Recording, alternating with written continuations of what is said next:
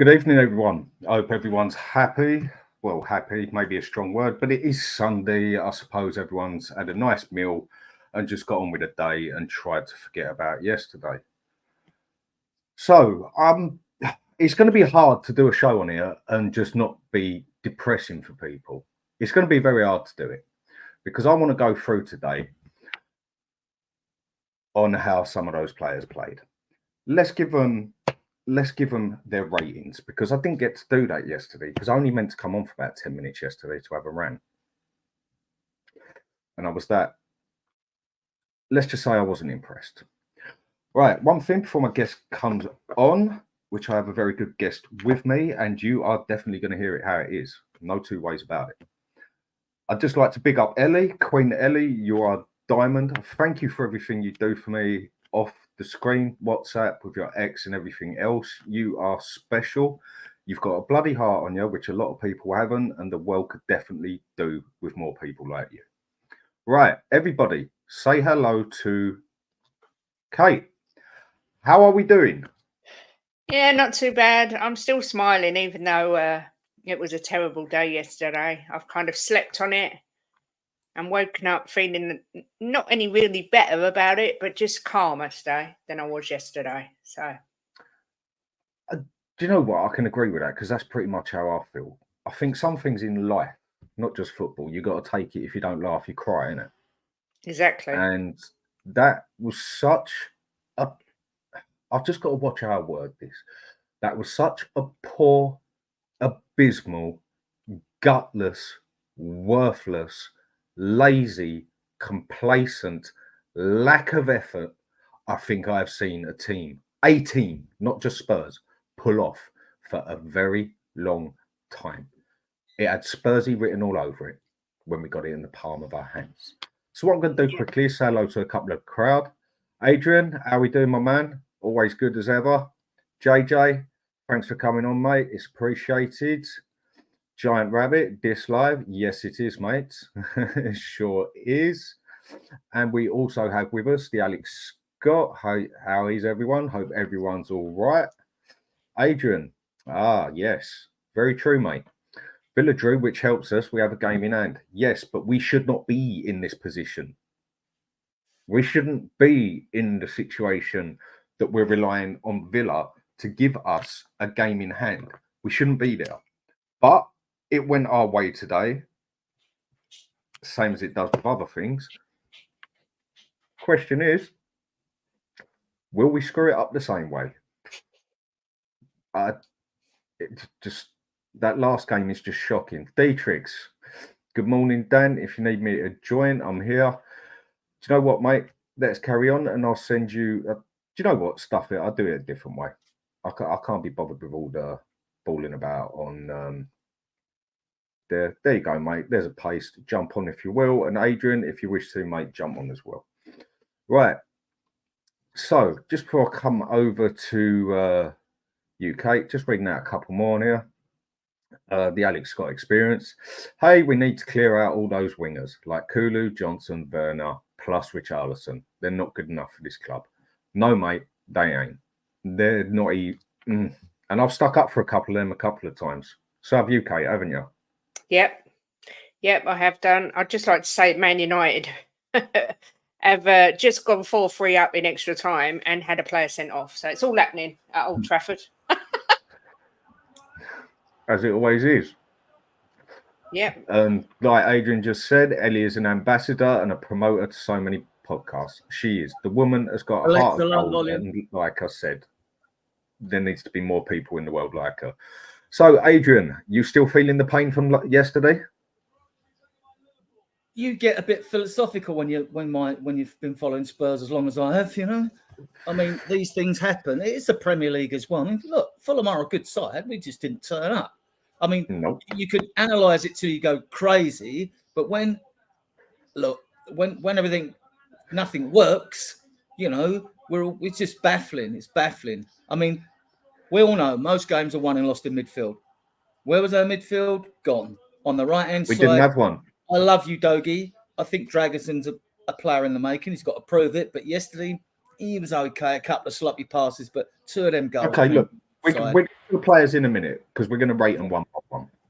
Okay. So, we've just what Giant Rabbit just said. I know we wouldn't go nowhere under Ange. These owners simply refuse to compete.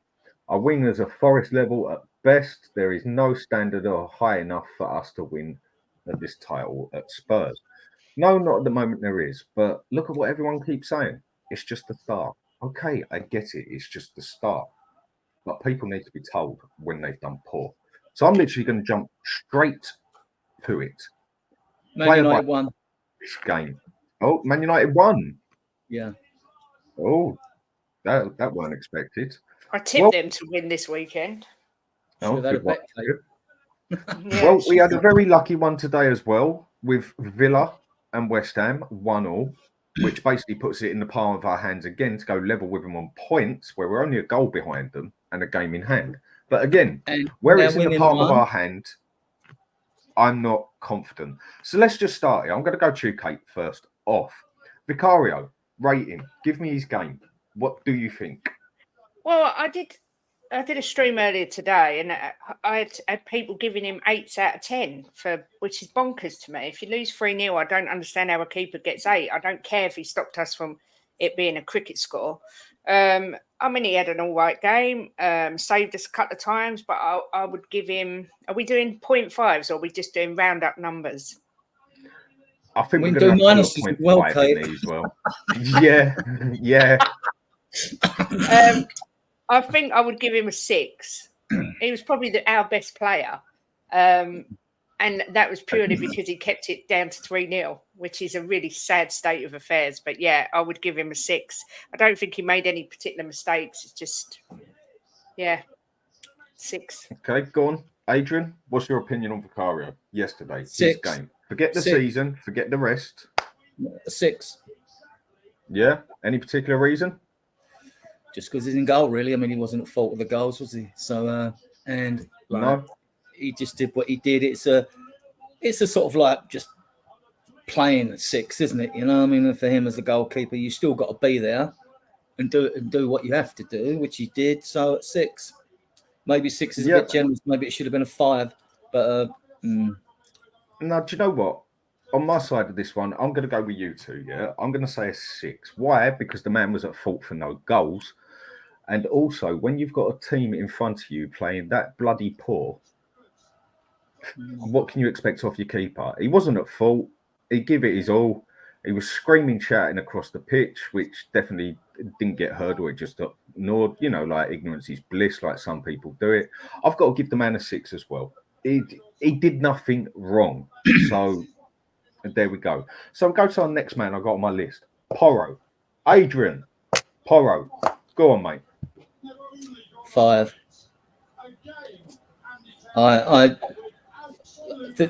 Although the inverted fullbacks are going in to help midfield it just didn't exist yesterday. Didn't exist, you know. And so knowing things are not going well, Maddison comes deep to pick the ball up. Well, that's Bissouma's job, in my opinion. But that's just my opinion, you know. So, no, a 5. It's hard to pick out any player that actually did anything or made anything really happen, you know. So it's very true. 5. So go on then, Kate. Porro. Adrian goes 5. Where do you go with Porro? 4 for me. Terrible in possession. I think he had the second worst passing rate behind Sarr, who we'll get onto because I thought he was awful.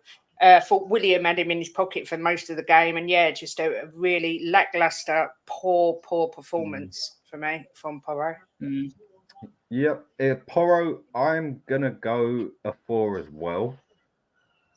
Because he did put a little bit of effort when he got the ball to try and get up the pitch, but he was so crap on the ball, passing the ball. I don't think I even see a cross off him. It looked like he was even lazy or knackered at getting back as well. Couldn't tackle, couldn't block. He just couldn't do nothing. He put a little bit of effort in to try and get up the pitch, but that's about all I actually saw of Porro. So I'm going to go 4 as well. So I'm just going to say hello to a couple more on here. Danny, how you doing, mate? Like I said, you made me wrong the other day when we had a chat. Yes, we need that anchor man there. We don't just need a deep line playmaker. We need an anchor man there. What we need is what Fulham got, and that's that Paulinho. That it He totally bossed our three midfielders to the game. 110%. There we go. Just a girl love Spurs. Love you, Danny. Love you too. Take care of yourself. Mm. And what does Giant Rabbit say here? Imagine that Maddison and Son have to work with the quality of Kulu, Johnson, Richarlison, and Werner after working with a world-class player like Kane. Mm. I suppose you could say that about anybody, but Maddison, we'll get to him later because I've got a bit to say about him as well. So we're now going to the central defence, and I'll go back to you on that one, Kate. Romero, what did he do, and what is your rating? I'll give him a 5. I think he did a block from Muniz. Is it Muniz? I never know how to say his name. Yeah, that was a great block. Have I said that right? Because that's a miracle if I have, because I normally get all the names wrong. Wasn't perfect, but, you know, he did what he had to do. It was probably our best defender on the day, but I still would only give him a 5 because he wasn't imposing enough for me. I'm going to struggle to be any kinder than 5s, I'm afraid, because I just thought it was just all round rotten performance from back to front. Okay, go on then, Adrian. Romero. I'm going to give him a 6. I mean, he tried at the back. He was looking up. He's got good vision. He's always looking to get past the ball on, but he's in that sort of shotgun quarterback role, and like his options were limited. No lack of movement. We had no energy in midfield. But I thought what he did okay. I thought that block was outstanding that he made. I think he's worth a 6. Okay, I'm going to go Romero as well. Adrian, I'm going to agree with you on this one in the aspect of I'll give him a 6. But the reason I will give him a 6 is because, yeah, good tackle in the first half, good couple of blocks, and my man tried. He actually put effort in. But when you've got no one in front of you, i.e., where your defensive midfielder is meant to be, you've got no one either side of you, and then you're having to cover that side, and your other man has to come over, and we're totally open there. What chance did those defenders have yesterday? Nothing. What gets me is the change. I mean, you agreed with me a season or so ago, but before we brought Van der Ven in, I said, now you could do it, what I'm going to suggest. But I suggested that Romero would make a good deep line defensive midfielder. And he still gets forward. He's got 4 goals this year as well. People seem to forget. So I think he could sit, if Bissouma isn't doing it, I think he could sit in front of Dragusin and Van der Ven. All right, Dragusin's still got to adapt a bit to the game. But I think he could do the job. He's good on the ball. He spots danger.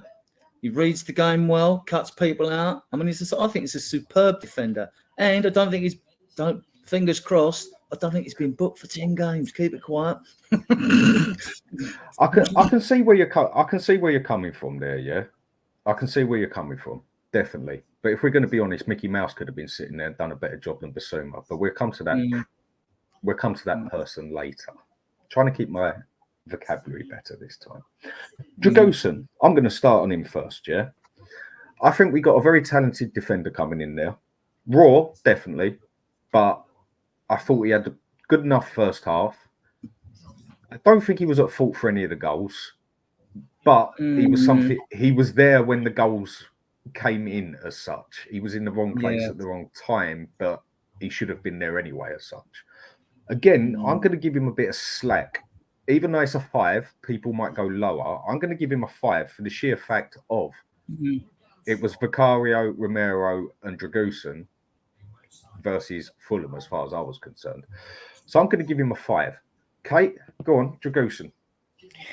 I don't mean to be harsh, but I'm going to give him a 4. He tried to come across to sort of come to Udogie. I mean, there's obviously a lack of communication between these two because it's the first time they've played together. So you've got to give a bit of allowance for that. So that was true. So I kind of felt he was kind of at fault for the second goal because they kind of crossed over each other. And then he was too slow to get to Muniz for the third goal. So I do think he was partly responsible for the goals. But he's got great composure on the ball. He looks strong. He looks sharp.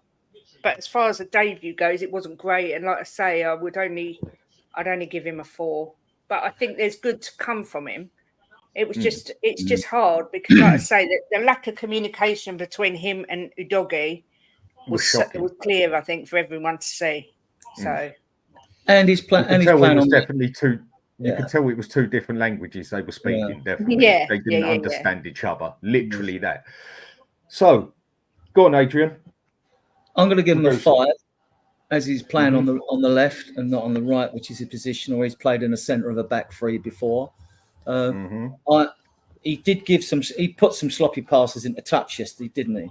And Yes, he did. a couple of short passes and all. And look, we all want to be forgiving because he's a new kid on the block, but 2 of their goals came down that side where Udogie and he was. So you can't let him out of jail for that. He can't be let out of jail. I mean, as Kate rightly said, I mean, the kid's got promise. I mean, you can look it on the ball like any. And I've seen in videos when he pings them. Well, I didn't see it yesterday. We see them. He pinged them balls like Toby did. He's got that in his locker, so that's to come. So that will set us on counters in the future when he gets more game time. Away from him, look, Fulham are a decent side. I mean, they haven't. We got fantastic. We had a fantastic record there. You know? 2 draws and 8 wins at home, isn't it? In the last 16 games, well, 17 now. In the last 17 games against Fulham, home and away, Fulham have won 2, drawn 1, and lost 15 to us. So, and at Craven Cottage yesterday, we'd won the last 7 there and drawn 1 there in the last 8 games before we lost. I was so confident we were going to win, so it was a bit gutting when we didn't. Do you know what? This for me was a more important game than Villa, and it had Spurs written all over it that it's in the palm of our hand. Right, I'm just going to go to a couple on the comments. Tottenham Hotspur Fan TV. You all right? How you doing? It doesn't look like you was doing too well. I was so depressed and traumatized. Only got out of bed when I heard West Ham held Villa. I must admit, hearing the name West Ham won't make me get out of bed, but if I heard there was a draw between them, I'd be... Do you know what? There's one side of me that if Villa would have won that, I would have thought we would have deserved it if Villa would have won it. We were that crap yesterday. We didn't deserve this bit of luck that's just come up. So, with Giant Rabbit, what's he saying here? Porro is nowhere near class.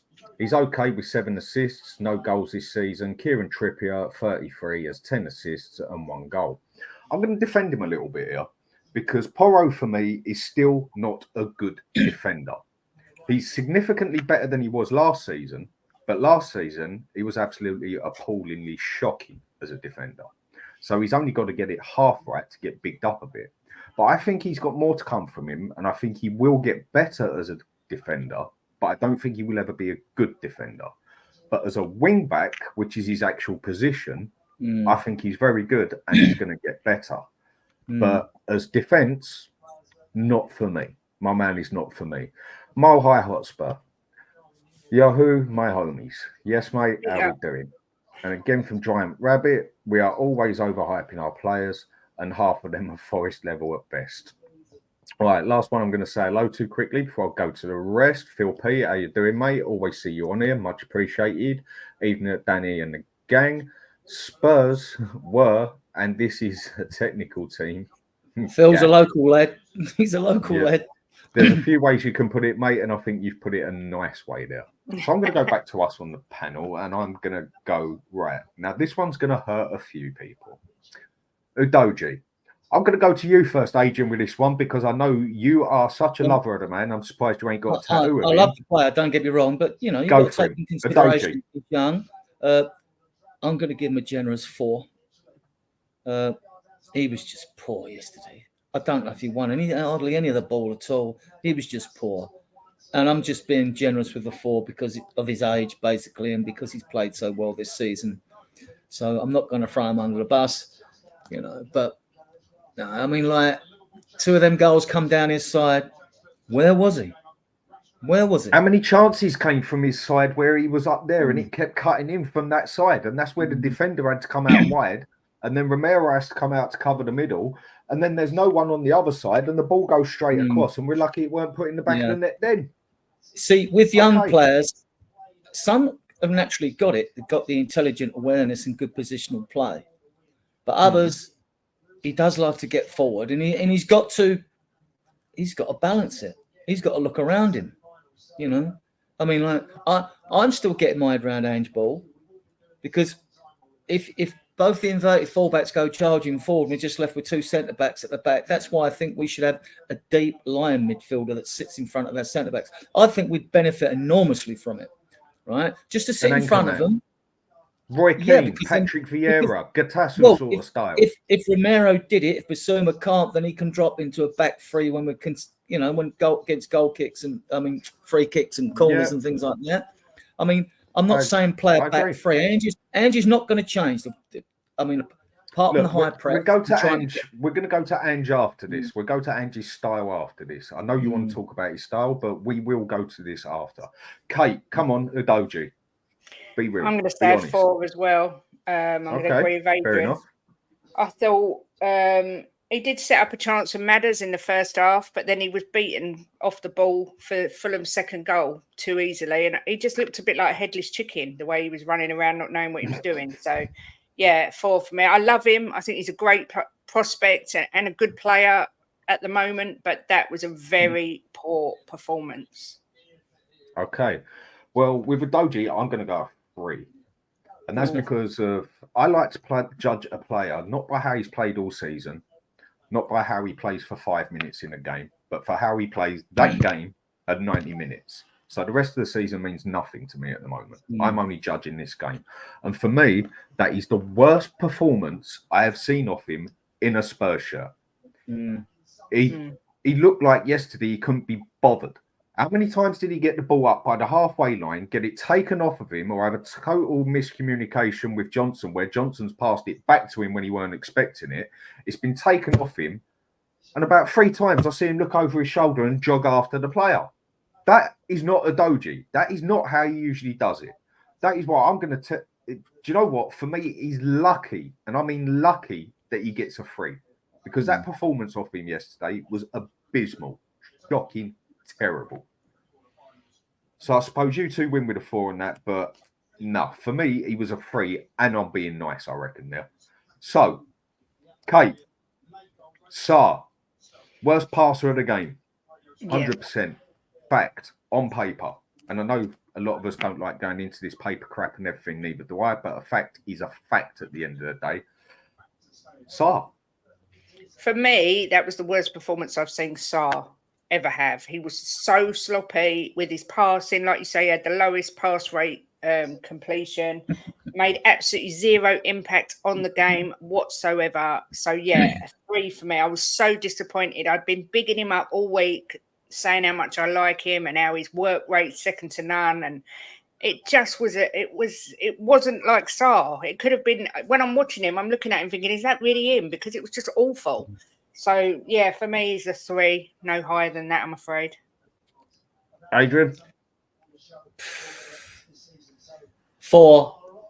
I mean, Sarr, he's another young player like that will develop. He's going to be absolutely superb, I'm sure of it, you know. I mean, the world's covered in 71% of the water. Sarr covers the rest, right? When he's on his game. So much energy. I think him and Gill... supposedly the 2 fittest players at the club when they're under that Marine before he died, when they're out on the pre-season Korean tour. Yeah, so disappointing. It's exasperating. I don't get it in midfield. You see all these short propaganda training clip videos where the players are doing all that rondo, right? And like either our passes were short, they went to the opposition, or they didn't have enough weight on the passes, you know. And it was the same with Sarr. Like he's just it's baffling. It's baffling. We've got that quality, and yet we just didn't turn up. I mean, no. 4 for me. So 4 for you. Well, Sarr, I'm going to go 3 again, and that's not being harsh on the man. And that's forget that he's had a very, very good season so far. Like I said, I go by the game. That was a 3. He looked lame. He looked limp. He looked like he had no pace on him. He looked like he had no power on him. Now I know my man's not built like a henchman or whatever, but we all know this fella's got a bit of power on him. Yeah? He's strong. He wasn't strong on the ball. I see him get knocked off by a nudge, not even a player running into him or sandwich him up or nothing. Like literally just not, might as well flicked him in the ear roll when he would have hit the floor. I thought he was terrible yesterday. So I'm going to go a free with him. And his passing was the worst passing on that entire pitch. So on the side again, just quickly, to Danny. Danny, regarding the number 6, it was just my opinion. You weren't wrong. It's just I think that we need a destroyer like Wanyama type player or Sandro. No, mate, I totally agree with you, and I'll put my hands up. Look, when I'm right, I'll fight you all the way, yeah? When I'm wrong, I'll put my hands up and say I was wrong. I totally get what you're saying here, because I named a few number 6s to you that are standard of quality. But I suppose I just did not see it from what we need. We need an anchor man there. We need a muscle man there. Like you just said, a Wanyama, a Sandro, a Paulino who's going to get stuck in and get yellow. Even though you don't want your players to get yellow cards, but you want him to be willing to get a yellow card because he gets stuck into the game. And we have another guest with us. I'm going to bring him on. I'm looking forward to this one. Mr. Box Office, how are we doing, mate? I will come to you in a minute. I'm just going to do 2 more on here. And Tottenham Hotspur Fans TV. Not one player should be rated over a 5. Shambolic, embarrassing. I've not felt this low for a long time. You know what, mate? Have a herbal tea. It worked for me last night. So that's all I'll say on that one. Tottenham away, how are we doing? Dan and Adrian, thanks for coming on our show last night. We had record viewing for any live show. It blew up, and we both owe you for helping the making show. Thanks for the invite, Phil. Thanks for the invite. Thanks for the invites, people. It's always good to go on the show, and I like to go on the show where people are willing to speak their mind. So, quickly, I guess I'll start from the beginning again quickly. Just for you, very quickly, Mr. Box Office, how would you rate Vicario, Porro, Romero, Dragusin, and Udogie yesterday? Basically, our back line. Okay, let's get straight into it. I think right now, looking at Vicario at the moment, he's not doing too badly at the moment, right? Romero, don't know about him at the moment. Yeah, I think to be honest with you, on the game yesterday, not too bad. What is it? Dragusin, I can't have a go at him. Why can I have a go at somebody that for me should have been playing a long time ago? Because I've said a long time ago, I was just confused why Emerson Royale was still playing at right back. So I'm sorry, I can't deal with him. I can't deal with it anymore. Because I said already, we've had players that have been shot at this club, like Wam Foyth, right? Everybody can remember Wam Foyth, right? That was ostracized at Tottenham. How many times, right? And he was a better player than Emerson Royale was ever going to be. A better footballer. I'm sorry, I'm not having it. Dragusin needs a chance. That's it. Simple as that. And so I can't have a go at him. So at the end of the day, if we're going to give him a 6, then that's it. 6. That's it. Fair enough. Udogie, yeah, made mistakes today, but that's what's going to happen. That's going to happen. Porro again today. You know what I mean? It wasn't great defensively. That's it for me. So yeah, that's my thoughts on it, and that's it. And I'm going to try and keep it short and sweet. Yeah. No, you can go into detail on this one now. We just had to cover the last up quick because we've done it. So we've just gone into detail about this one. Sarr, what was your opinion on him yesterday? I'll start with you, Alex. He was bang average. No, it is your opinion. The midfield just bang average. Bang average. This is why I say I don't like the word backups. I hate the word backups. Yeah, because if you're going to start talking about backups, you talk about Hojbjerg, who I told him was bang average a long time ago. You know what I mean? No disrespect to Ellie, because bless the Queen, Ellie. You know what I mean? But the point I'm making is, right, is that, you know, when you just call backups, you don't have players to compete. Sarr is always going to play, and he hasn't got competition for his place. So when he's playing badly, like Maddison, like Bissouma right now, to be honest with you, they're always going to play, and then they're always going to have performances like this. And if they don't, in a good big team, a top team, if you're not playing well, you get hooked off, and you got to fight for your place. Yep. You know what I mean? So, I mean, yeah, I'll be honest with you, he's been the best midfielder so far. I'm not just saying that. I'm not going to say it on hype. I've seen it myself at the stadium. I'm not going to say it like I've seen it myself. right? He was good last week, yes, but it's about consistency, and that's it for me. You know what I mean? I'm going to try and keep it short and sweet because I don't really want to get onto this game too much. I'm glad it's an international break because this is when YouTube creators should be creative now these days. You know what I mean? What Sean taught, Sean the Spurs talk show, and you wonder why about that. You know what I mean? So I'm going to try and keep it short and sweet, but that's all I'm going to say, and that's it for for Sarr at the moment. If you want to give it a rating, 6. I think you're being bloody generous there, mate. Like I said, for me, he was a 3. Right. So, quick question here then with Phil P. Will Spurs ever back up a good win with another one? Mate, for my one, my answer is we just have to wait and see. I can't say yes. I can't say no. I just don't know. We just have to wait and see. Any of you's got an opinion on that? Yeah, we will. Of course we will. We do go on winning streaks at times and winning runs. It's just a question of how long the winning run is. I mean, we got Luton next. I mean, we should beat them, so perhaps we can start a sequence of wins coming up and then go and beat Chelsea and the Gooners. So it always seems to be these mid-table teams that threaten to challenge for Europe and the ones that we have the difficulty against. When we start playing football inside, there's always more space for us. And I don't know if that is an issue or it shouldn't be an issue, but if it is, it's just something Ange's got to have a look at, isn't he? He's got to look at it. We'll get to Ange later on because I've got a fair bit I want to say about Ange. Right. So now we're going to go, and I'm going to start this one. Bissouma. He is an embarrassment. I bigged up this player at the start of the season. I even bigged him up to the point where I'd say he's a significantly even double the player that Bentancur is. Not that Bentancur's been any good. I think he's been shambolic for the past 7 games as well. But people do keep talking about his ACL injury. So I'll cut him a little bit of slack there. Bissouma, you worthless piece of crap. What is wrong with this man? When he was at Brighton, I've said this enough times on shows, and I will repeat it again. He bossed up City as a box-to-box midfielder and playing DM.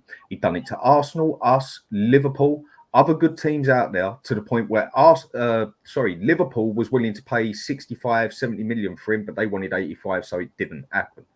He goes and plays about 5, 6, 7 games straight for us with Maddison, where they're classed as literally the best 2 midfielders in the Premiership at this moment. Obviously not the best, but playing the best. He gets his red card, and then he just turns into what he is. And what is he? He left that whole defence open yesterday. I don't even think he made a clean tackle yesterday. Literally every time he had the ball, he was that bad. He nearly fell over the flipping thing. I thought he was absolutely shocking yesterday. I can't say what I want to say because it's only like 6:30. This man was so bad yesterday. When he came off that pitch, he should have had whips on his back. That's how bad he was. He was shocking. I'm going to give my man a 2, and that's still being nice. Kate, your turn. I haven't actually got much to say about Bissouma. The only thing I can say is he had absolutely no presence on that pitch at all. And if he'd have gone off, I don't think it would have made any difference to the game. It was just diabolical. I mean, the Bissouma we saw in the first 10 games had us all buzzing, thinking we'd got this absolute baller on our hands, and he was being compared to Declan Rice. I compared him to Declan Rice, but it's proof again that form is temporary, class is permanent, because Rice has shown his worth and Bissouma's dropped like a lead balloon. But I'll give him a 2 as well. I just thought it was dreadful. Okay, go on, Adrian. I don't know what's happened to the guy. I don't know if it's a question because he's had 3 suspensions this year and he went away, didn't he, on international duty as well.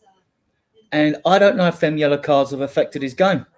I mean, I'm clutching at straws, in a way, trying to support him in some way or another. The talent's there.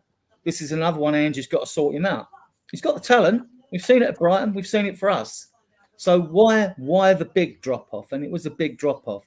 Plus, I don't think he's got the stature to play that role anyway. You want a tank, like you say, a tank in that role. I'd put Romero there every day of the week now we've got Dragusin. And I'd palm Dragusin with VDV when he's fit. Because we need someone just to protect those back two, because it's the centre. It's where all teams attack down the middle.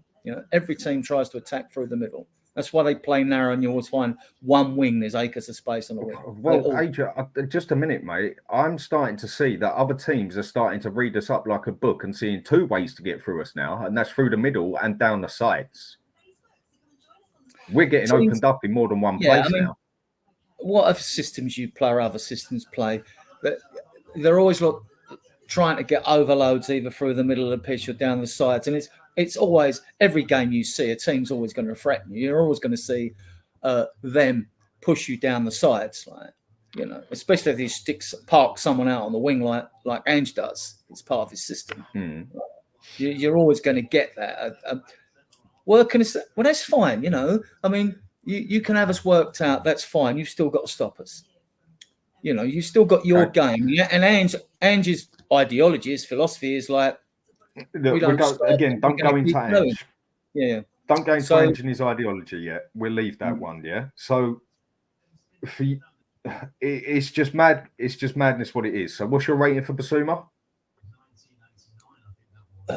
3. Okay. Alex? I'll say 4.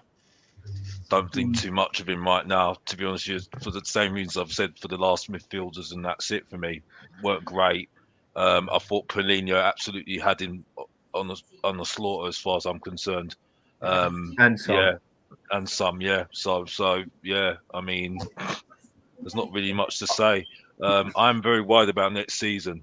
I'm very, very worried about next season because that's why I say I really don't want us to get in top 4. I really do not want us to get in top 4 because then we've got to do better than next season. And I don't think any of these midfielders can do it next season. You know what I mean? Just ask Manchester United, who ironically now could get to the final of the FA Cup. Good game today, by the way. Good game, by the way. And they've got Coventry. So work that one out. You know what I mean? I didn't even want to watch it. Some people say that we didn't want the Carabao Cup. Honestly, bloody well, again, let's not go there anyway. Back to you, Dale. I'm done. Yeah, mate.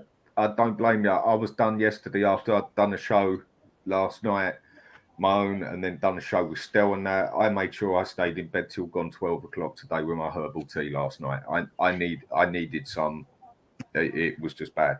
Right. So now we go on to Maddison.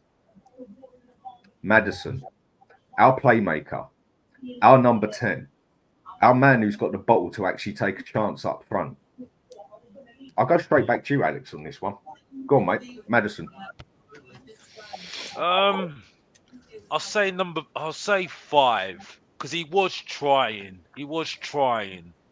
I mean, it's not good enough, no, but he was trying. I can see where he's trying because he's coming deep to get the ball and trying to make things happen because he's the only one that can do it. You know what I mean? And then if Porro's not turning up, and I've told you about Kulusevski, I still don't know why people big up Kulusevski because as far as I'm concerned, he might as well be a right back.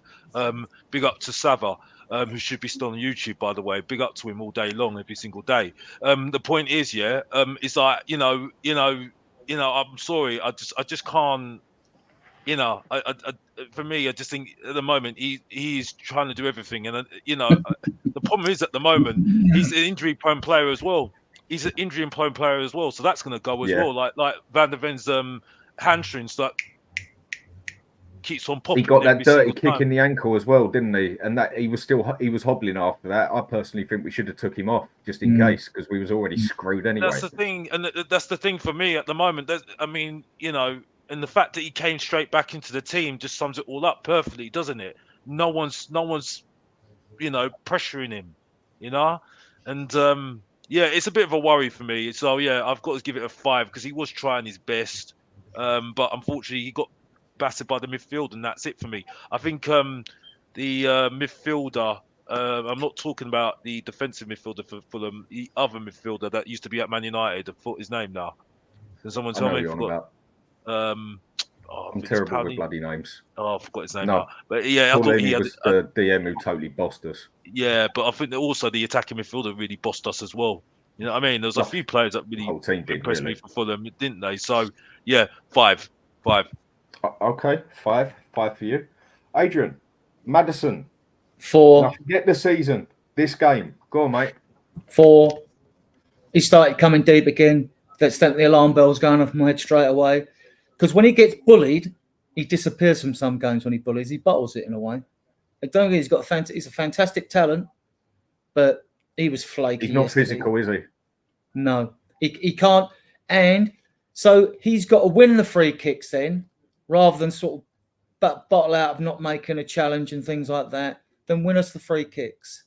You know, he just. I mean, you looked at the game. The only part of that game we had yesterday was after we weathered the storm for about 20 odd minutes. We then got a foothold in the game for about 20 minutes, right? Because you had Sonny's miss, you had Johnson's miss, you had Maddison's shot wide of the post, didn't you? So it wasn't like, I think we had 14 shots yesterday, believe it or not, and 58% of the player. Someone can check that because it was when I looked at one time. It may have changed by the end of the game. So 58% possession. But when I'm an eye test person first before I go at stats.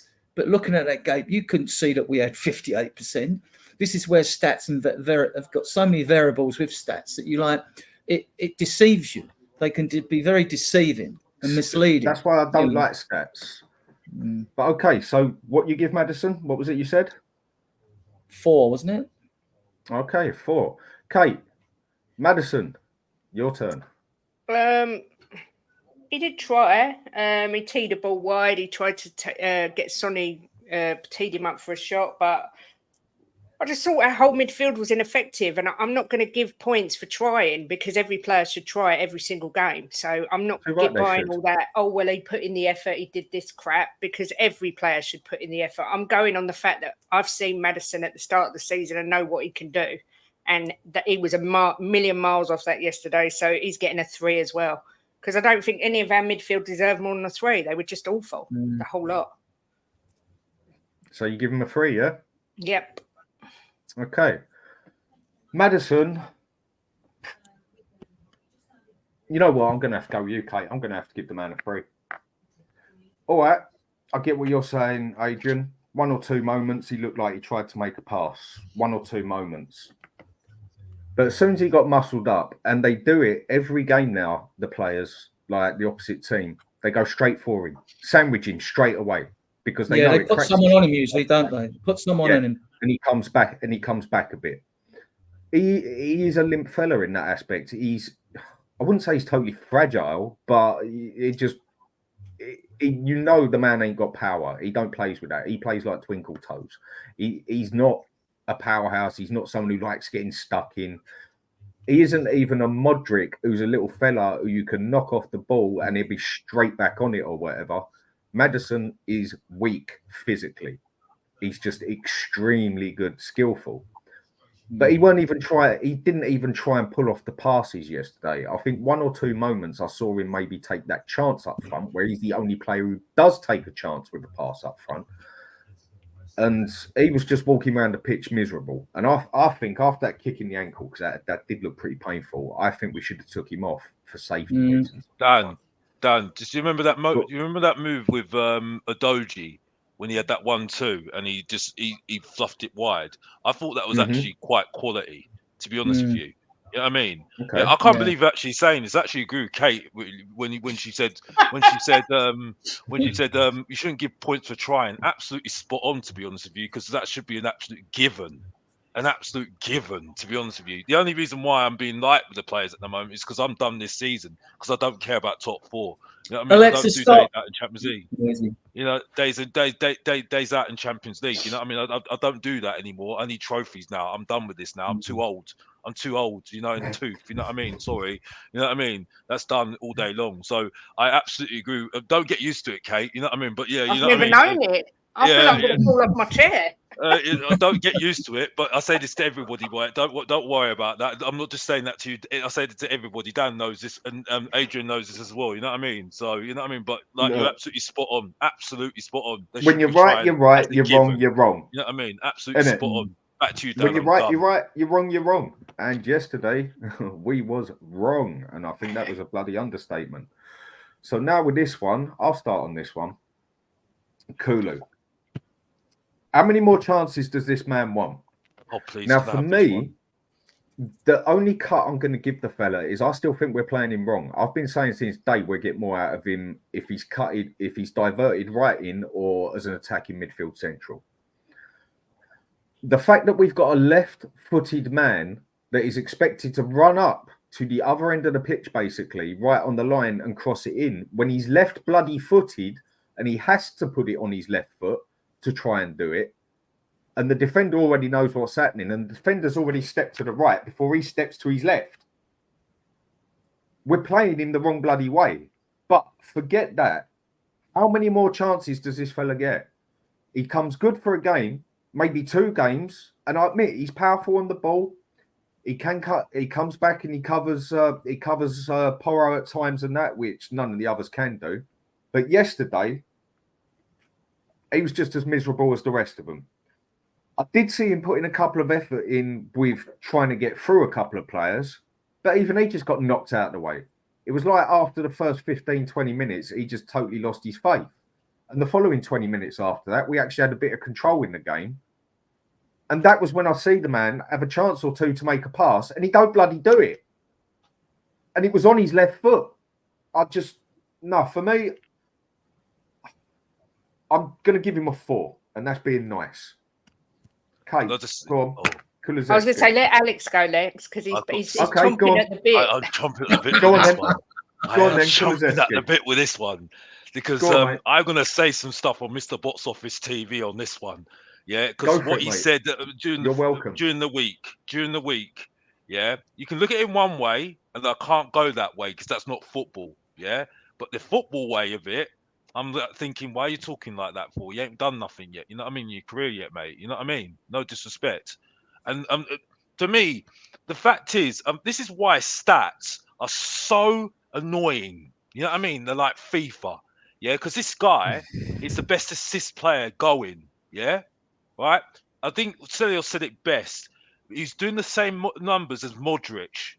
And look what Modric is doing at Real Madrid. The only problem is right now with Kulu, who's he serving? Below average Emil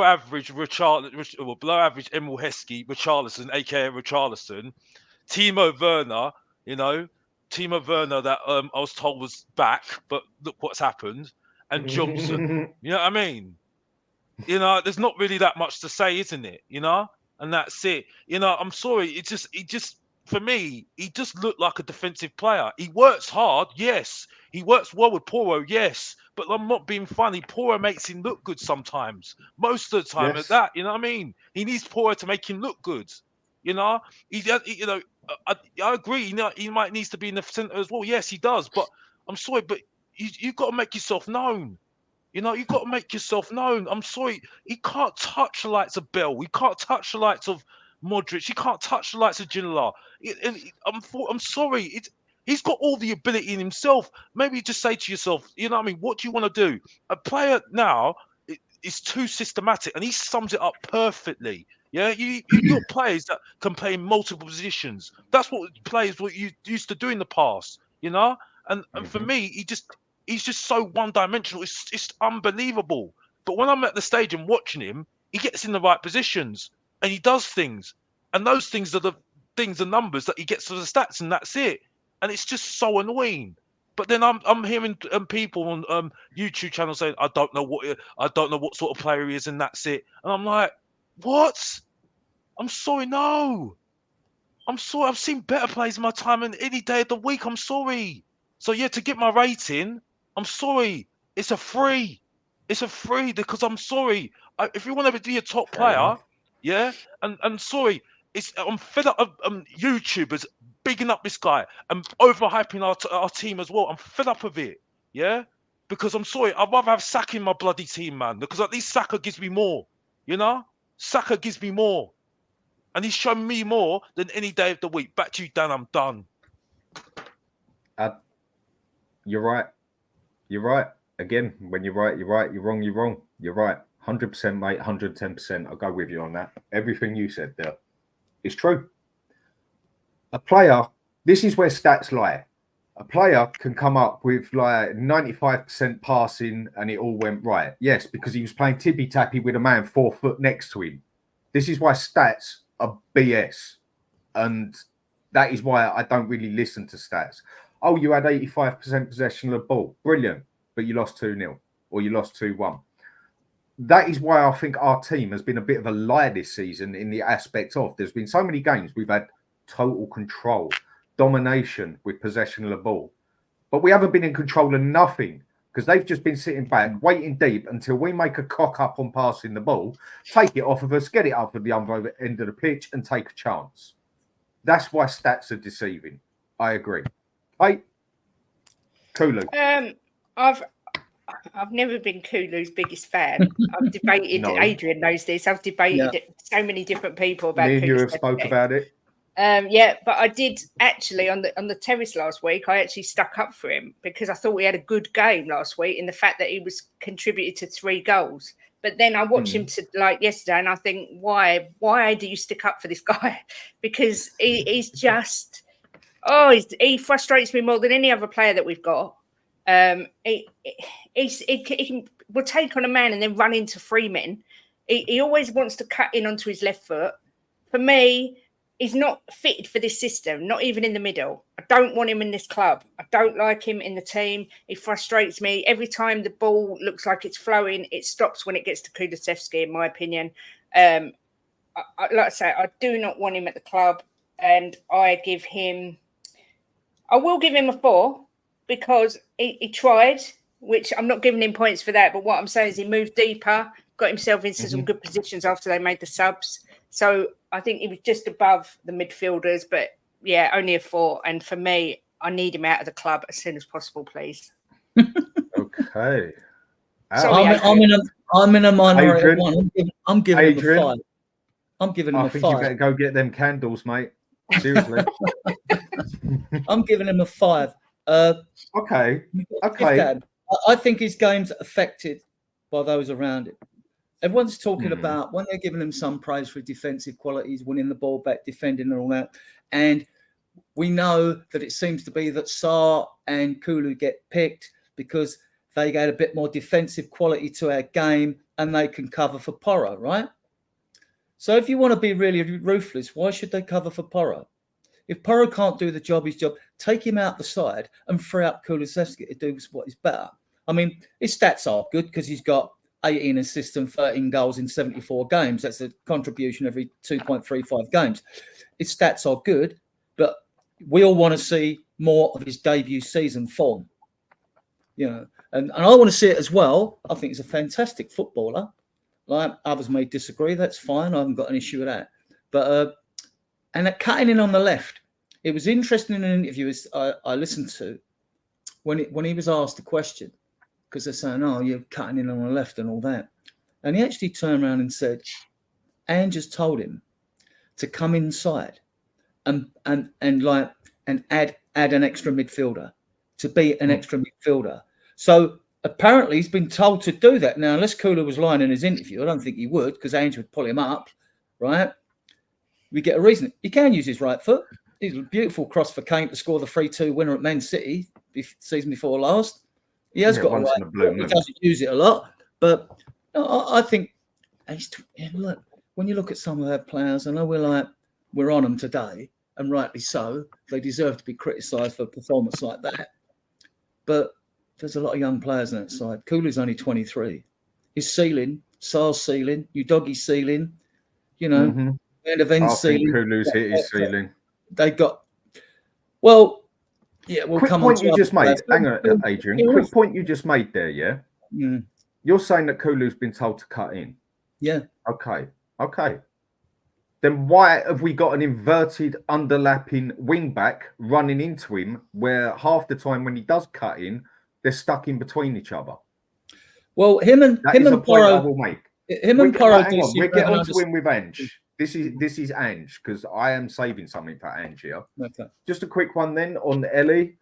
Just a girl who loves Spurs. Quick question. Man U in their match with 2 youngsters starting, Ganosha and Diolo. I can't pronounce bloody names, don't mind me. Our academy are storming, but no real breakthrough. Do you think our youngsters deserve a look in? If I'm going to be honest, are they good enough yet? I don't know. I don't follow the youngsters enough. Will they get a look in next season? No, they won't. And Dan, we couldn't have know been any this worse already. than yesterday. Dan, we know this It's already. not going to though, don't we? happen. Dan, It's we not know going to this happen. already. Dan, we know this It's not already, going to don't happen. we? Because Go on, Alex. we spoke about this on Tottenham Way, didn't we? Because Stell Yeah. spoken to the guy Simon Davis. Yeah, Right. it's not going to 'Cause happen. let's put a spoiler alert out there. The only thing positive at the moment that I've got something on Ange at the moment, right? Because you know what I feel about Ange, right? Is the partnership with him and Simon Davis, the youth director, if anybody doesn't know, you know, at Tottenham Hotspur, right? And they both agree our youngsters are not good enough. After that, I shut up. I shut up straight away because I said we should have played the youngsters a long time ago. Yeah. But after hearing that, because I said that partnership could be fruitful for Tottenham. Now, this is long term again. I'm talking about long term. Yeah. Because, like I said before, like this could be a fruitful relationship because it gives me vibes. And people can say whatever you want, whether I'm pining for Pochettino or not. I don't give a damn, to be honest with you, because you can say whatever you want about Mr. Botts if I don't care. The point is, yeah, the relationship with Pochettino and McDermott, it reminds me of that relationship, yeah, and that was fruitful for Tottenham when it was back then. You know what I mean? And I think hopefully that is the relationship will happen with Ange and Simon Davis, the youth director. You know what I mean? Because that will show a long-term plan. But we don't, you know, that we all know the whole thing. You know what I mean? Because we've spoken about that already. You know what I mean? So, but back to you're you, right. Dan. No, you're right. We've heard. We took Simon Davis from Man City. We took him from Man City. The issue with the youngsters, and I've been banging on about this recently because it annoys me that they're not getting. There's not the pathway should be there, and. But the thing is, with the Premier League, unlike Europe clubs, they play their youngsters because they're forced to, because they haven't got the money out to go and buy 3 or 4 players, things like that. The money isn't there in Europe. That's why they play their youngsters. Then we look at their youngsters and think that their youngsters in Europe are better than ours. They're not, in my opinion. They're not. But the problem with the Premier League and the richer clubs is only 3% of academy players actually go on to be regular first team squad members. That's in the 25 of their teams. And the best teams, it's unlikely. If you look at City with Sancho, I mean, he went, all right, I love Phil Foden. I think he's a fantastic player, but it took a few seasons for him to come through, you know. And even when they he's bought underrated, mate. like Stones and all that. Yeah, well, Stones wasn't trusted originally when they got him in, but now he's turned it. It shows that these players still have to develop. Foden still had to develop. I mean, I like Alfie Devine. I like Mikey Moore, who's even really younger, and I think this Bergvall will come into the team next year. I think he'll be part of the squad. What I would like to see is you've got a 20-man match day squad, right? So you've got 11 on the pitch and 9 substitutes. You can only use 6 if you've got a concussion sub. That's 17. That leaves 3 places on the bench. You could put if you made a rule so as it didn't upset established players and said a protocol at Spurs, every game we're going to rotate, we're going to have 2 academy players on the bench. I get it. You could Adrian, do I get that. where you're going. It wouldn't even be a problem. It wouldn't be a problem, in my opinion. But is it going to happen? Yes or no? Simple yes or no. I think there's a good chance.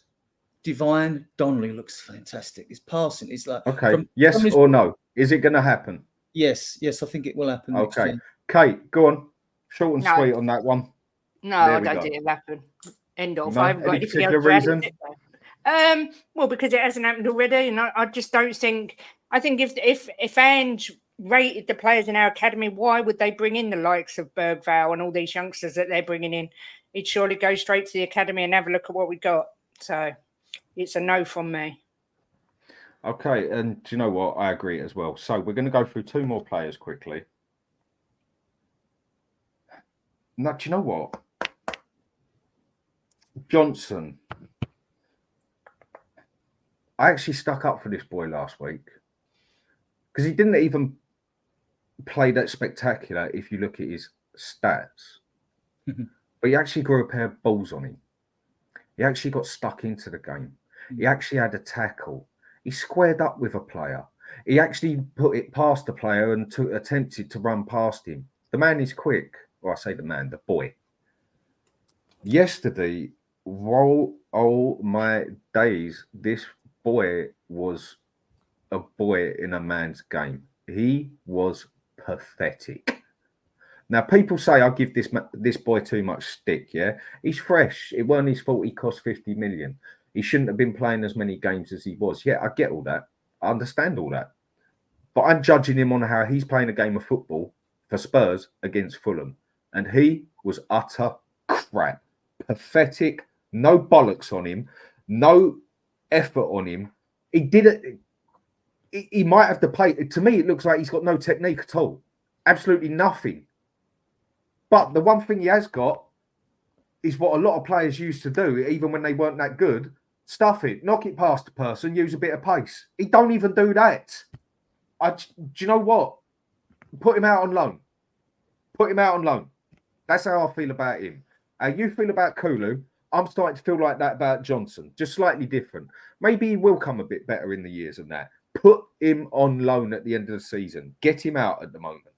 Because when people are saying bring Werner on at half time over any player, you know you're up shit street. You know there's a problem. This boy is a problem as far as I'm concerned. All right, he might have 6 assists, 3 goals or whatever. I mean, the 3 goals he did get, Mickey Mouse could have put them in the bloody net. And okay, he's had his moments, but I judge on 90 minutes, not on 5 minutes. This boy pisses me off. He gets on my nerves. I'm going to give him a 2 blatantly because he just was pathetic yesterday. He might as well have walked around that pitch and just cried. But the only thing he didn't do was shout out mummy. He was...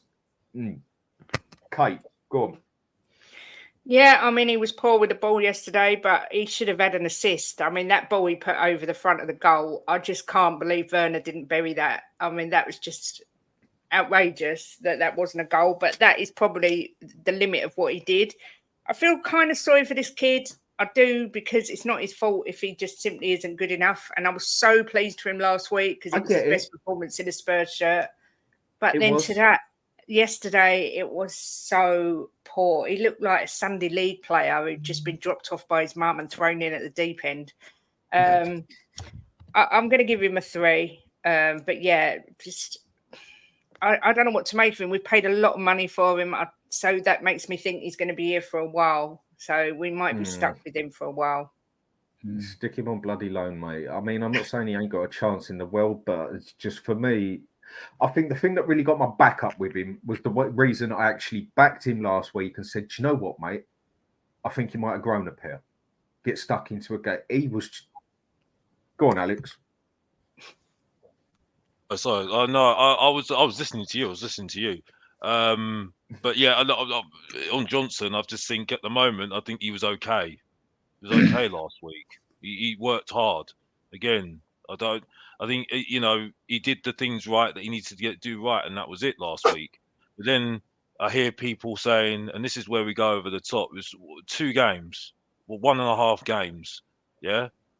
But he was all right, yeah? Oh, we're wrong about Johnson. Oh, sorry, Johnson. I apologise for Johnson. I'm like, okay, it's only been like 1.5 games. Like, it's not even the end of the season. And even at the end of the season, I'm sitting there saying, sorry, mate, I'm getting another player in to compete with you, mate. You know what I mean? So like, when you're not playing well, like, to be honest with you, you make a very good point, Dan.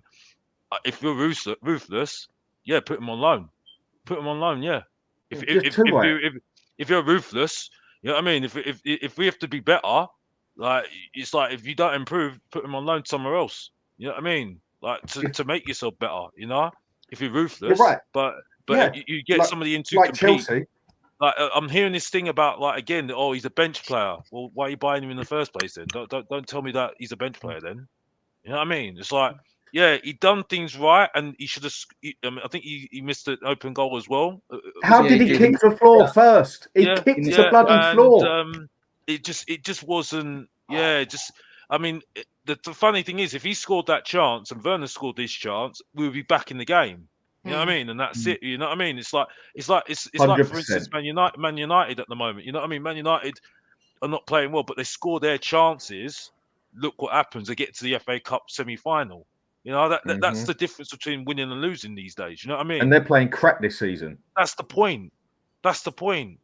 You know? Totally. So it's, I mean, to give my rating, I'm sorry, it has to be a 3 because unfortunately, if you're going to be a top player, you've got to take your chances. The front 3 are affecting us massively. It's not the offence anymore. It's not the defence anymore. And the thing is, though, Ange is kind of putting him on the bus a little bit. Not in some way, not on purpose, no. But he's already said it already. I've said it on my video on Mr. Box Office TV. He said already, I tell the players the system, I tell the players the structure. Now it's all for you to express yourselves. They're not expressing themselves. And I've said already, they've got no swag. They've got no swag. You know? Right. They're too nice. They're in the club, just be nice. You know, nice people don't work, don't last long. Nice people don't get to the top. They don't. That's if what you want to get to the top, you've got to be cold at times. You need to have I don't like Ivan Toney, but the thing is, you need something nasty. Sometimes you need someone just to say, what's going on? You know what I mean? What's going on? I agree. You know, swag players, arrogant players, they miss a chance. They say, shrug their shoulder, say, no, I don't care. I'll bang it in next week. I'll bang it in, bang it next time. Like Rashford just now. Rashford missed a chance. Yeah. Next thing you know, bang, goal. That's it, done. You know what I mean? I'll show you. You know what I mean? That's what players do. That's what top players do. Abramovich, Abramovich, that Sweden player, top Sweden player. He was arrogant. Berbatov was arrogant. But he was like Abramovich, he was as bad as it got, and he had every right to do it. Yeah, he was sitting there saying, you think I'm not that great? I'll show you. Bang it in the top corner. You know what I mean? Yeah. That's what top players do. They don't feel sorry for themselves. You know what I mean? So that's it. Sorry, I'm going on too long. But yeah, no, that's mate, it. Done. You're right. About the only top player that I've seen actually do it in a different way is actually Kane. Because Kane, he never looked like he had that swag or attitude about him. It never came across like that. But he was sure of himself. He kept himself to himself and did it. But like what you said, all the other players out there that have made it somewhere, I'd say 8 times out of 10 have that bit of attitude on them. I'd say the only player we got like that is possibly Maddison, who's got that little bit. You know, Man United's top, their top strikers, yeah, right? There's 2 strikers that played together, didn't get on with each other. Sheringham and Andy Cole, yeah, right? They did not like each other. Get on with each other whatsoever. No. Yeah, Dwight that's York kind of and Andy Cole were worse. They were the 2 that despised each other. Them 2. But it's just that the thing is, though, it's kind of like sitting there thinking, well, I want to work with you, but you're kind of my worst, you're my enemy. You know what I mean? It's like I want to do better than you, though, because I want to stay in the team. You know, and it's just, but you're on the pitch now. Yeah, but it's kind of like you need that your enemy to be there, so you can get through games and win trophies, and that's why Man United was so successful. There was a good, balance of people that were hard and tough and arrogant, but also those players that were good, and that's it. You know what I mean? And unfortunately, there's too much nice, too nice. Has been for a long time. Has for a long time, and that's it. But yeah, so I didn't want to go divert. You're fine, mate. You're fine. So I think last one to go for you there is Adrian Johnson. I'll give him a 4. Poor performance. He showed signs in the latter 20 minutes of the second half when we did try and get a foothold in the game. We got 3 opportunities, didn't score. But Maddison showed ever such quick feet. Give him a 4. On the 2 games prior, I see a bit more in Johnson's game than just pace prior to the Fulham game. And the puzzling thing is, I didn't want him when he came to the club. You're going to play 40 to 47 million for a player of add-ons. I expect them to be oven ready, and I don't think Johnson would have had as much game time if everyone had been fit. I think Solomon would have had games. Yeah, he wouldn't have. So he has been thrown in the deep end. But the puzzling thing is, you're still paying 40 million player. Now, we've watched this kid for 2 seasons. Apart from Paratici looking at him as well, because they will look at Gibbs White as well. And so it is a bit of a puzzle. the word out the training ground is that Ange absolutely loves him, which is probably why he's got all this game time. So well, then it's on his head. Sorry? Then it's on his head. Yeah. He was the one who did state that. Then it's on his head. I think he's got 4 goals. Anyone comes on here. I think this season, for someone who's not done it, I think he's got 4 goals and 6 assists, which is good, right? You can't deny it's not come good. Come on, man. Those goals he scored, Mickey Mouse could have scored. Where's the player? And like you say, a lot of them he's running on the far post. He's tapped him in. I mean, that miss yesterday was disgusting. So was Werner's, but we'll come to him later, right? That miss was disgusting, right? Because, like, you shouldn't miss that. And it always seems to be a player they blast it over the bar. Well, have an old-fashioned toe poke if you're worried. Keep it down. Keep it down. But I think he's feeling the pressure still. And, So, but the one thing I would say, I know you're coming to Werner later, at least with someone in Johnson, he has got a ceiling, right, that he can go, that can be higher. Whereas Werner, to me, he's reached his ceiling. He's not going to get no better, and he's not a natural finisher. So I don't want him, but we'll come to him later. I get you. Okay, fair enough then. So you're giving him a 4, yeah? Yeah, I'll give him a 4. Okay. You're being nice. I'll give you that. Right. I'm going to start. You know what? Leave me till last on this one, because I've got something to say here. And I know I'm going to upset people. And you know what? I don't care. Kate. Our captain, our main man, Son, yesterday. Forget what he's done for us for the years. Forget what he's done this season. Son, yesterday. Ratings. Smashed a shot over the bar in the first half. Puffed and puffed around the pitch, but didn't really do much to make anything happen. It's hard for me to be nasty about Sonny because I think he gives a whole presence on the pitch. I know a lot of people don't think he should be captain. I was one who said I don't think he should be captain, but I think he's proved that he's a good captain. But he was poor yesterday, but I'm going to give him a 4. Okay. Adrian, because I know you got something to say on this as well, Alex. So I'm going to go with Adrian next. I'll give him a 4 as well. One thing you'll always get from Son, even when his touch has deserted him recently and his passes are either a bit short or hit too hard or whatever, he always gives the effort. He tries to lead the press, doesn't he? But he ran around like headless chicken yesterday, like chasing fresh air and all that, right? He hit that one over the bar, didn't he? But you can't fault him. He is Tottenham through and through. I mean, after scoring last week, he joins the 5th all-time goal scoring list of Spurs alongside one of my heroes, Jones, who's still alive. And you can't fault him. I mean, like, you can fault him for his display yesterday, but he just loves the club. I mean, he'll get a new contract come the end of the season, probably 2 years with a year's extension. He can play to his 34, 35. He doesn't need the turbochargers from the halfway line because he picks up good positions in and around the penalty area and makes late darting runs into the box. Yesterday, the whole team were crap, weren't they? So, like, it's hard to judge individuals when everyone was so bad, But you're going to go for a 4, yeah? Yeah, I'm giving him 4 for effort. Alex, Son, our captain. Like I said before, I don't think he's captain material at the moment for me. I'm sorry, I don't. I think Vicario looks more a captain than me. I've seen it at the stadium. I see it more from Vicario than him. I'm sorry. As a player, he's a fantastic player. There's no doubt about it. He's got swag. There's no doubt about it that he'll score goals.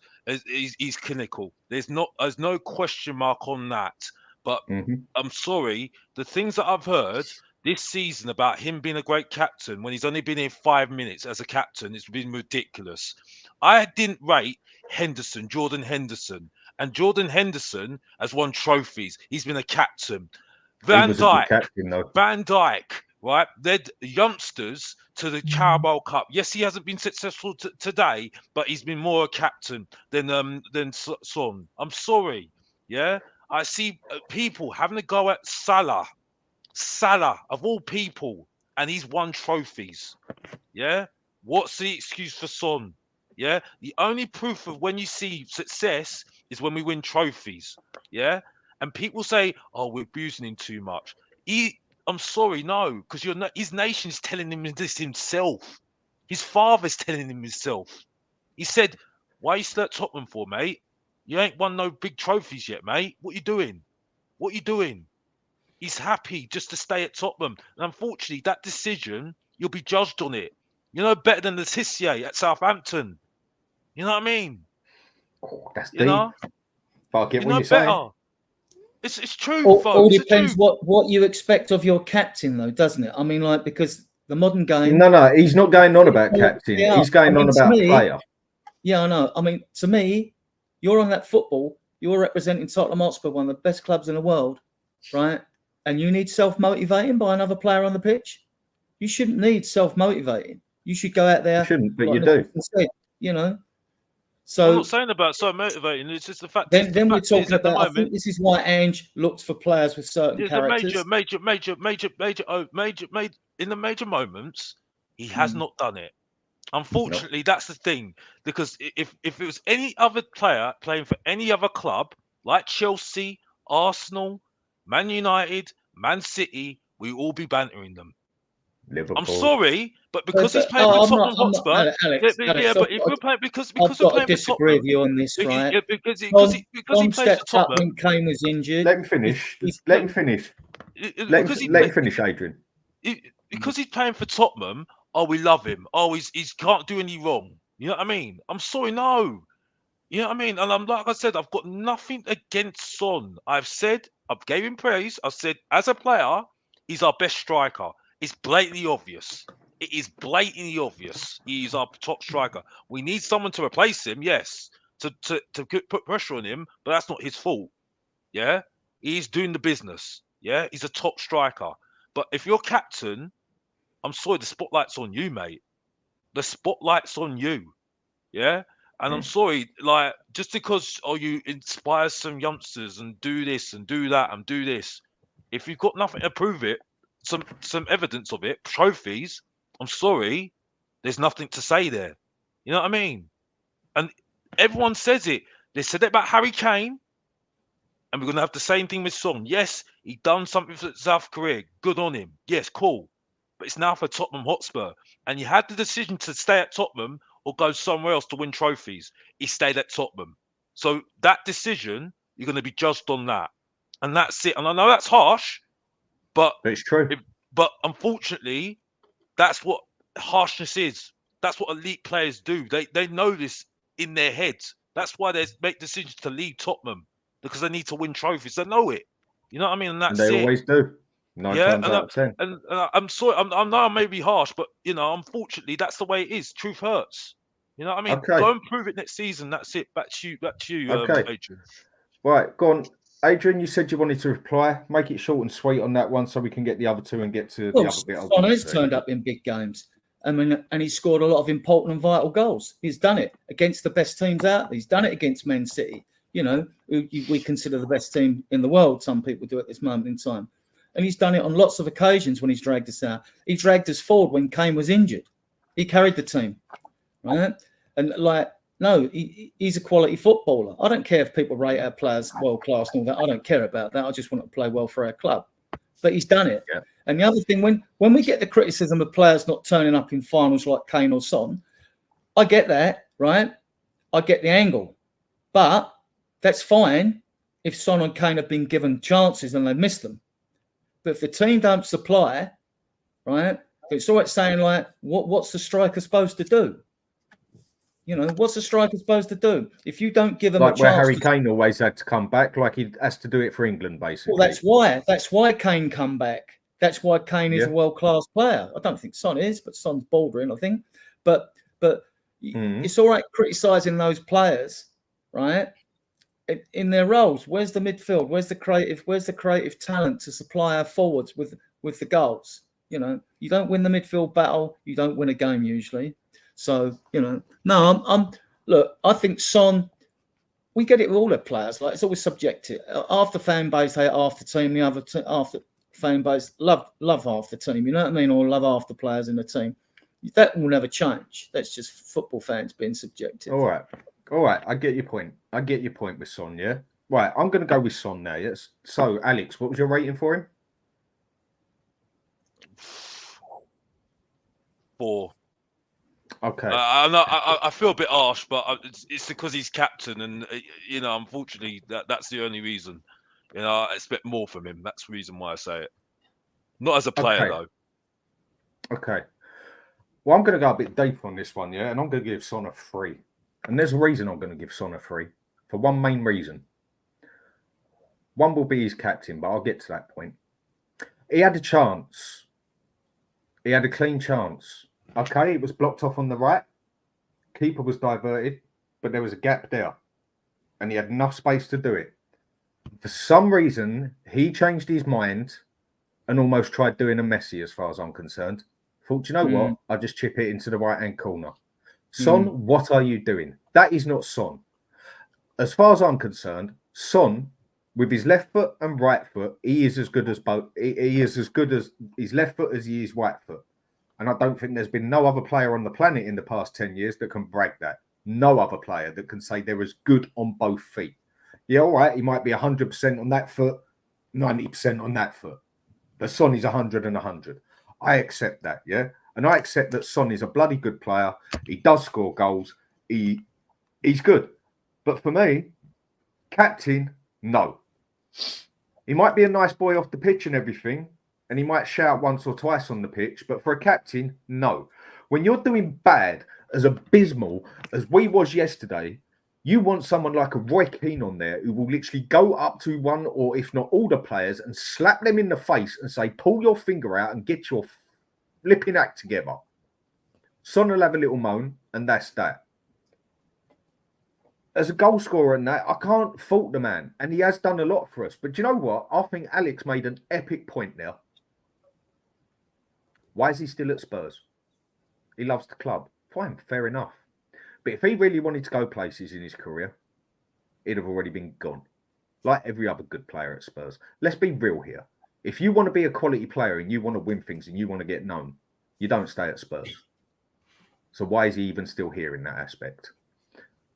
But I thought yesterday, he was like a shadow on the pitch, neither here nor there. He might have run for the ball a few times, but he was as poor as everyone else. But the reason I give the man a 3 is because he was our captain. And a captain is what's meant to get it going. Because the manager can't do everything. So it's the captain on the pitch that he's meant to start telling everyone about themselves, that he's meant to put his foot down and say, get your act together.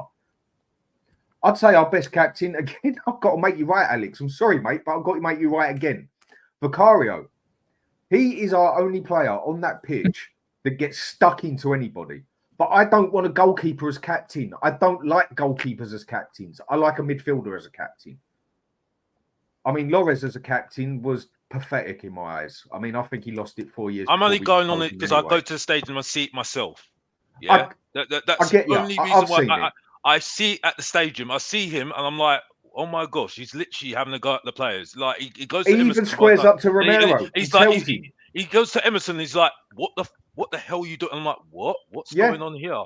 Like literally, and he's like, and you see them jeering each other, and like I'm like, whoa, and I'm like, I don't see that from Son. No, so I'm like, I'm not going to the top saying it. I'm going on what I see at the stadium. You know what I mean? You know, and that's all I can go on. Like I could say to everyone, and everyone seems to think I'm a Son hater. I'm not. But he is not captain material. Not when it matters. Oh, yeah, when we're winning 2-0 and he goes and puts another 2 in the back of the net and he's all friendly, shaking hands with everyone. I get it. But it's when you're being screwed and you really need to pull it out, that is when you really need your captain. Son, for me, is not captain material. Excellent player. Excellent finisher. Yesterday he was crap like the rest. But for the sheer fact that he's meant to pull it out and get everyone else to do their act, he didn't. He just walked around miserable, the same as the rest. So I'm going with a 3 with Son. Kate, you want to say something on that? Yeah, I was going to say there's not many captains in the Premier League anymore that are like Roy Keane. That type of player just isn't there anymore. And a captain doesn't have to scream and shout at the team to G him up. You know, a captain should lead by example, which I think Sonny does. and we don't see what he says. I mean, you know, if a player smashes a ball over the bar, you see Sonny go straight up to him, or Romero does it quite a lot as a vice captain. You know, I don't think the captain's role is that important anymore. And I think in this era of football players, where without being disrespectful and really not politically correct, they're not the same level of footballers as they used to be, in as much as they're a bit pansy-ish. If you want to know the truth, they're mollycoddled pansies, most of them. So you haven't got that character of a Patrick Vieira or a Roy Keane. Can you imagine a Roy Keane going up to some of the players these days? They'd cry. Brennan Johnson would cry and run home to his mum. Do you know what I mean? So football's moved on, but I don't really think the captain's role is that important. But if a captain is to lead by example, then you couldn't have anyone better than Sonny for me. That's how I see it. It's a lot of it's PR now, isn't it? I mean, Ange was very clever picking his captains. He did it through the nationalities of the team to speak. So you had Maddison for the English, Sonny for foreign, and you got Romero, not bad. I mean, if the player was on form, if I was going to pick one who would show that sort of aggression example in our squad to do it, if he was on form, I would pick Bentancur, because he gives us drive going forward. So players look at him like he's our fastest midfielder, and like he gives us that drive, you know. So I'm not captains now. PR. I think they're just PR. Do you know what? With what you two have said there, do you know what? I get where you're going. I get it. Maybe I'm just too old school. Why? Yeah. Because I personally think I grew up with the time of probably the best football that was played, where you had the best amount of footballers, not just a couple of world class here and there. I grew up watching football in the 90s, 2000, 2010 sort of thing, when you had a world of world class players. That half of these ones they call world class these days wouldn't even been good enough to lick the bloody boots, let alone bloody do the shoelaces up. Yeah, I saw real captains out there. So I understand where you're coming from. Yeah, maybe I am being a bit harsh on the man. Maybe it's just where I'm being a bit old school, but I'm stating how I want my captain to be. So I'm going to take in with what you and Adrian said, and I think you've made fair points. So do you know what? I'll back off a little bit on that one. Yeah. Well, fair points. Well, I was. For me, okay. But I still want my captain to try and tell them to get their act together. But you two have made solid points there. There's a big change, isn't there? I mean, I was brought up on Blanchflower and Mackay, right? So, and it was different in those days. You had the artist who was Blanchflower, and Mackay was just a dog of war. In the 1967 Cup final, prior to going out for the game when Spurs beat Chelsea 2-1 with goals by Robertson and Frank Saul, right? Dave Mackay's standing in the nude in a dressing room singing Scottish war songs, right? So this is a difference. Right. You haven't got that today. All right. As Kate said, they are mollycoddled millionaires, pampered. Yeah, they're pampered. I get it. But just a quick one for these ones. I'll just say this though, just to say my opinion. I ain't changing my mind on this one, because as far as I'm concerned, if we're gonna say that, right? I look at Jordan Henderson. He was a bang average player, and he got Liverpool across the line in loads of cups, and that's it. Yeah, he did. There's loads of other players that are not even that great, and they were captains and got through time. Do you know what I mean? And as far as I'm concerned, you can say whatever you want, saying they're inspiring, and that's it. Yeah, if you're going to be inspiring, you've got to show something at the result of it, and that's it for me. And you might as well just have a Blue Peter badge for some of these players. You know what I mean? Just might as well just put Blue Peter badge saying, well done. You're showing a little bit of effort. That's it. We should all go home and just be happy. You know what I mean? And just go to bed, and that's it. You know, simple as that. Sorry, I just can't have it. No, but back to you, Dan. No, it's fair enough, and out of all of it, I'm still more on your side, Alex. But I do get the point on what Kate and Adrian are saying. But for me, I still ain't changing it. He is not captain material for me. Right, short and sweet on this one, quickly. Hojbjerg, for me, I give him a 6. Why do I give him a 6? Because he came on the pitch, he tried, he got stuck in, he had a go at a few people. And for me, I think he was the only... But he wasn't even on the pitch long enough. We was already screwed by the time he came on. But the reason I give him a 6, because he actually stuck in. He actually looked like he wanted to not lose 4 or 5-0 like all the others had already give up. That's why I was surprised we didn't have a Newcastle. So short and sweet for me, short and sweet from the rest of you. Kate, Hojbjerg. Same as what you said, 6, because he come on and did what he had to, but the damage was done. Fair enough. Adrian? 5. Okay. Reason? Just not on the pitch long enough. Okay, fair enough. I get that. Alex? I didn't really notice him, to be honest with you. To be honest, so I'll just give it a 5. To be honest with you, yeah, that's it. No, I get where you're coming from. Right, this one, I know everyone wants to tear him, but there is just no flipping point. Timo, for me, 4. The reason I give him a 4 is because he was better than bloody Johnson, which wasn't really hard. You could have had Donald Duck sitting on the side there and he would have got things right. And I mean, that sitter that he missed was just absolutely shocking, but we all know he can't part it on the last part of the ball. I think going past with his players and that running, and I think he's quite good in that aspect. But as soon as it comes to shooting, passing, or anything that end of the pitch, he's useless. So I'm going to give him a 4 just because he was slightly better than Johnson. Alex? Yeah, 4. I've got you know what? I watched Spurs Kings TV yesterday. There was a guy on yesterday, yeah, and he summed it up perfectly. I think we are going to sign him. I think we're going to sign him. And if we sign him, I tell you now, we might as well just give up. I'm sorry. This guy is he's just not got it whatsoever. And the thing is, though, if you think that this is going to be, if he's going to be good, I want people to apologize for Bergwijn. I want people to apologise for Bergwijn. I'm sorry. I don't care whether he won Champions League for Chelsea. Yes, he was good then, but he's not good anymore. I'm sorry. This is his peak. He's a peak guy. This is supposed to be a German international. He's fighting for his place in the Germany team. Yeah, and even if he did well this season, right, I still would have had him on loan. You know what I mean? For next season, a year loan, and then put increments on there because I'm sorry.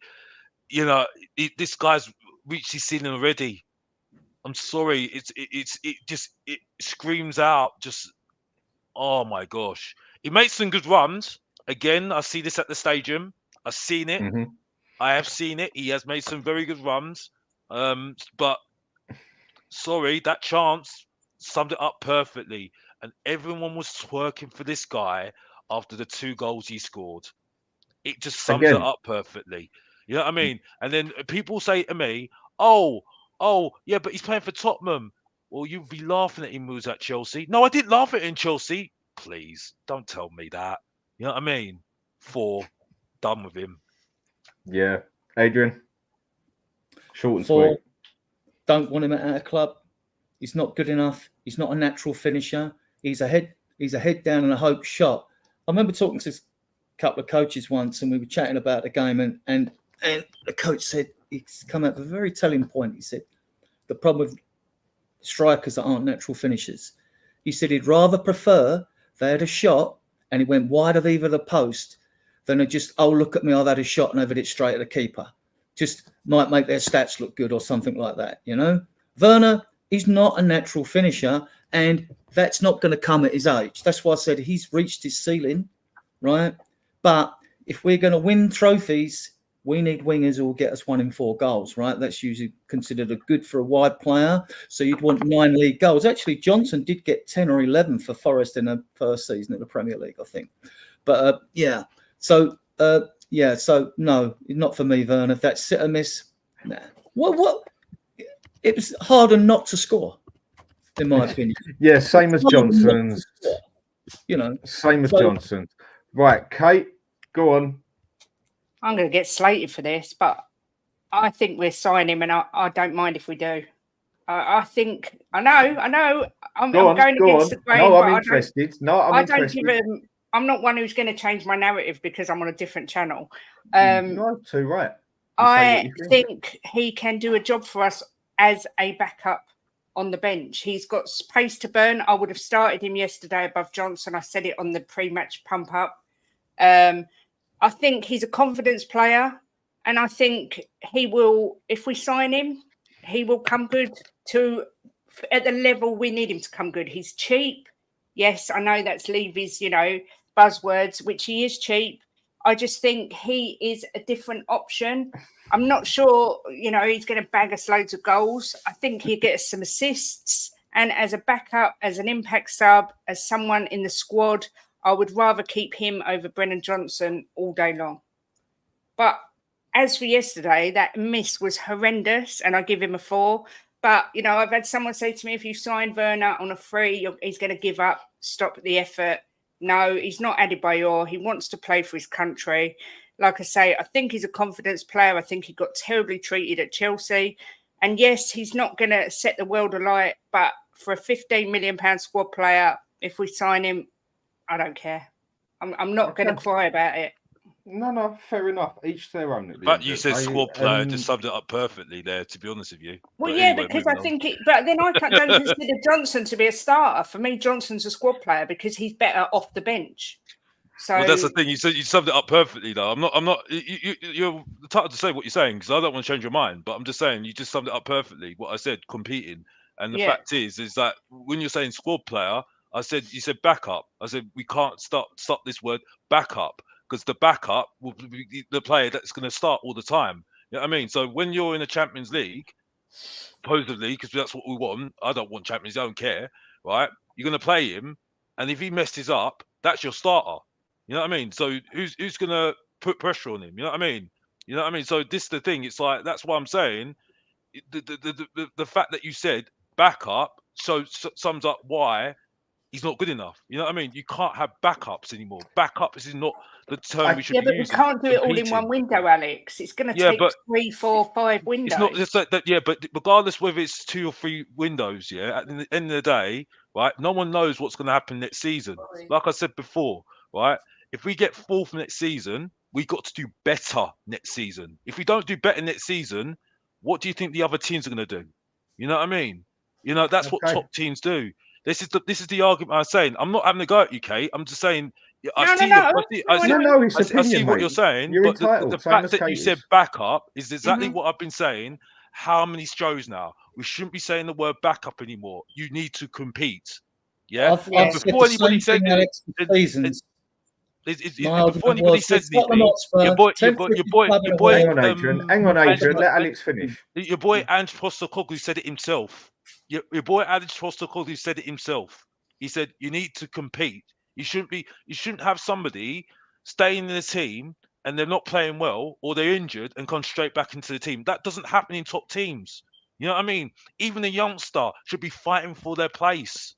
That's how it should go every single time. It doesn't matter if we're in a build or nothing, because the fact is, look at Newcastle, look at Man United. They did well last season. They're not doing well Man United okay this season, but I mean the point I'm making is, right, if you don't do better than the following season, teams are always going to compete with you. They're always going to do better than you. You know what I mean? And I'm sorry, unfortunately, Timo Werner being backup, he's not good enough. Because like I said before, we might as well get Harry Winks back then. We might as well get Bergwijn back then. You know what I mean? We might as well get players that were shown at this club. Vincent Janssen. Remember Vincent Janssen? Don't you think we haven't really given him enough time to sort of compare him to those? Unfortunately, time doesn't make for no man. He does this season because we've got nothing to play for really this season, haven't we? Unfortunately, this is the thing, Kate. We have to be ruthless. Unfortunately, is how it is now these days. Because unfortunately, you don't know next season. Someone might get an injury next season because if we get because we're struggling with struggling at the moment with only 1 game a week. Try it with 2 games a week in Europe and then and cups as well. Yeah, when you got to turn up every single game. Yeah, so there's no excuses anymore. There's no we can't feel sorry for you. Top players like Liverpool do every single week now. They've got to turn up every single week. Yeah, so they can't feel sorry for you anymore. So that's what I'm saying. But this is Tottenham. We're never going to have a team of 20, 25 world beaters. It's just never going to happen. We're lucky if we get 3, 4, 5. You can think that though. That's the thing. You got to think big. The thing is though, and I'm not trying to have a go at you, Kate, because the thing is, it's fine. It's not having a go at you. It's just the fact that you said backups is what I said before. We can't use the word backups anymore. That's the thing. And I've been saying this how many times? I see it on Tottenham streams. So I'm saying this, sitting there thinking, okay, you still don't get it, don't you? You still don't get it. It's like you need to compete. You know what I mean? Even Irish Hotspur says it to me. That's why I had to apologise to him about Dyer, Davis, Sanchez, all those players. And that because I was arguing with him all through lockdown. Yeah. How long I've been on been on streams, by the way, Mr. Box Office. If you don't know, get to know. You know what I mean? But the point is, yeah, that's the thing. And I'm sorry, that just sums up perfectly why we're not going to do well. Because if you're going to have backups, that's where we're going to go. We're going to be always low, and that's it. Back to you, Dan. I'm done. Okay, you know what, Alex? I think you made some solid points there, but Kate, I can also see where you're coming from, yeah? But if we want to be better, we need players that can come onto that pitch and, if not fight for that place, take that bloody place. Like Fergie used to. Obviously, it's a bit of a harsh thing to compare it to, but whenever he used to bring his 1 or 2 players in, they was already better than the 1 or 2 he already had, or they was more than good enough to give the 1 or 2 he had more than a run for their money. And I agree on the backup side, on the aspect if we're just, I think backup is a word used lightly, Alex. I don't think people mean it as bad as it sounds, yeah? But I can also get what you're saying. There's backup players and then there's sub players as such. But I do understand where you're coming from. It's a word that is quite, it can be a bit deceiving in its own way on how it's actually meant by the person who's saying it. But 100% get your point. But then, Kate, you've got some solid points with that as well. As a sub player, I mean, I'd have had him on at half time.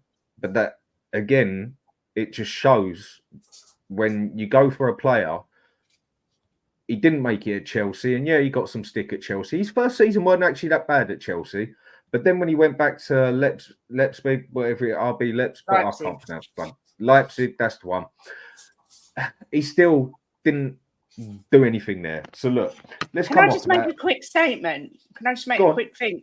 Philly in the chat, who I like very much. I've got absolutely no issue with Philly at all. I haven't got any issue with anyone. But I hate it when they say if fans accept Werner signing, we get the club we deserve or something like that. Why? Why do I get the club I deserve? Why? I've been a fan since I could walk. So I've been a fan for over 40 years. So, but I know that football, how it works, how our board works, and I know that they will sign him because he's cheap. But that doesn't mean I get the club I deserve and don't deserve to win trophies. I think this is what causes the divide between Levy outers, Levy inners. I'm neither. I'm not an out or an inner. I'm somewhere in between. But trust me, if he doesn't back Ange, I'll be massively Levy out. But this is what causes divide, statements like that, because you're putting us all in the same group. Well, you deserve the club you get. Why? Because I've got an opinion that differs to yours. Because I think Werner could do a job for us off the bench. So that means I get a club I deserve. I just don't like it. I just had to say that because I think it's quite offensive, really. No, I get your point. But Werner may well be signed. Adrian, hang on a sec, Adrian. I'll come to you next, mate. Hang on a second, mate. I do think Spurs fans as a whole are too accepting. I do believe we are. Too willing to give another player another chance and another one and another one and another one and another one. And then the list goes on and on. I do think we are too accepting as Spurs supporters as a whole. Right, quickly, Alex, what you wanted... Adrian, what you wanted to say, because I want to go over to Ange. Well, I mean, Werner may well be signed in the summer simply because Ange dropped a hint in his press interview when he was asked about strengthening the squad. He said he always wants a centre-back, we know that, and the midfielder, we know that, right? And a winger, right? And when I asked him, so, well, how long till you get the squad you want? He said, this was very telling, he said at least 3 windows. Now, 3 windows to me is 9 players. And if you're going to bring in 9 quality players to boost this squad, we know that some of the existing players are going to get their marching orders, they're going to go. Now, it might be in the in-between phase, Werner might be signed because Ange might think, well, you know, he can do a job for us. I'll keep him for now, even though I'm looking further afield. Like Alex has said, and I've said this for seasons, I hate the term backup. I know it's used as just a basic narrative, not with a meaning really of backup behind it. But, you know, we're Tottenham Hotspur, the 10th richest club in the world, and we shouldn't even use that word backup. We shouldn't use it. We should be looking to bring quality in. And if we can't afford to bring all the players in and we want to bring 4 in, we can only bring 2 in, then we bring 2 in.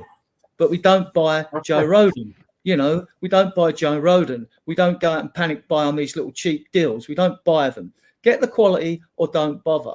I mean, and then you have the opposite of that with Poch, 518 days without a transfer. 518 days. Abysmal. And the man was dragged through the coals over it, right? Just because we lost the Champions League final and we hadn't won away from home for quite a while, right? And the players had thrown the towel in then anyway. They were a disgrace, I thought, the players. They threw the towel in, and then Mourinho come along. I can get a better job out of these, Danny.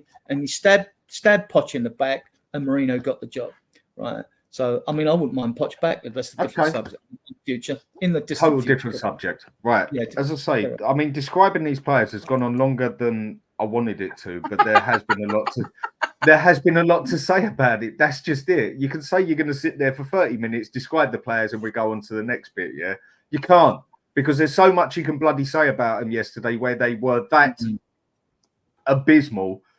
It's practically impossible. I'm going to go to my next man, Ange. I am starting to get sceptical of this man. I understand this is first season, but I will say what I say on every show. If he goes and gets 4th, 5th place, gets us Champions League, I take my hat off to the man and say fair play. But I believe Conte deserves more credit for last season. Because Conte had a tenfold more abysmal team and he got us into 4th place. That was one of the biggest miracles in football. And I don't think a few people actually appreciated how he pulled that off. Another thing, how toxic was the fan base? How toxic was the team? How toxic was everything? The whole club was falling to crap. One of the hardest things to win back, personal opinion, I think, is the fan base.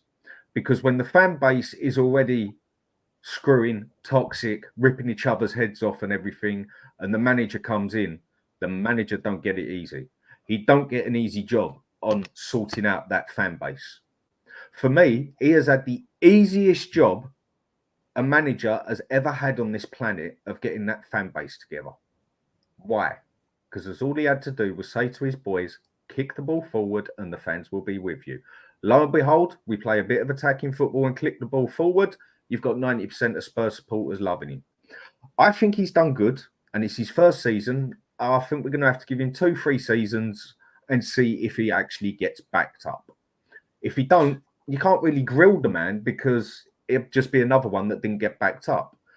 But the thing I'm getting sceptical of this man with, I don't like his subbing. I would say once out of where he makes the odd sub here and there, it goes right. But for the 3rd time yesterday, he brought on 3 players. The previous times it didn't work. Right, but forget the 3 players part. Why the hell did he not make a change on how bad Johnson was at half time? You know what? I can even get it that you leave it 5 minutes. But no, my man leaves it till we're 3-0 bloody down. Sorry, people, I don't mean to shout at you. This bit just gets my back up, yeah? 3-0 down. And then he decides to make 3 subs. 3-0. You're telling me he didn't get the idea after 2-0? 1-0. You're telling... I am not liking this man subbing on the pitch. And that the way he just stands there with a smile on his face when it ain't going right. It's not... I like him. I like his style of play. I think he's doing good. But I'm also getting extremely sceptical of that. I think Ange's plan B is his plan A. And I don't like that. I think a manager needs a plan B. And one thing I'm going to have to say here quickly on this is Tinman 007, mate, thank you very much. It's much appreciated. Seriously, man. Top fella. Problem with our club is the fan base now. Accepted mediocrity. Too accepting, mate. I'm with you on that one. 1,000,000%. Leaving will never ever change as they think. A majority of fans think he is doing a great job. So we'll do the bare minimum. Thank you. Thank you very much. It's appreciated. And mate, you just said it how it is, mate. It is true. So I'll go back onto Ange quickly. I'm not seeing a plan B off him. He might make a little twerk on the team, but there's no plan B. And my other point I'm starting to make here, I'm not liking this inverted wingers crap. I'm really not. It's really starting to go the wrong way with me. Because I'm finding like what was mentioned earlier with Kulusevski when he does cut in, and him and Porro nearly fall over each other because he's inverted. When it has basically been proven on that pitch. Do you know what? Have Udogie cutting in, fine. Yeah? Have him as an underlap player. But isn't it just clear to everyone, or is it just me just chatting it here? Just please do tell me if it is. That it has blatantly been better every time that he tells Kulusevski, cut in, Porro, overlap him on that right-hand side and drill it in that bloody box. I'm really starting to dislike this under-inverted crap and everything. We ain't Man City. We ain't good enough to pull that crap off. And the one that really gets me with him is his plan B. Yesterday, Ange, I'll give him a 1. Nothing more, nothing less. He stood there, nothing. Now, again, you ain't got to run up and down the pitch like a psychopath like Arteta or Conte screaming, shouting and that. But, mate, at least look like you're sweating a bit and being pissed off with how the players are playing. Start telling them a bit. Start realising it when we're 1-0 down, we're going to go 2-0 down. And when we're 2-0 down, we're going to go 3 or 4-0 down because it was obvious. And my man just stands there with his bloody hands in his pocket and got no plan B and makes 3 subs when we're 3-0 down. He's getting on my nerves a bit. But I'm going to give the man time because he needs it. I do like him. I'm getting a bit sceptical of the man. Adrian, I'm going to come to you first, mate, because I know you like him. I like him, people. Please, yeah, I like him. No, listen. I mean, when people talk about Plan B, this is one of the biggest myths that there are in football. It's the biggest myths. You've got 3 days between each game usually. You set up the way you want to set. Ange says, I picked the team for a particular game. You know, if you're away home and it's tough, you're going to have Kulu in there with Sarr because they give you a bit more defensively than go with 3 attacking midfielders, you know, things like that. You can see what he's doing and he's thinking. Yeah. But the whole system, the system as I see it, you have your 2 inverted fullbacks. He's not going to change that, right? And you have your 2 wingers that play wide on the wings, right? Then it's all on a high press to set traps for the opposition. You force them to kick the ball long, you recycle and you go again. But there's more to it than that because you've also got the fact that it is about overloads. And I don't just mean the 2v1 overloads down the wing.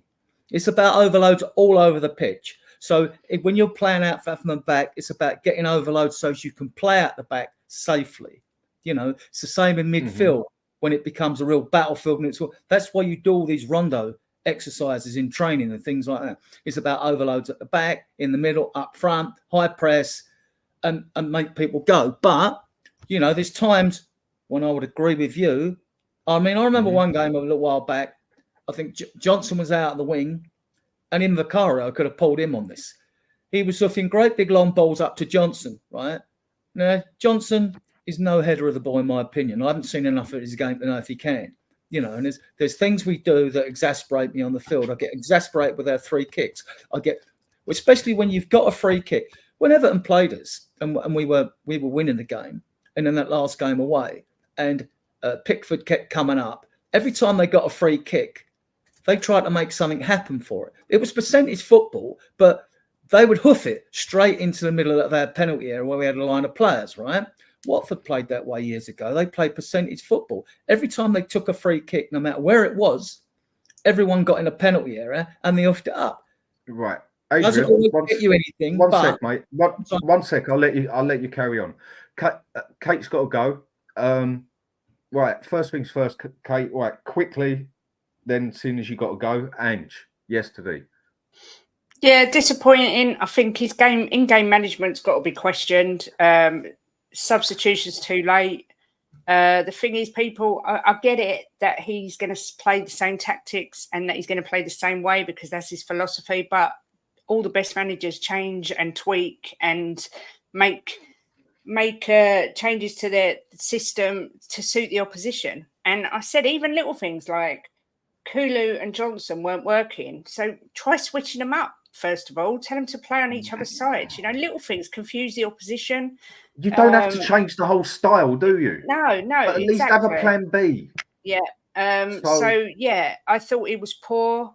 I thought he was poor yesterday. I was disappointed in in him. I'm like you. I hate the fact he stands there with his hands in his pockets, and the gooners all say to me, "Yeah, but you all slag off Arteta." Yeah, but there's a happy medium. I'm not saying you've got to run up and down screaming, but you've got to G up the away fans. You've got to show that you care. You've got to show some leadership from the sidelines as well. I appreciate people say he does his talking at half time, full time. That don't wash with me. I don't like it. He looks disinterested on the touchline. That does not sit well with me. But I'm going to I like him and I hope he gets backed. And I think if he gets backed properly, he may lead us to glory. But there are things about him that I don't like. And I do think at times he can be a little bit naive with the way he sets up. It just looked like yesterday, him and the team thought they'd turn up and Fulham would roll over. And Silva... Complacency. Silva absolutely did a masterclass. He just tactically had us sussed out, and it showed. We thought they were going to stay back. They played into our hands, basically, the way we want a team to play, and we screwed it. When it's going wrong, what I mean by a plan B, all right, you don't, for certain clubs, you have to play certain ways. You can't just play the same way for everyone when you're not Man City, when you're not Liverpool, or even, dread I say it, Arsenal these days. You have to make a few twerks in that team to work with that player that does that, or that player that does that. And once in a blue moon, he does it, where he tells Kulusevski to cut in and Porro to drill it. But that's the only thing I see him do. I am getting sceptical of this man on a few bits. Right, Kate, I know you got to leave. You've been epic coming on. Thanks a lot. Loved having the chat with you and everything and that. Where can we find you? Every lunchtime, Just a Girl Loves Spurs. Daytime streams. I'm on the terrace on a Monday at 6 as well. So yeah, I'm normally floating about somewhere or another, like moaning or yelling at somebody. But yeah, it's been lovely being on. But like I say, I've got a date with my niece and nephew on FaceTime, so I can't let them down. Enjoy. No, thank you. I mean, like I say, it's already going on significantly longer, but I think it's been fair that it had to do it as such. Yeah. So, Ange, Adrian, if you need to go, Kate, go for it. Yeah, thank you very much. Everyone. Take care. It's been enjoyable. Adrian, carry on what you were saying, mate. Sorry to interrupt you, but Kate had to go. I'd like so, to go on, mate. What you were saying? I mean, I'm not a believer in Plan B because it is a second half. Plan B to me is fresh legs. You're putting fresh legs on because it's not working on there. So, and if you think someone's failing in a position and you've got cover for them, quality cover on the bench, then you bring that player on. Other times, but Plan B, when it's not working, is changing the style because the style was not working. I get what you mean with, okay, Johnson's having a crap game playing the way I want him to play, but we're playing all right. So I bring Werner on as such. I mean, it just shows how shocking it is at times, but because he isn't playing well, but the team's playing all right.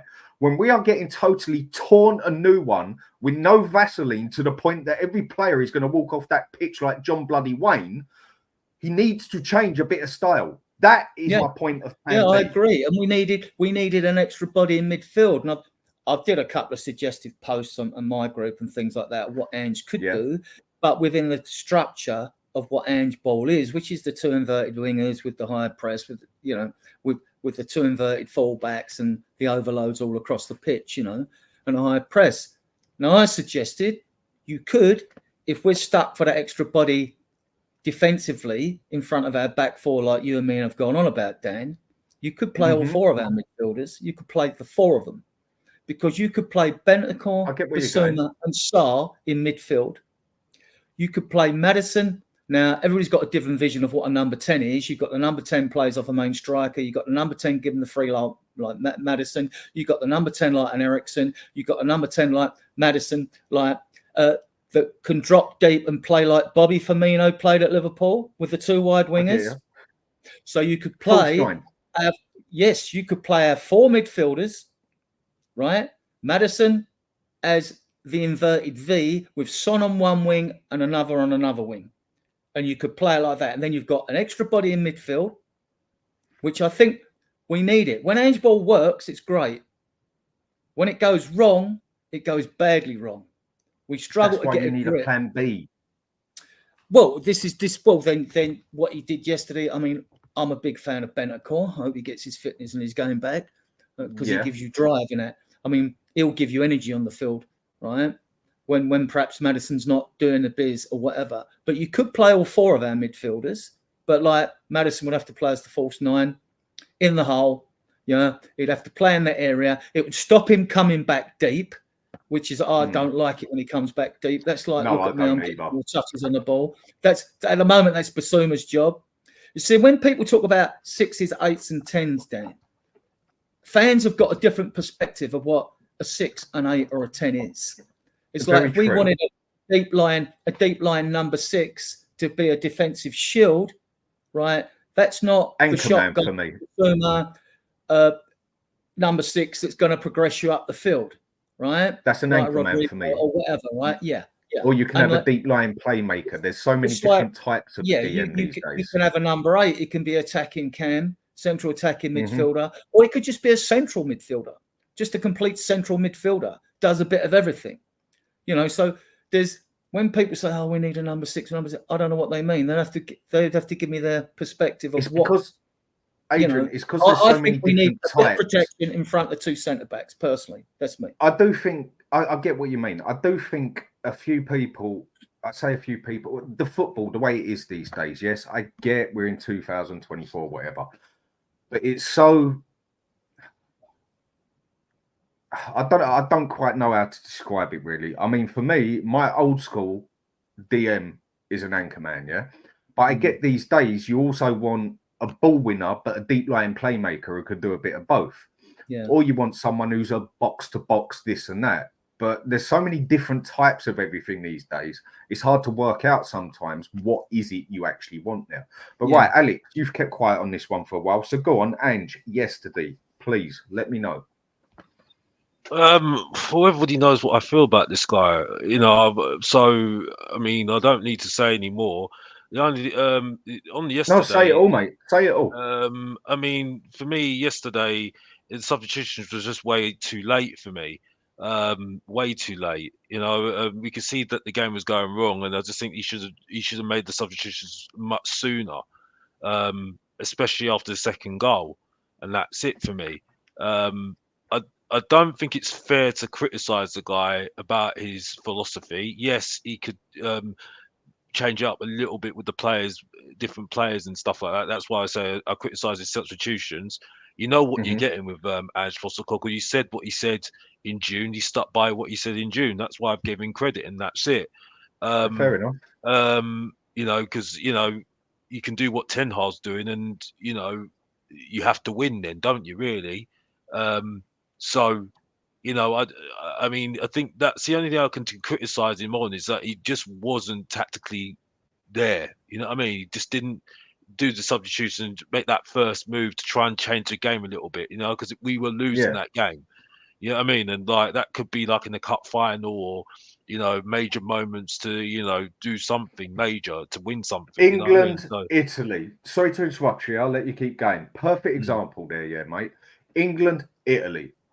Southgate, who was it? Mancini, wasn't it? Mancini, who was their manager. Right. He saw it weren't going their way. We could have gone for the kill there. England didn't. We all know what Southgate is, and I can't stand him as an England manager. I really can't, but that's England. That's a whole different kettle of fish. What does Mancini do? It ain't going right. He don't change everything, but he changes a couple of little bits. And then what do?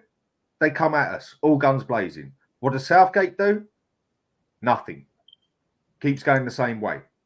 And then he changes it in maybe extra time or whatever, but we've already lost it and they're coming at us and everything. Don't go for goal or whatever. But what I'm trying to state here is when the game's not going your way, you haven't necessarily got to go to a total plan B, but you've got to make a few twerks on that pitch. You've got to work out what's not working. Right. He's getting run at. He's getting overlapped. The ball's going over him 24/7. Right. I either need to tell him to sit deeper or I need to change him with someone else who can run faster. Or like yesterday, which was just going tits up completely, you need to change. You need to have that plan B. Alex, continue, mate. Sorry to interrupt. I don't think it's a plan B. You just have to, you know, make your plan A better. And maybe use some of the players you've got. Maybe use Romero, maybe number 6 sometimes. You know what I mean? Or, you know, try and use another player to try and use a plan to advance your plan, and that's it. You know what I mean? And maybe that's just a long-term thing at the end of the day. You know what I mean? So, I just think at the moment it just shows you where we are at the moment. You know what I mean? We were just going over the top, and I do think we rely on our wingers too much, our fullbacks too much. So we need a plan there in that sense. If the player's not playing too well, I also think it is down to the players as well, mainly.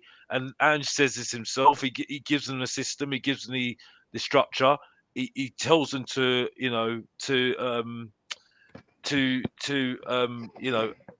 just to unleash, just to express themselves, and they don't do it. They don't do it, and I'd say it with the front three completely as well.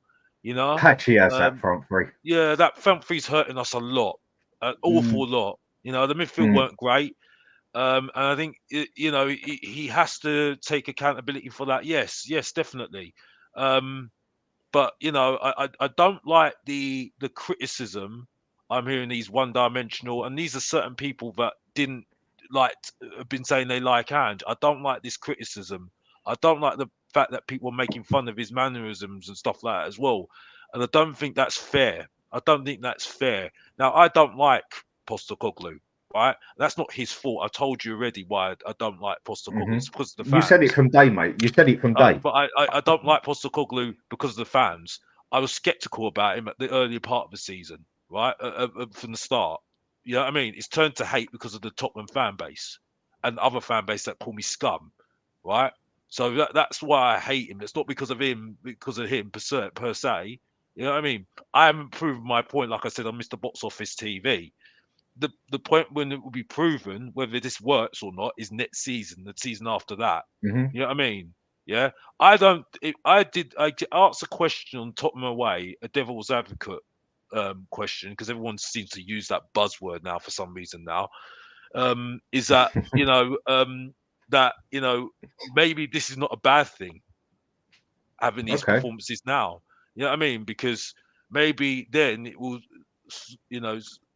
lower our expectations, and then the fact that we're not got Champions League, or we haven't finished so well this season, the expectation, and you have to be better than next season. And Tottenham, unfortunately, I don't want Champions League. In historically have struggled to do better in the following season after they've done well the following that season. You know what I mean? I think the only season I can remember is with Pochettino, when we missed out on the title. If anybody wants to say title race, we say that it was more Arsenal and Leicester. That we finished third in. But yeah, and we finished second the next season. We finished second the next season. You know what I mean? Yeah. But maybe it's better for us at the moment that we do, not do, finish Europa League or Conference League. So there's the improvement doesn't need to be that much. You know what I mean? The pressure of trying to win a trophy, or pressure to make sure we finish in the top 4 again, or finish second, or try and get a title challenge. You know what I mean? Maybe it's better for us to finish a bit lower, so the expectations can be lower, so we can get up there again. You know what I mean? Because I do worry, because these performances, I feel, are not good enough next season, because we're going to have to be much, much better than next season. You know what I mean? Like the Udogies, the Porros, the Vens, the Dragusins, the Vicarios, they all have to be better. And I don't think they've got it in them to do that. I don't think they actually realise they have to be better, because I think they think this is how it's going to be next season. And we all know you can't do that. You have to be better. You've got to find another identity. You need to find another dimension to your game, because teams now are looking at you, looking back at how you played, and they're going to try and put a plan together to stop you playing the way you play. Why we played so good, even though I felt there was a lot of luck in it as well. The first 10 games, people were like, wow, we weren't expecting that. And we caught a few off guard.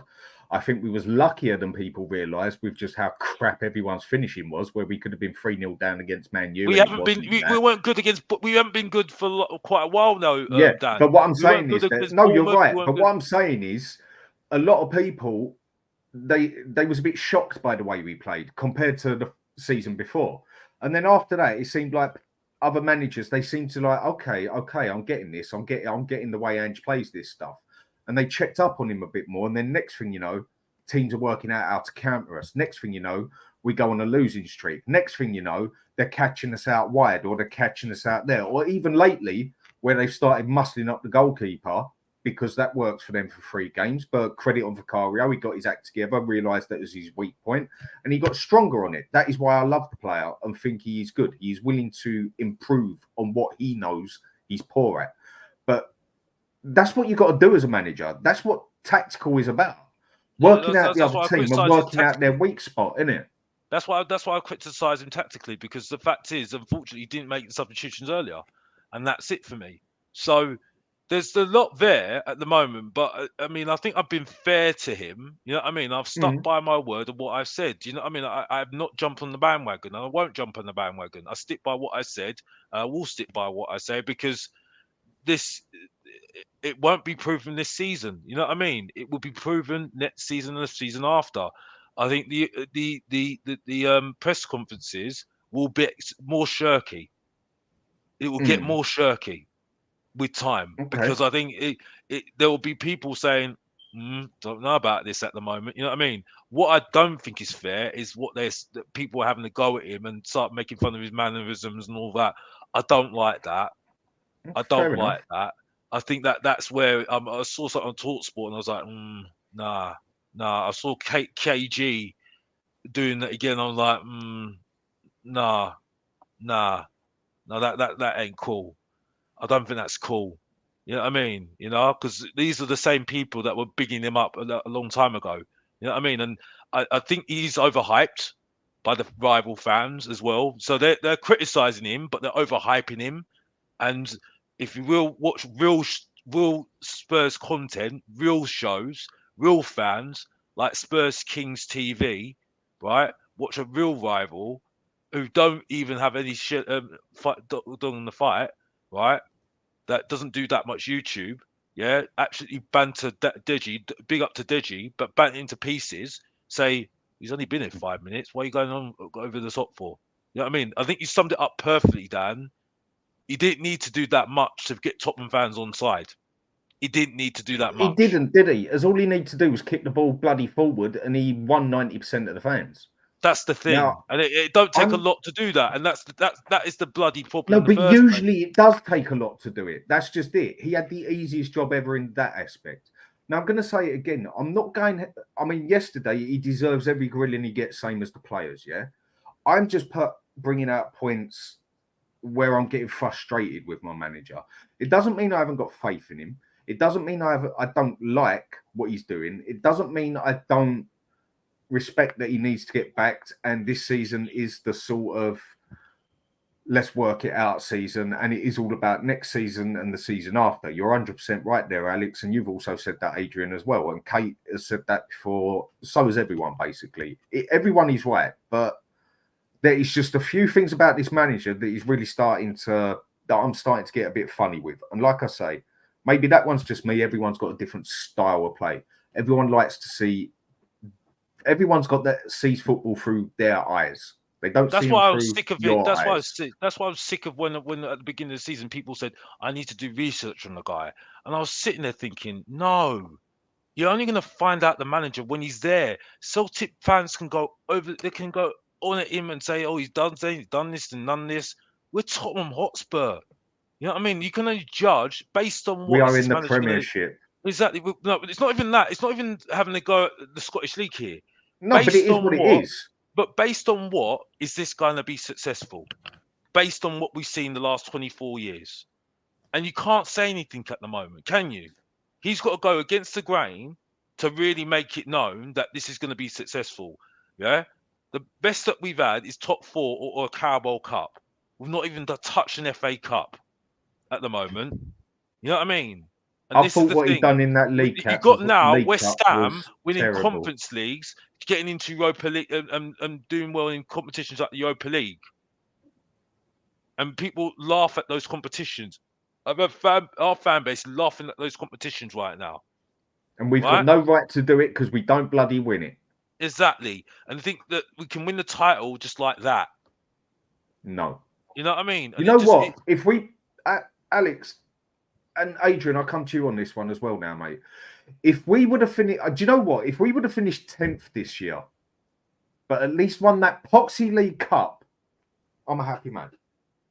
Take me back 5 years before anybody knew me, yeah? I was one that preached up, do you know what? Stuff the FA Cup, stuff the Mickey Mouse Cup. I don't care. I want Champions League. No, not anymore.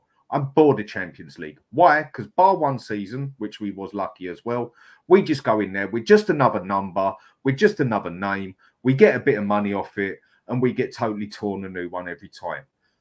Stuff the Champions League. I want Europa League because I think it would be better for the club. I think Brian smashed it to pieces on the show that me and Dave done with what he said about it. I think Europa League would be better for the club. We are not Champions League ready. I would rather finish 10th and get the League Cup and then work it from there. And Ange, this was his biggest mistake I think he made. And one of the most, I'll say it again, one of the most stupid things I have ever seen any manager do. 9 changes for that game against Fulham, which might only be a League Cup, but it's a cup that they take serious. And also, it is still a London derby, like yesterday. Like what Fulham and West Ham always bring up a gear extra for us. They always do. And he makes 9 changes, blatantly not taking the cup seriously. If he would have finished 10th this season, but won that cup, a lot of fans would have been, do you know what? We got a bit of silverware. Fair play, mate. You screwed the season up, but we're still 10th. But we got silverware. And that would have bought him extra time. But he didn't take the cup seriously. And we went out in the FA Cup. What round was it? What, 3rd round? Something like that. And we didn't get nowhere in the FA Cup either. I just want to see us win something now. I really do. He should get time though. He should get time though. Of course he does. He should get time. But the point is that I think at the moment, I'm sorry to interrupt because I know Adrian needs to speak. But point is, I think at the moment is that, regardless whether he's doing well or not, the coach. The reason why people are saying Ange out and stuff, and this is why it's so toxic at the moment. It's because of the culture that we've learned the last how many years now. You know what I mean? And the only people that can change this, like I said, is the board. They're the only ones to do that, and it will only be proven in the next couple of seasons. You know what I mean? We can't speed this what we want to see up. You know what I mean? So people saying to us backhand. Well, I'm sorry. I'm sorry. I'm going to try and stop saying this now because everyone should know what I feel now. I'm not going to say it again now. You know what I mean? Because I've done it. I'm set this to pieces now. It's not the fact that the only fans are allowed to say what they feel about Ange out and that. Right, but it's for the board to stick with their man, stick with the process. You know what I mean? Yeah. And like I said, 24 like Arsenal years, have done with Arteta. Exactly. So it's like, we can criticize Arsenal and say, oh, Arteta, but they stuck with him even when they spent money on him, and they still stuck with him. And that's why you're seeing the fruit of what you're seeing at Arsenal at the moment. You see the fruit what you see at Liverpool. And that's when people will shut up. That's when I will shut up. But at the moment, I cannot base it on anything at the moment because I'm basing it on hope and dreams. And I ain't a child. I ain't a child anymore. I ain't a teenager. I've done my history already. Alex, I've seen the history about Bill Nicholson and the other manager as well. I'm sorry, Bill. I do apologise. Kevin, something. I can't remember his name. I'm terrible remembering names. Keith Birkinshaw. So yeah, we are playing some good stuff. We are, but I'm sorry, it's just overhyped when I see some of these YouTubers saying, "Oh, we're great, we're this, we're that," and then a guy that's because we had a good game. We had the normal guy on Rival Show. Please subscribe to Spurs Kings TV. Right? Is that just says to Digi, he's only been here 5 minutes. What are you talking about? You know what I mean? Just said it how it is. And it said exactly what I've been saying the last how many years, how many weeks. You know what I mean? But it's called negative. And to be honest with you, you can have a go at Mr. Box Office because I couldn't give a damn what you say about me anymore. You know what I mean? Because at the end of the day, I'll still go home. I'll still be back to life, and normal life, and have to sort out and think about what really makes puts food on the table for myself, and that's it. Back to you, Dan. I'm done. Right, I'll come to you in a second, Adrian. Just want to say my one bit on that. Alex, the sad thing about negative, yeah, I get called negative. I couldn't care less. I'm allowed my opinion. I get games wrong. I got it totally. Do you know what? I will fight you all the way if I think I'm right, or if I even can put a fact on the table. You prove me wrong, I'll put my hands up and say, do you know what, mate? You done me. Fair play to you. And put my hands down to it. Too many people don't. I just like to be a realist. And now, sadly, being a Spurs supporter and being a realist is negative. Why? Because this club has been nothing but negative for nearly 20 years. One cup. Again, I'm going to back Ange all the way. If he don't get backed by the bloody board, what else is the man meant to do? But I am allowed to pick up the points that I don't like. I'm not saying he's bad, whatever, but there's just a couple of little things that I am skeptical of this man. But I think everybody's like that with every manager. Adrian, you've been quiet for a bit. Go on, give us your opinion on this whole thing, mate. Go for the whole lot. The European thing next season, we will get European football of one form or the other. The Europa Cup is the easier winnable competition. We know that anyway, but it's more winnable next season because the Champions League clubs will not drop down into the Europa League. So it is more winnable. Yeah. I mean, they're going to have to contend with more games in the Champions League. Instead of the existing 125, there's going to be 189 games. And there'll be 4 groups of 9 teams, and they'll be playing 8 games instead of 6. So this now means that in an already crowded Premier League season, without international competitions and other cups that might rear their ugly head in Africa or Asia, although I don't think there are next year, it means we got to fit in another. You'll be fitting in another 2 games, right? If you, the thing with the advantage of Champions League football, whether we're good enough to win it or not, and we're not, is the fact that the money it generates means you've got more money to spend on players. It means you attract more players. Levy will love it because it enhances the Spurs global brand, which will attract more sponsors, even bringing even more money into the club, right? So I don't know. I know that I read a report that said about a month or so back that said that we could spend 276 million. Now, I know it was 400 plus before we bought players in recently and all that, right? Without breaking profit sustainable rules or financial fair play rules. Now, we know we're not going to spend that, but we should strike this summer. We've got an advantage. Even if clubs are in for players we're in for, even if they're bigger clubs, even if they were Barcelona, Real Madrid or Man United or Man City or Liverpool, whatever. I've watched so many good videos of good players out there now. And they might be able to beat us to one target, but they're not going to beat us out to all of our targets for the simple reason is they can't spend what we can spend without falling foul of the rules.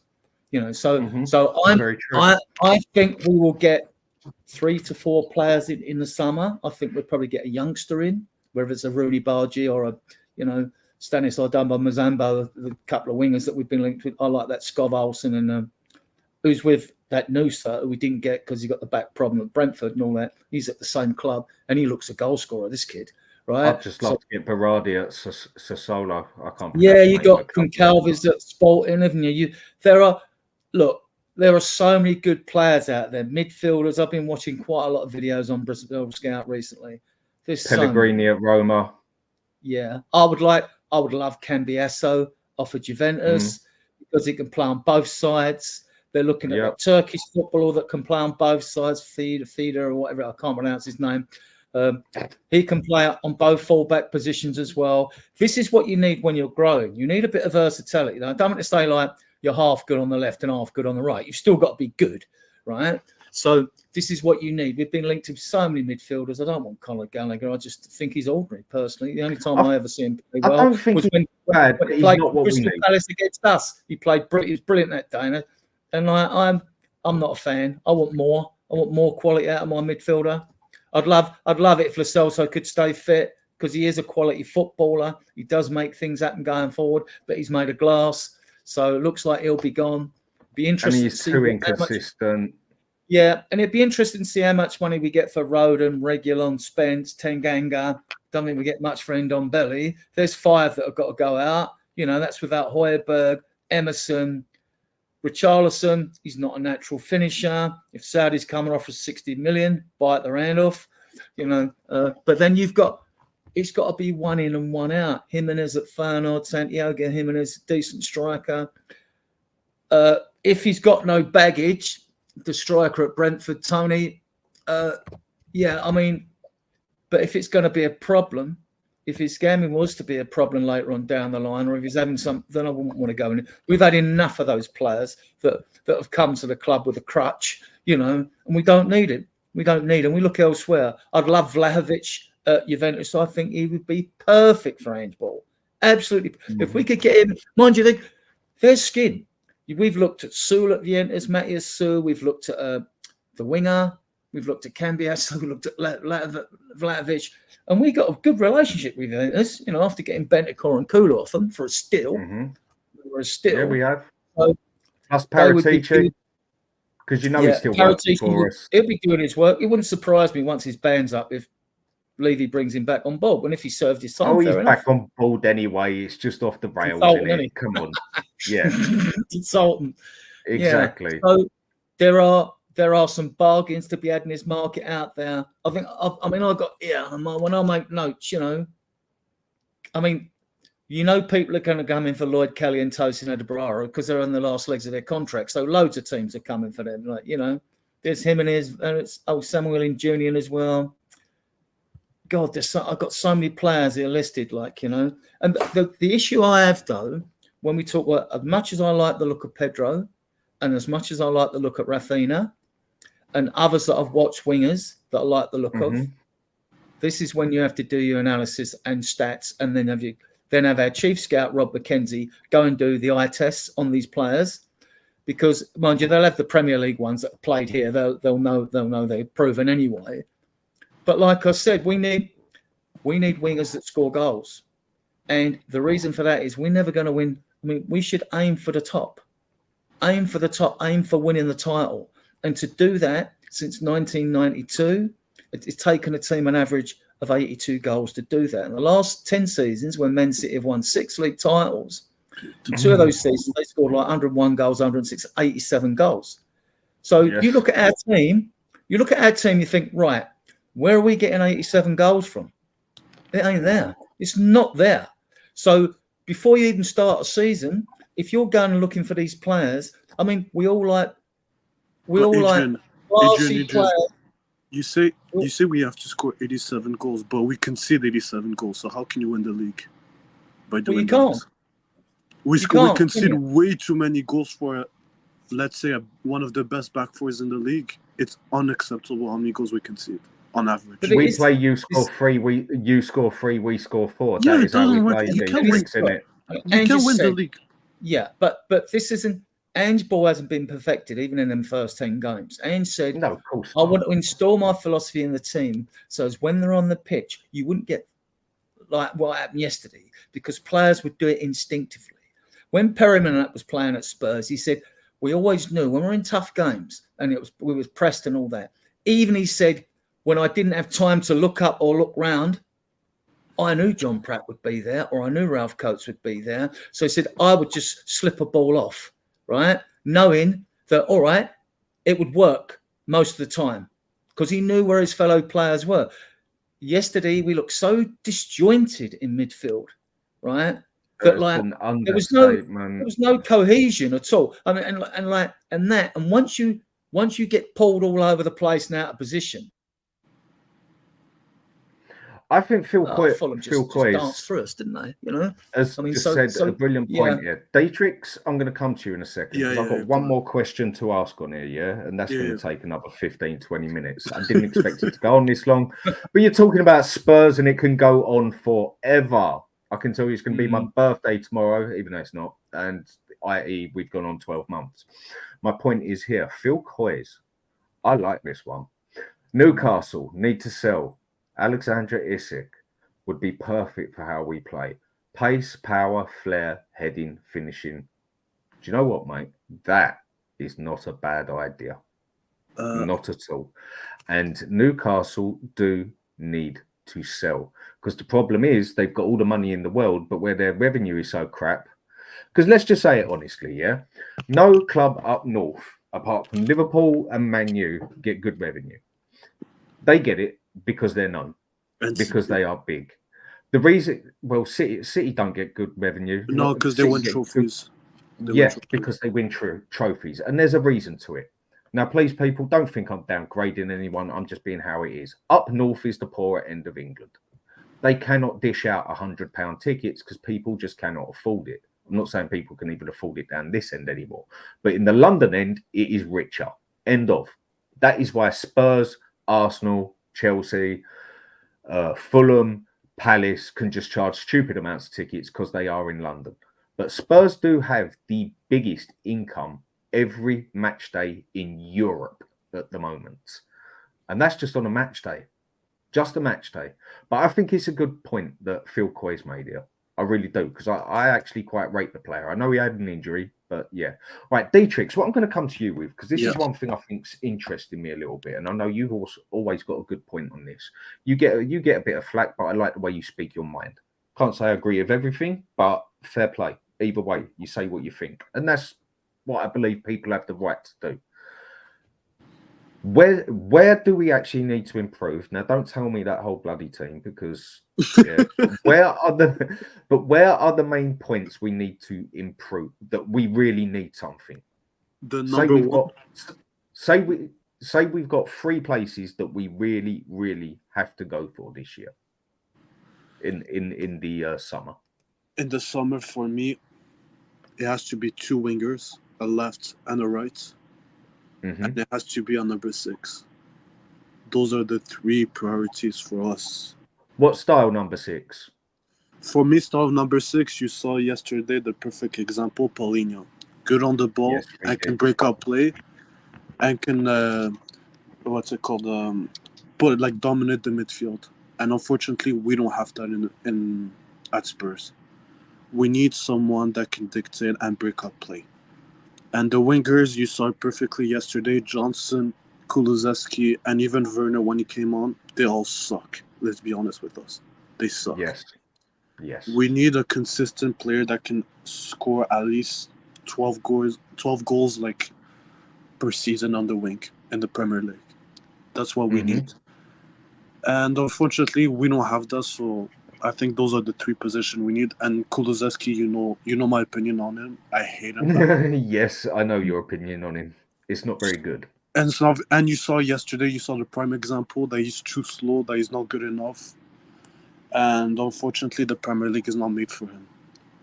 And you saw when we played against Palace and Wolves, when you have an excellent winger, you can score goals. Like you saw with Eze and Pedro Neto. That's what we need. Yep.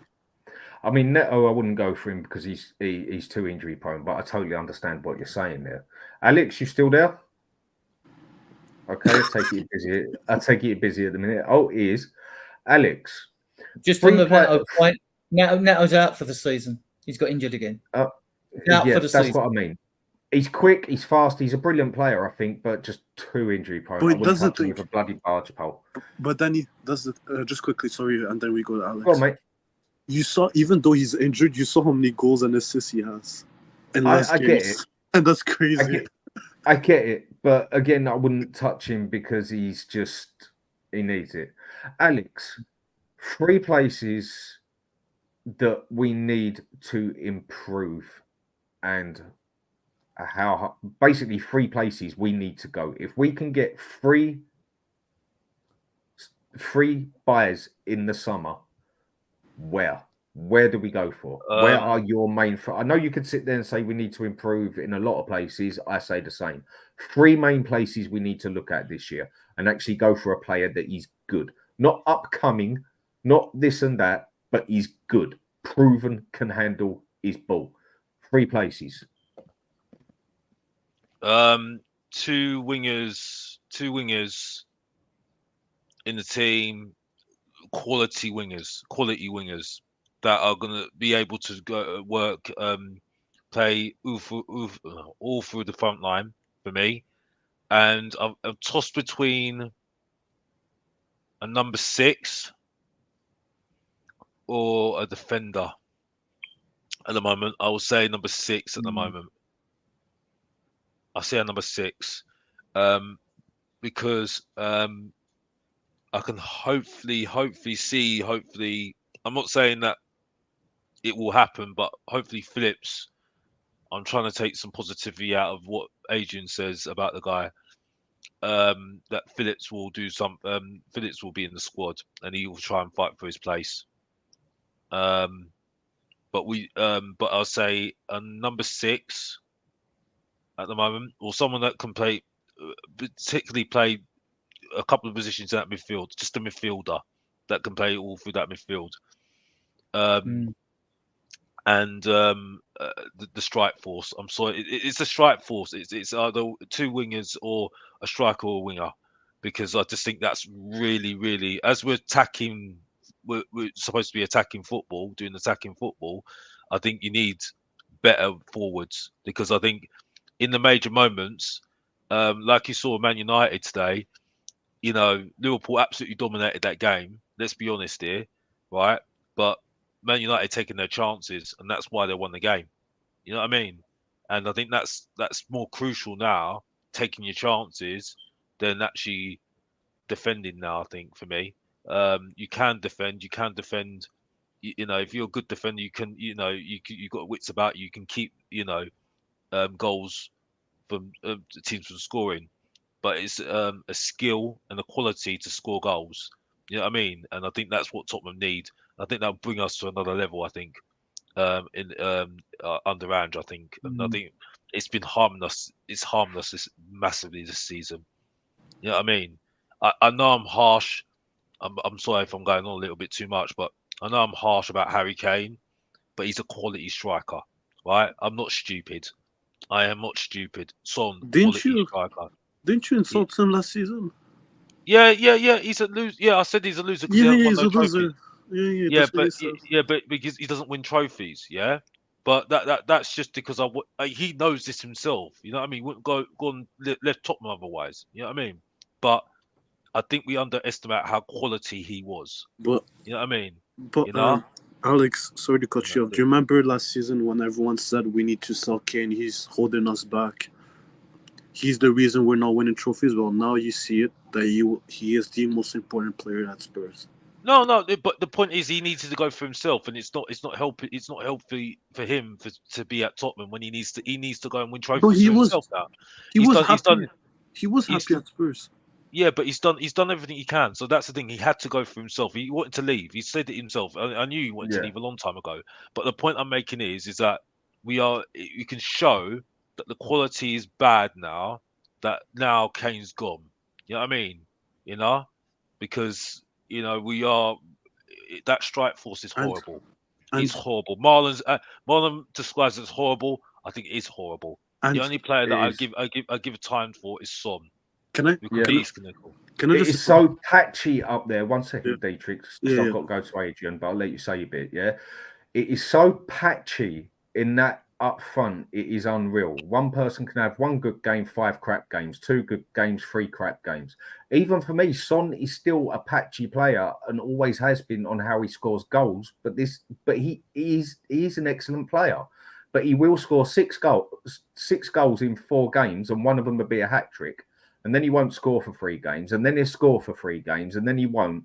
That is what I call a patchy player. But that's only on the goal scoring bit. Yeah. But up front, that whole thing is just, and then you got patches like Richarlison of like he plays 9 good games, scores goals, take me out of to him for what he did, and then disappears for another 55. That is patchy. Right, go on, Detrex, quick what you're saying. Then Adrian, I'll let you have your total point on what you want for this team. It's just about the striker position. Do you remember when Kane, when he left, he still had 1 year on his contract, and everyone said, "Sell him. Let's get some money. Let's get his replacement." Yeah. And I said to everyone, I'd rather let him go under free, have him for 1 more season under Ange, get the highest possible, and maybe win a trophy, then let him go. But look at it. We got a few, and then we bought Brennan Johnson, fucking Solomon, and Richarlison. We're absolutely screwed. I'm not even joking. We're not going to sell any of those players. We're not going to get our money back. we're not going to get any good players going forward, I'm saying that we're screwed going forward. Do you know what, mate? I was one of the ones who said, do you know what? Sell him, get what you can, but spend the money on a bloody striker to replace him. I thought the only problem with Harry Kane at Spurs was the fact that Harry Kane was Spurs. The fact that I felt the team played better as a whole at times without Harry Kane, because they actually had to do a few things themselves and not just look up the other end of the pitch and say, where's Harry Kane? Don't worry, Harry Kane will sort it out. But do you know what? I hold my hands up, people. I got that wrong. And now we should have held up to that man, whether he liked it or not. If we would have held on to him and said, bollocks, you ain't going nowhere, mate. You're staying till the end. He would have just said, do you know what? I'll play my bit and I'll go where I want for free. He even said like he didn't want to leave, but like when they got the transfer fee, he said, okay, might as well just let me go. Right. One thing I've got to do here quickly. Tinman again, 007. Mate, you've been an epic diamond tonight. Thank you. It is so appreciated. Fans hope Richie, Werner, Johnson, etc. come good. Hope Ange gets backed. Hope Levy changes. All the above won't happen. Ange leaves. Fans do the rest. Fans rinse and speak, ignoring the main reason of the failure. Again, mate, it's sad to actually say it, but you just smashed the nail on the head again. I'm not just saying that because you put $9.99 in there. It is well appreciated, mate. But again, you've just hit the nail on the head. It is true. It is so true. Now, there's nothing wrong with having hope in life or hope in football, the way I see it, yeah? Because if you haven't got any hope at all, what is the point on even watching the football or playing the football? What's the point of being alive if you've got no hope? But there's having too much hope, or there's being too accepting, which we are at Spurs. And mate, again, second comment you've made, much appreciated. But again, you've just banged the nail on the head. Fact. All right, Adrian, come on, man. 3 solid places we need summer, because we can make 3 strong buys this summer with the money that we are capable of. I know we talk about it all the time, money this, money that, but we can make 3 solid buys. Go. Assuming we'll keep in the existing squad and that we can get 10 mil each for like Roden, Spence, Tanganga, not so much Tanganga, sorry, Regulon. Then you've got Hojbjerg, Gill, and Lo Celso. We might get 70 mil upwards for those if we can ship some, or less if we can't ship them all out in that window.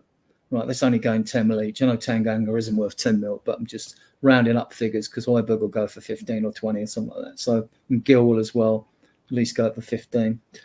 Yeah, I would like, and also I'd like to sell Emerson as well. And that's why I want a right back. I want a quality right back. Now, if he's a versatile one, like we talked about at Cambiasso, who can play on both sides and at wing back, but both wing back positions, all well and good. But we need a quality right back we haven't got covered. On the left-hand side, all right, we've got Udogie and we've got, see, Davis will have to stay because it's a question of how many players we're going to get in. So we'd need him to cover on the left. So I don't think he's as bad as people say. I think he's good enough. He's a solid 6 player, isn't he? He's come through a lot of criticism. Yeah, but if we need, but the point is we're not going to fix all our problems in one hit.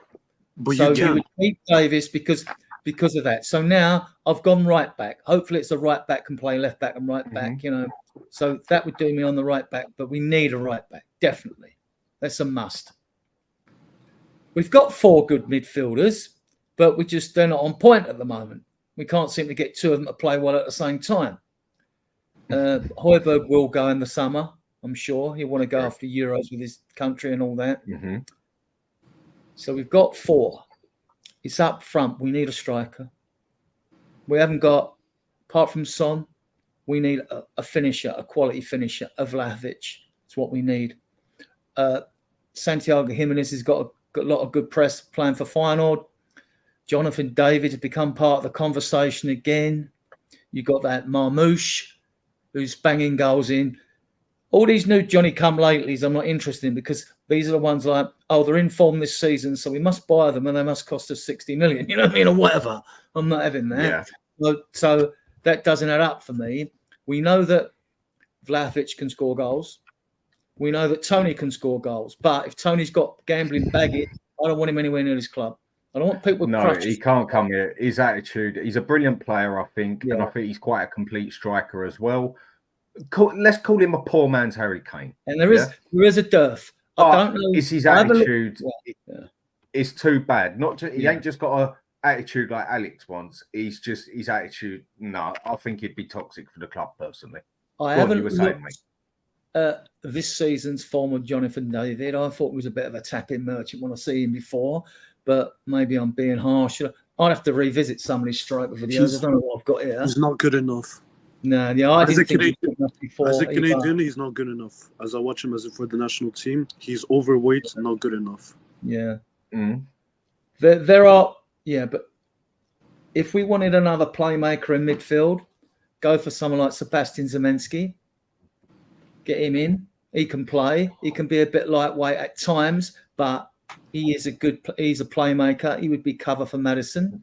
If you didn't bring Decky in as a number 10, you see. So when you're judging the squad of what we need now, we know we need. And says 3 windows. That's 9 players. If we can only bring in 3 in the summer, 8 or 9. 8 or 9, right?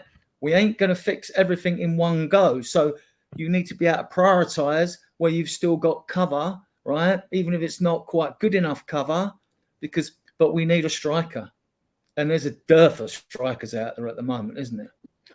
Well, if you go back 10 years, there were strikers all over the place. Every club had 4. And he seems to do this. He seems to do this every 10 years. Call it a system.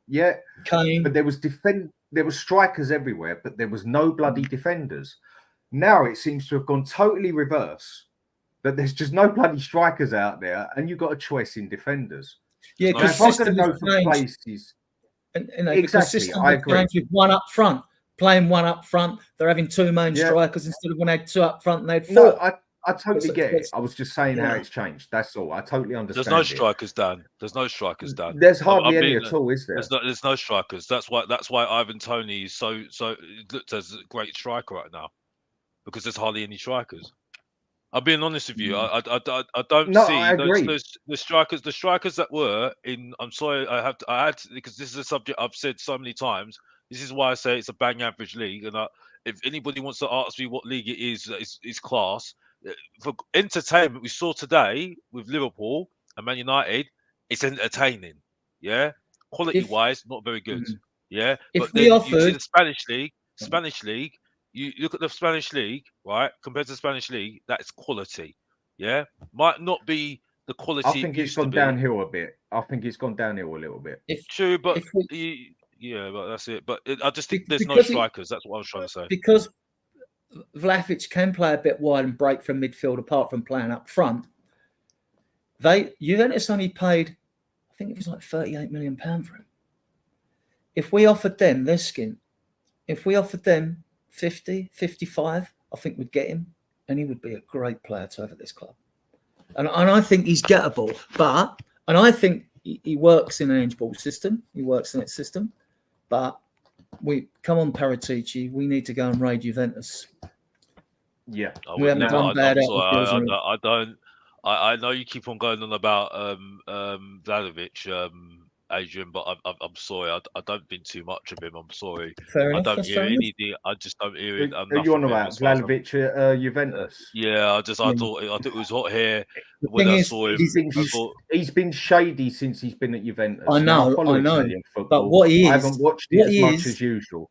Yeah, I don't think he'll cut the Premiership. I'd like to give him a go, but I don't think he'll be able to cut it. He's a good finisher. He's a very good finisher. He's better than Richarlison. He's better than, apart from Son, he'd be our next best striker. Yeah, but come on, you can't sit here and complain to Richarlison. You can't compare it to Richarlison. This is the problem. When you can say, he's better than Richarlison, that's not really a great level to. If I want a good finisher, better than Richarlison, I'll go and buy Mr. Box Office. There you go, job done. That says it all. It's just like you might as well just like. I'm praying the Saudis come in for Richarlison and buy him in the summer. Because we could do that. Let him go. Baked potato, mate. Baked potato. See you later. Right. The ones I want to go for. Now, the thing is, I totally understand. And a few people have definitely swung my mind on this. We need a number 6. What we need is a bloody anchor man there. What I keep repeating the two names of what I want are Roy Keane and Patrick Vieira. Now, I know we don't get that anymore, yeah? But for me, the way he played yesterday and the way he done it, and I personally think we could get him. What's his name? Paulina? Paulina, the one? Is that right? I want him. I want him. Do you know the other one who would work good for us in that position? The one who got sent off for Juventus, McGinn. I think he'd work excellent in that position as well. You haven't got to get the most skillful man if you want him as your anchor man. You want him as your ball winner, clear it up, get rid of the bloody ball. If I'm going to go for another player, there's my man, Eze. I would love to get him, and I think we could get him off Crystal Palace. Do you guys think... And hang on, these are going to be on free. We need a winger. We need a winger through and through, at least one of them. I can go one more season with having Son up there, yeah? I can go one more season with that.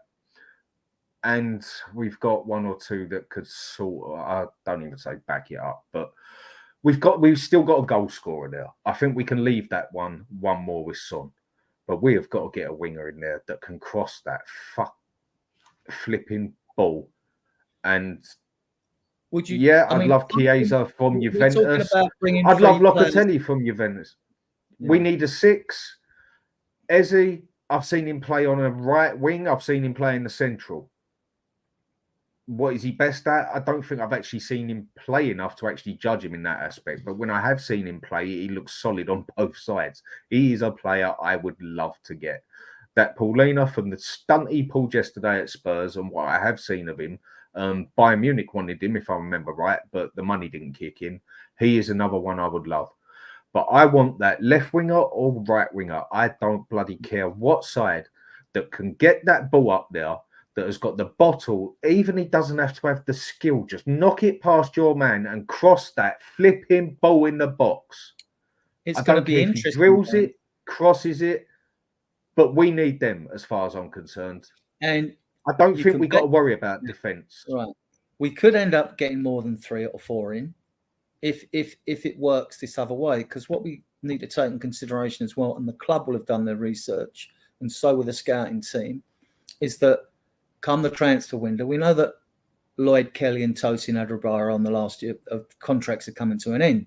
So you could get your free players and you could probably nick one of them. Foreign clubs are interested in those players because they're skint and they're free anyway. But we can offer more money. We can offer more money. So much the other thing is, we also need to make a list of all the players that have got a year left on their contract, because then you can get them in. If they're good enough and they're quality, you could get them in. Right. Therefore, you can make your transfer budget, whatever it is, go further. We know that 50 mil won't taken up. We know that 86 million for Kane. I mean, we know that all the money isn't paid in one hit when you get it, and we don't pay all the money on transfers we pay for. They're paid over the length of the contract or before a contract expires, right? Paid up earlier. But once you've got those deals to come in that clubs are going to give you money, you then go to your bankers, and your bankers will then give you the money to finance other transfers for you, because they know they're going to get paid their money, right? So you've got that. So it could be, I think this summer window, I know people say it every year. Well, I think it's because Ange is here and the recruitment's been good. You look at old back 4, so back 5, back 6 has changed, midfield. It's really, really improved in the players we've got in, the youngsters we've got in. And I don't see why we couldn't get more. If we could get 5, or I mean, it's a 3-month window virtually in the summer, isn't it? Not like the month in January. So if you were talking the problem is with this window, Adrian, is it's so important this window. Yeah, but the problem is with it, we got the flipping Euros in the middle of it. Can I make a point? Go for it, man. Can I make a point? Sorry, I was trying to interrupt you. No, man, it's cool. One thing I'd say with Kate, she makes a good point. She says we can't do everything in 1, 2 windows, 3 windows. Yeah, no, totally. With that, but you can buy 3. The argument I have with that at the moment, you're only as good as your season that you had before. You know what I mean? And my example is Newcastle United. Yeah, look at Eddie Howe at the moment. Yeah, everyone was waxing lyrical about his season last season.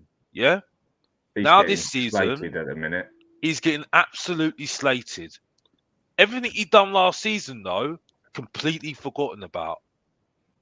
This is and how the amount of fickle- injuries they've had. I think he's actually getting it hard because basically their Exactly. whole team is injured. But let's look at it like this now. He's on thin ice now, and that's harsh. And Yes, that's true. That's true. I don't think that's fair. I don't think that's fair, right? But life ain't But fair. but the problem is, right? There is, you know, unfortunately, it is the teams now are looking at themselves and thinking, well, they've got this expectation and that's it. You know what I mean? Because of the previous season, and that's it. So this is why I say it's all right saying we need time, but unfortunately, in reality, and this is why I say I have to see whether the ball back in, regardless whether he gets the signings or not.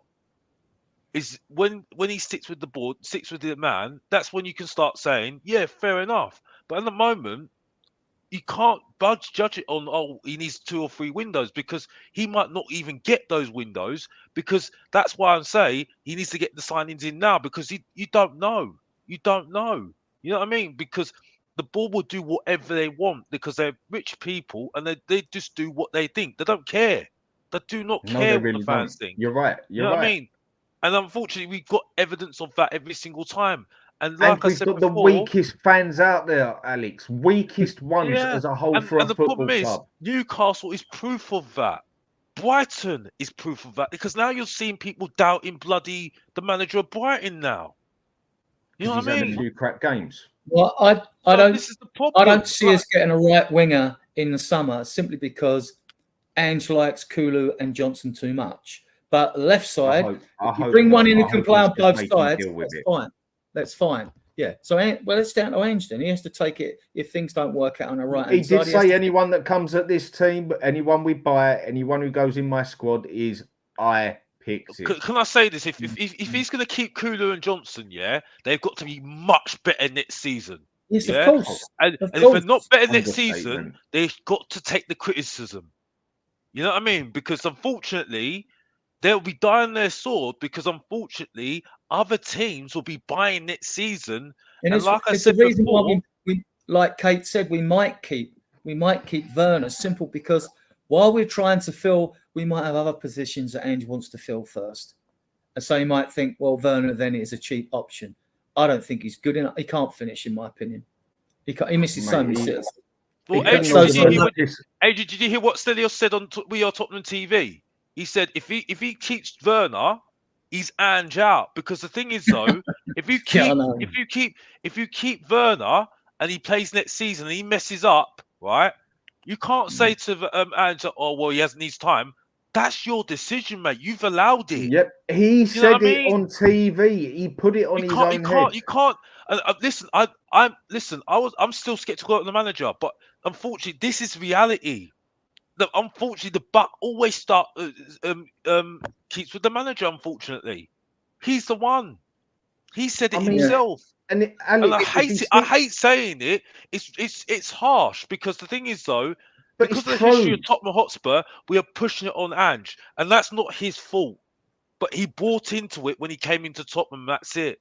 You know what I mean? And also went on TV and made that statement. Now, look, one thing I want to quickly say, Werner, like I said, yeah, I'd rather play Werner than Johnson personally, and that just shows how poor we are. As far as I'm concerned, when he gets into the box, Werner, he couldn't organise a flipping piss up in a brewery, mate. Yeah. He is absolutely. Do you know what? You got more chance of Romero going up there and banging it up than you have bloody Werner. I get Kate's point, yeah. Like, okay, maybe you do like dread the word backup, but our most important places for me, we need that clean-up man. We need that anchor man. We need that man, because we come forward, underlapping, whatever you want to call it, leave 2 defenders sitting there. We need that man who can come back and be the 3rd defender or clear it up, that ball winner before it gets there. That player with a pair of bollocks on him. That player who's got the bottle to take your legs out. The player that don't care if he gets the yellow card. That's what you're talking about. You're looking at Jorginho or Declan Rice, but Jorginho at the moment for Arsenal is like playing the best. But like I said, McGinn, it'd be perfect for it. all right, he ain't got the biggest name on whatever, but I tell you, he gets stuck into any bloody game. Look how important he is at Villa. I mean, I know that was a dickhead thing he done the other day, but he's good for the mix. But that Paulina, after what I saw yesterday, man, I want that man, and we could bloody get him. I want Adrian to finish, but the point I'm making is that I see what Kate is saying, and it's not me trying to rush it. I can wait. I've waited for 24 years. I don't really care anymore. You know what I mean? Yeah. I'll still go to the games because I'm a mug. I still want to get tickets to the Arsenal game, which is hard to get at the moment. I have to hustle for it. You know what I mean? Might have to pay over £100 for it. You know what I mean? Because that's what I want to do. Because I want to see my team against the best. It's your call at the end of the day. But the point I'm making is that, you know, unfortunately, his time is only be made because we are successful, and that's it. You know what I mean? And his success is only going to make up for that's it. And he knows this already. You know what I mean? He might just say, I'm up and leaving, because he just says, well, I don't see enough. You know? And that's the problem I have with it at the moment. It's like, we need to give it time. It's like, well, unfortunately, we know our board. We know time, you know, is money, you know? So I don't like this thing, project. We need to give it time. You know what I mean? We also, it's exactly what Arsenal did. I'm sorry, I'm repeating myself again. At the same time, which could work in our favour, especially with like some of the academy prospects. At the same time, right? If we're covered at centre back now, we know we've got 3 good ones, right? Dragusin does look to me as though he'd be fine. He'll have a good career with us, I think. Trust me, mate, it'd be fine. I think so. Yeah, I think give him 6 months. Give him a bit of time. I know it's a different league, but he's he will give Romero a run for his when they're good on the ball. That's good. That's good. When they're good on the ball, it's always a good sign. And he is good on the ball. Yeah. And he can. There's no point. Dragusin is. We can't judge Dragusin at the moment. We've been crying out for centre back. He's not dragging him. Right, I'm talking about potential of what I've seen him. 3 transfer windows, right? It's 2 seasons, right? It might be 4. So by that time next year, I expect Lucas Bergvall to be the understudy for Maddison and our team. Although he can play in multiple positions, the kid's an immense talent, right? The young kid we bought. And then towards the end of next season, Vuskovic will come and join us. He's loaned out at a Polish club at the moment. If we don't loan him out, start loaning players to that Danish club, right? Who we got Lucas Bergvall of, because they're trying to do a deal with us over borrowing our players on some sort of link up. Yeah. So you've got them. I would love to see Divine on the bench next year. And Phillips and Dorrington, they're not that far away, I don't think. They're not that far away. But Ange has to make a decision. He might think they're not quite ready. We shouldn't just play them because, why aren't we playing youngsters when Liverpool play them or Newcastle play them? Hold on. Their players are obviously ready. And might not be. Or they're not ready to be picked. So we'll see. You know. So we've got some good talent. We've got some good younger prospects that might kick on. I can see Bergvall getting some substitute time. Like if we're in Europe next year and we've got all these extra games. When do you play them? You see, then we'll go with those usual arguments. We're playing youngsters and we're not taking the competition seriously. But you can't win, can you? You can't win. I get what you're saying. This is why I think Europa Cup is better for us. I don't want Champions League. I really don't. But Brian made a brilliant point the other day with me and Dave. You see, there's a big problem with this transfer window coming up. Big, massive problem. It's called the Euros. Yep. We are going to have to make transfers before transfer day, basically. Yeah. Because the players just want to go out there. And that's all I'm doing here right now is repeating what Brian said, because he smashed it. It is totally true what he said. I hadn't even thought of it like that. Because the players are already going to have their eyes in one direction. They're all going to want to play for their country, yeah? Yeah. And then you've got the Euros, where they might have their main man do a bit of talking for them or whatever, but they don't want the bloody phone calls. They don't want nothing. They want to do their thing for their country. And then after that, if they've had a good bloody Euros, you can add another 20, 30 million on the price. This is where this summer transfer is going to be a bloody nightmare for everybody, not just Spurs. It is always hard when you've got a World Cup or a Euros sitting right in the middle of the transfer window. Now, I get this transfer window, we can go and get 3 good players. I ain't going to go into the money thing. We've got bloody money. Will we spend it? We'll wait and see. There's all you can say on it, yeah? But we can go and get 3 good, very good players if we've got 150 million to spend. I think with 150 million, we could get Paulina. The one who's going to be priced out, possibly priced out of range, is Eze. But if we really want him, we can do him. And then it's what winger we go for. Dan, can I be honest with you? Dan, can I just be honest with you? Sorry to interrupt you, Adrian. I've got to be honest, and this might surprise you. I'm not worried about the transfer window. I'm not worried about the transfer window. No? I'm more worried about after it. I'm more worried about after it. What's going to happen next? Because I think for me, I think everyone, whether we have a good transfer window, people will get too excited and think that we're going to do well. And the worry for me is that I think the board might think that, and if Ange doesn't have a good couple of games or something like that, I think the fans will turn, and that's where my theory is at the moment. You know what I mean? So it's kind of just what happens after. You know what I mean? You know, can they see that this is still a process after it? You know, even though they put the money in. You know, and I think that's where I think the planning and everything else is very much important. I've got no doubt that I think we'll get transferred in that are actually going to be good for Tottenham. You know what I mean? Or we might get players in that we don't want, like Werner, and that's it. Let's hope our recruitment team acts swiftly early in the window, and let's hope we can have a fiasco like last season when the players are given their holidays. This should be sorted out, right? Because what's been done in the past is an absolute shambles, right? Basically, we've gone on tour after all these other clubs have gone on tour. We come back to the training ground with 2 weeks before a season starts to get the squad ready to start a season. We should be back at that training ground a month before the season starts. That's why I say that. That's why I say it's going to be good. That's why I say I'm confident, because I think they know that they would have their target. They've already got their targets in already. They already know what they want. They already know what they want. They'll be talking to the agents at the moment. Because I think because the reason why I say it is that they seem to be the same agency that they go for. The players that they've got the same agency. That's right. I've heard that. I've heard that. So this is why I think at the moment, right, that I'm not really that worried about that at the moment. Yeah. But the only problem I have at the moment is that I think the expectations will be up there, right? Can the players that are playing well at the moment go up there? And whether the players that we're bringing in going to compete to help those players get better. You know what I mean? And if it doesn't work, what are the board going to do when the noises happen? Because we have got a fan base, because of the culture that we have, that are going to be like saying, well, we expected this, we expected that, we expected this.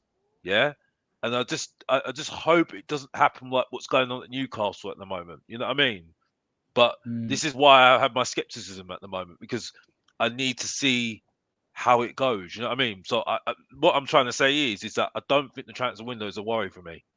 You know what I mean? I never am worried about the transfer window. Yeah.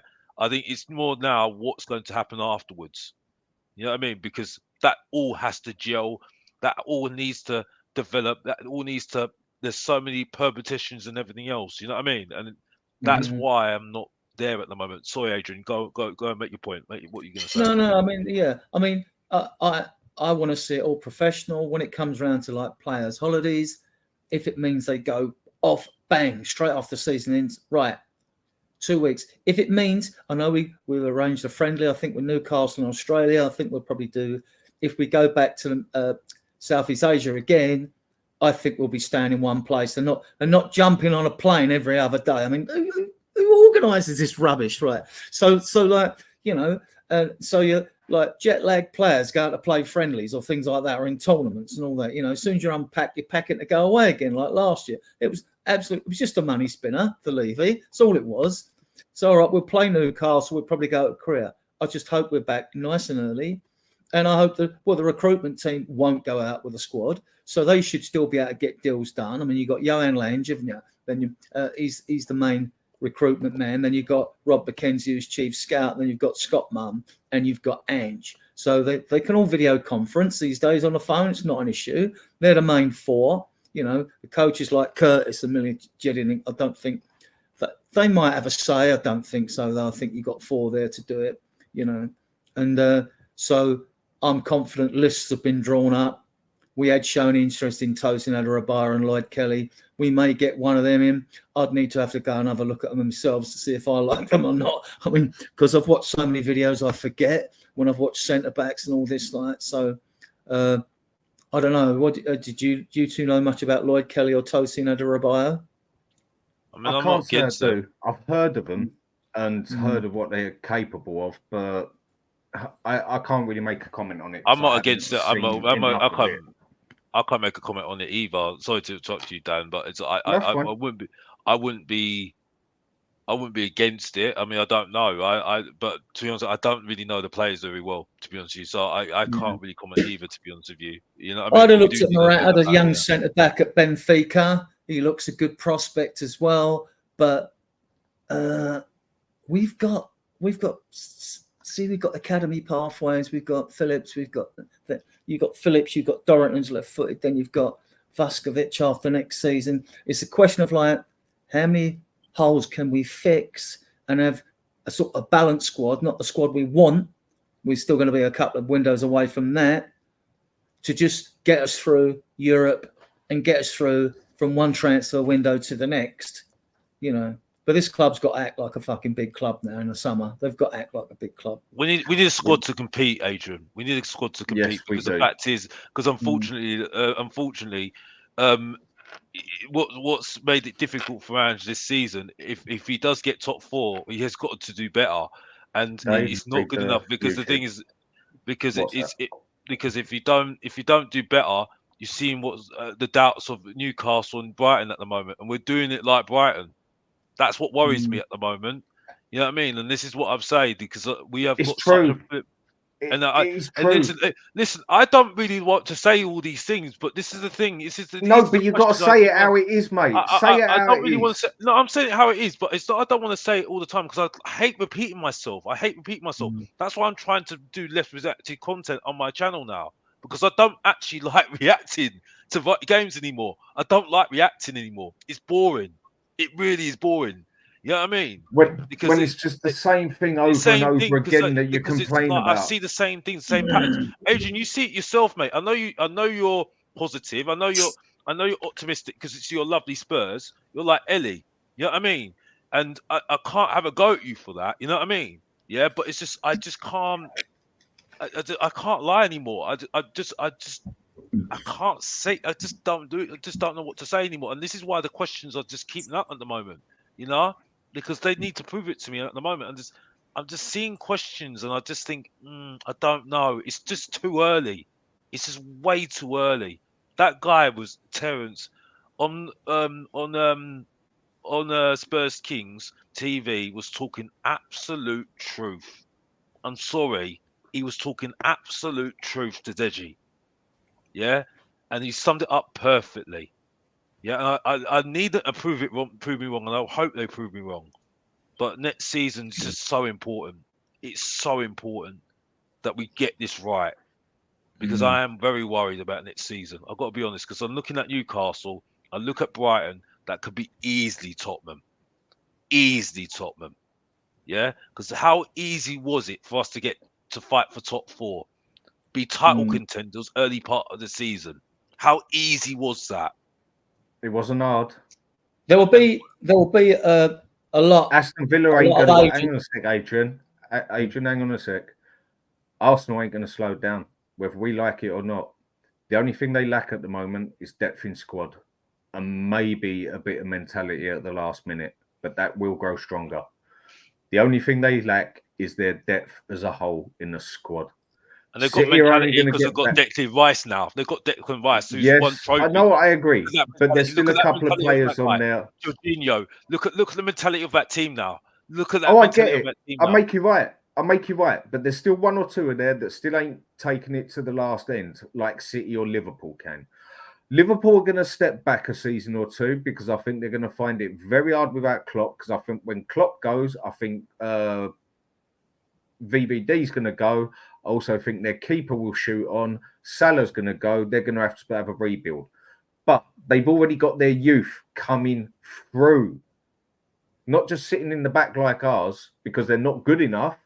They've already got youth coming through and they went and done Chelsea with their bloody youth team, basically. Chelsea, whether we like it or not, they're only going to get better. They can't get worse. But they're also planning, though, Dan. They're also planning, though. That's what I'm saying by getting better. That's what I'm saying. They've got Edwards. Villa ain't going to hold back. Villa ain't going to hold back though. either.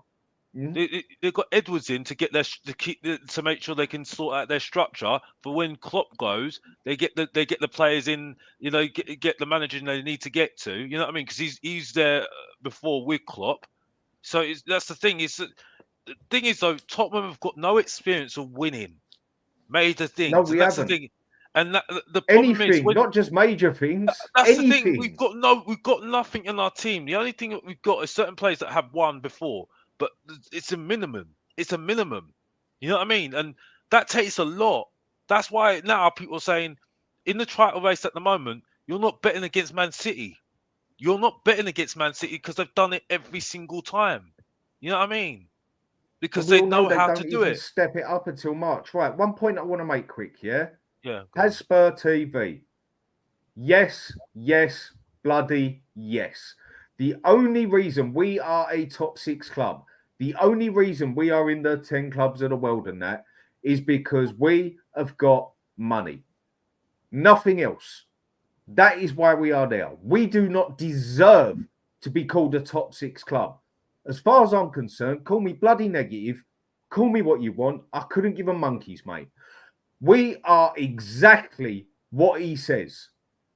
Word for word. We are not a top 6 club. But if we want to start being this top 6 club, we got to bloody act like it. I know we say it every time, but we have. And yes, summer was a good transfer window. You see, I don't hang on a sec. I don't think some people notice how lucky summer was. I knew Udogie was going to be good. I watched him. I was one of the few who told everyone about Vicario, but that is only because I follow Serie A. Most people only follow Premiership. Apart from that, Van der Ven weren't even our first choice. God, have we landed on our feet with this, man. Maddison, fine. Not looking great at the moment, but we know he will get his shit together again.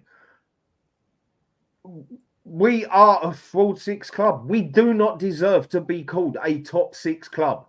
And until we pull our finger out our ass and start buying the right players, they haven't got to be 80, 90 million. You got to buy the right players. And until we start doing this, we ain't going nowhere. Adrian, sorry, mate. Go on. No, it's fine. That's fine. No, what you say makes perfect sense. Yeah, I liked Ange when he turned around and said, like, on his interview recently, they were talking about, Spurs top 4 and all that, like. And then he said, top 4 isn't a trophy. And he's right. And the thing that has been wrong with this club is the fact that Ange wants top 4. He wants more. He wants more. No, I think he wants you over this. No, because the way it works with him, my understanding, you can correct me if you think I'm different or whatever afterwards, is the fact that if you or you're the players like your Dyer, your Winks and all, you're at this club, and you just think, Levy's just happy with the top 4. Where's your ambition? How does that affect your mentality? Your mentality is, we've got it easy here, right? We don't have to like knock our nuts out every week, give it all a crawl off the pitch at every 90 minutes because the club think top 4 will do. You know, they're happy with top 4. We're in Europe. We've got to kill this top 4 shit out. Even everyone mentions it. It's a bit like backup. I used to be a bad man for it 5 years ago, Adrian. I used to think top 4 was better than the FA Cup. Well, sorry, man. Go on. No. Billy Nick said it before, you know, you have to aim high. You have to aim high as you can. You know, you don't aim to just hit a specific target. You have to aim high all the time and always want to constantly raise the bar. And this club hasn't done that. Better. This club has treaded water, and then with it, what's happened is you've got a toxic mental attitude amongst players, a losing attitude, a poor mentality attitude. Right? The we like, that's it. That's all that's expected here. This is the norm. This is top. This is the norm. We can finish top 4. That's okay. It's not okay. It's not okay at all. We want to 10th richest clubs in the world, and all we think about is like top 4. Don't worry, getting into Europe's good, right? That's good. I mean, it has its attractions. It gives you a bit more money if you're in the top competition and you attract the best players, right? So that's another thing that Champions League does. But at the moment, we're nowhere near a Champions League contender. We'd get the 8 games and then we'd be gone, right? But, but Europa League, yeah, we got a chance on that. Only domestic cups, we got a chance on that. But we are not, we're a long way off a league, a challenge for a league, because we've got to find them goals, guys. We've got to find them 80-odd goals. And we haven't got 80-odd goals in our team. I'm going to do this for another 20 minutes because we seem like we're having a good chat here. Spurs talk show. Come off it. What do you mean come off it? Come off what? Tell you what, mate. Come on. There's a link. There's a link. Come on. Tell me what you mean by come off it. I'm just interested in what you mean by come off it. I think what he says is, I think... Sean, come on. I think for me at the moment, I think I don't like the narrative about Levy. I think at the moment I don't like talking about Levy, to be honest with you. I don't even like doing it because I'm bored of it. Don't even start. Don't even start. I can't do it, Dan. I get fed up of it. Like yesterday when I love Tottenham away, but when we talk about Levy, I just can't do it. It goes on. You can't help it when he gets mentioned. So make it short. Yeah. So that's it. So yeah, but no, I'm not saying anything. It's just, I think it's right that we shouldn't look at Levy when it goes wrong. No, I think it's on the players. You know what I mean? Like Levy shouldn't be mentioning this. You know what I mean? Yesterday was not down to Daniel Levy. Exactly. I don't care what anyone tells me. The geezer's a prick through and through. But yesterday was down to the manager and the players. Yeah, I agree with. And the managers and the players don't turn up. He said it quite clearly. He said, come off it to the notion that Levy is responsible for the performances like yesterday. No, he's not. He's not. It's the players. I ain't saying that. Yeah, I'm not saying it. No, I think. Come on, Sean, say your bit. Yeah, it's not. He's absolutely spot on what he says. He's actually spot on what he says. Absolutely spot on, because I don't think that's right at all. It always gets brought up. We always praise him. Certain things. But then we always bring him up when we do bad performances. I don't know why it has to be brought up all the time. It's annoying. But this is what's going to happen every single time. It's going to happen. It's going to happen every single time because, unfortunately, this is what we are. This is the culture, innit? You know what I mean? So he's spot on there. It's just but he's to blame with the players that are on the pitch though. Some of the players, but then he has got into players as well. But again, I don't want to get into it. I hate it. I can't stand it. I know, but sometimes it's hard not to. But with things like yesterday, do you know what? And I'll try and keep this short and sweet with it, but I know it's bloody hard to. Yeah, Levy is the top, and then it all falls down. Yeah. He is the main reason why this club is time 9:30, where the club is fucked. Simple as that. But when we go and do things like yesterday, I'm sorry, Daniel Levy's got nothing to do with that. Yeah, he might be the biggest prick on the planet. He might be a top fella that, do you know what? I'll even ring the man and say, do you know what? Do you fancy a beer, mate? I'll see you next Tuesday. But that was nothing to do with Levy. Yeah. But we do take it out on that one too easy because it's a scapegoat in some aspects. Absolutely spot on. That was nothing to do with him. Nothing to do with him. The manager screwed it yesterday because he got it wrong totally, and the players just played shit.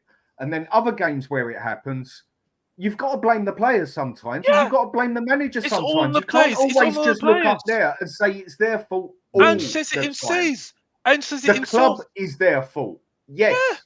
But when players don't turn up on the fucking pitch, I'm sorry, the only ones to blame for that is the bloody player. It's the same thing. It's the same argument we had before. I'm with you. It's the same argument. It's the same argument when we had the cup finals. It's all of the arguments in the Champions League final. It's all those things. It's the players. It's the players. I'm sorry. They're not good enough.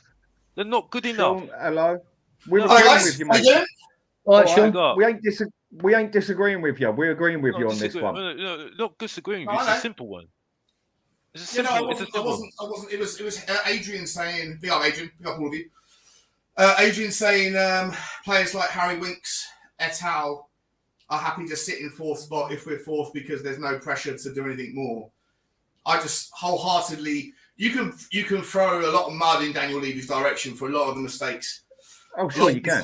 He's over the last 23 years, but to accuse him or to have this notion because you dislike him as an owner that everything that could be better from an individual's effort perspective is somehow because the bar has been set by someone who signs checks. I just think it's predisposition to have an agenda and a bias, and I just don't think it holds up. It holds water. I think these players are, let's be honest, they might not necessarily be in the top 0.01% of Premier League football players, but Harry Winks has to have been a winner in life to have got to the top table of football on some degree. I'm sure he has ambitions. So I'm out of breath as run upstairs. I'm sure that he and like everybody else has ambitions to win, and maybe they're not good enough. Maybe their mentality in picking the right moments, handling pressure. There's lots of everyone's fallible, right? Everyone's got their weaknesses. But to sit here and suggest that these players aren't trying, and if they're not trying, it's because Daniel Levy has allowed this kind of top four is enough narrative to penetrate through to the minds of players. We've had, I don't know, probably I'll hazard a guess here, but something like 500 players have played in the first team. Maybe 300 players have played in the first team under Daniel Levy's reign. To sit there and suggest that every one of them is what the byproduct of what the comment is suggesting is that every one of them may have their own ambitions, but they're being artificially suppressed because of the owner. I just think it's a madness, Adrian. No, I get the point of what you said. Yeah? My point is that we created a negative culture at the training ground and the club. There has been, it's true. You can't say the mentality's been right or the culture's been right at the training ground. It hasn't. It hasn't been right. It's when things have gone wrong, players are all right. There's not been enough, to me, I don't think there's been enough fight or enough pride. I mean, I'm not saying they're not ambitious, but I just think when things do go wrong, they just they're too easily accepting it. They accept it too easily. They accept mediocre. How is that Daniel Levy's fault? It's not Daniel Levy's fault. That's what you said, though. No, it's not. That is not Daniel Levy's fault. Well, he is top honcho at the club. He is the one that employs the people to make sure the culture's right at the club. Okay. And the culture hasn't been right. Going back to the buck stops at the top thing, then again, that's a very cyclical argument because again, you could throw, if that is the case, then everything that's been right about Tottenham Hotspur, anything that's positive about Tottenham Hotspur also lands at his feet. Getting to the chat, if Daniel Levy is responsible for every kick of the ball, every decision that's ever made because he's the CEO, then getting to the Champions League final also rests firmly at his feet. Getting to 5 finals under his jurisdiction, not everything, but he's been responsible for a lot of poor, cheap recruitment. Inji and Kudu, Jensen, the list goes on, right? Who brought these players in? Where was our footballing guru, like our Paratici back then to bring these players in, right? He's recruited the wrong managers that didn't even fit the DNA of the club, right? They didn't fit. Our managers, our DNA were like Nicholson, Birkinshaw, Joel, Redknapp, Pochettino, hopefully Ange, more. The others, I mean, they may well be proven good managers, Mourinho and Conte, but they're not Spurs DNA. They're not Spurs DNA, No, because they've got winning mentality. But what I don't understand. No, that's not the mentality thing there, Dan. The thing I would come back on that end is saying we have always, since I supported this club, were famous for an attractive attacking style of football, which was known as the Spurs way back in the 1900s, right? And we were pioneers of total football, which is a long story I'm not going to go into, right? But that culture changed with the Premier League in 1992 onwards. It changed. We won our last trophy the year before under Venables, and it just changed, And what the overarching factor is. I think a lot of people, when they give this analysis of what's wrong with Tottenham Hotspur, I think that not that I want to come onto your show, Dan, and go into a Levy debate because I get you, but mate, say it how you see it. Anyone who comes on in here, speak your fucking mind. Yeah, I know. I'm just not signing up for a full-on. Let's go through the history of Daniel Levy conversations. No, I don't want to do that either. 15 times this week, and it's tiresome. But but what I would say is, I think that just for what it's worth, whilst I completely empathise and sympathise with people who have made their mind up on Daniel Levy and they don't think he's the solution or the answer or what shouldn't even have been the question. What I would say, that I genuinely do always feel like there's an absence of zooming out and stepping away from Tottenham Hotspur when analysing the output of a chairman or of anything, of anyone in football. I think you have to also bake in the other variables which are affecting your chances of success, which in no small part, in that since you mentioned, Adrian, the Premier League, when everything changed with Tottenham's ethos, Tottenham's philosophy, what's the biggest underlying common denominator that drove everything changing in the Premier League, and even more so amplified in the last 15 years, 20 years since Abramovich and Abu Dhabi? I was going to say, I'd say Chelsea, when Abramovich came in, that just changed our whole system. And why? What's the overarching thing? Money, right? And the Premier League, same as anything in the world. Premier League before Abramovich came in, they came in and it was money.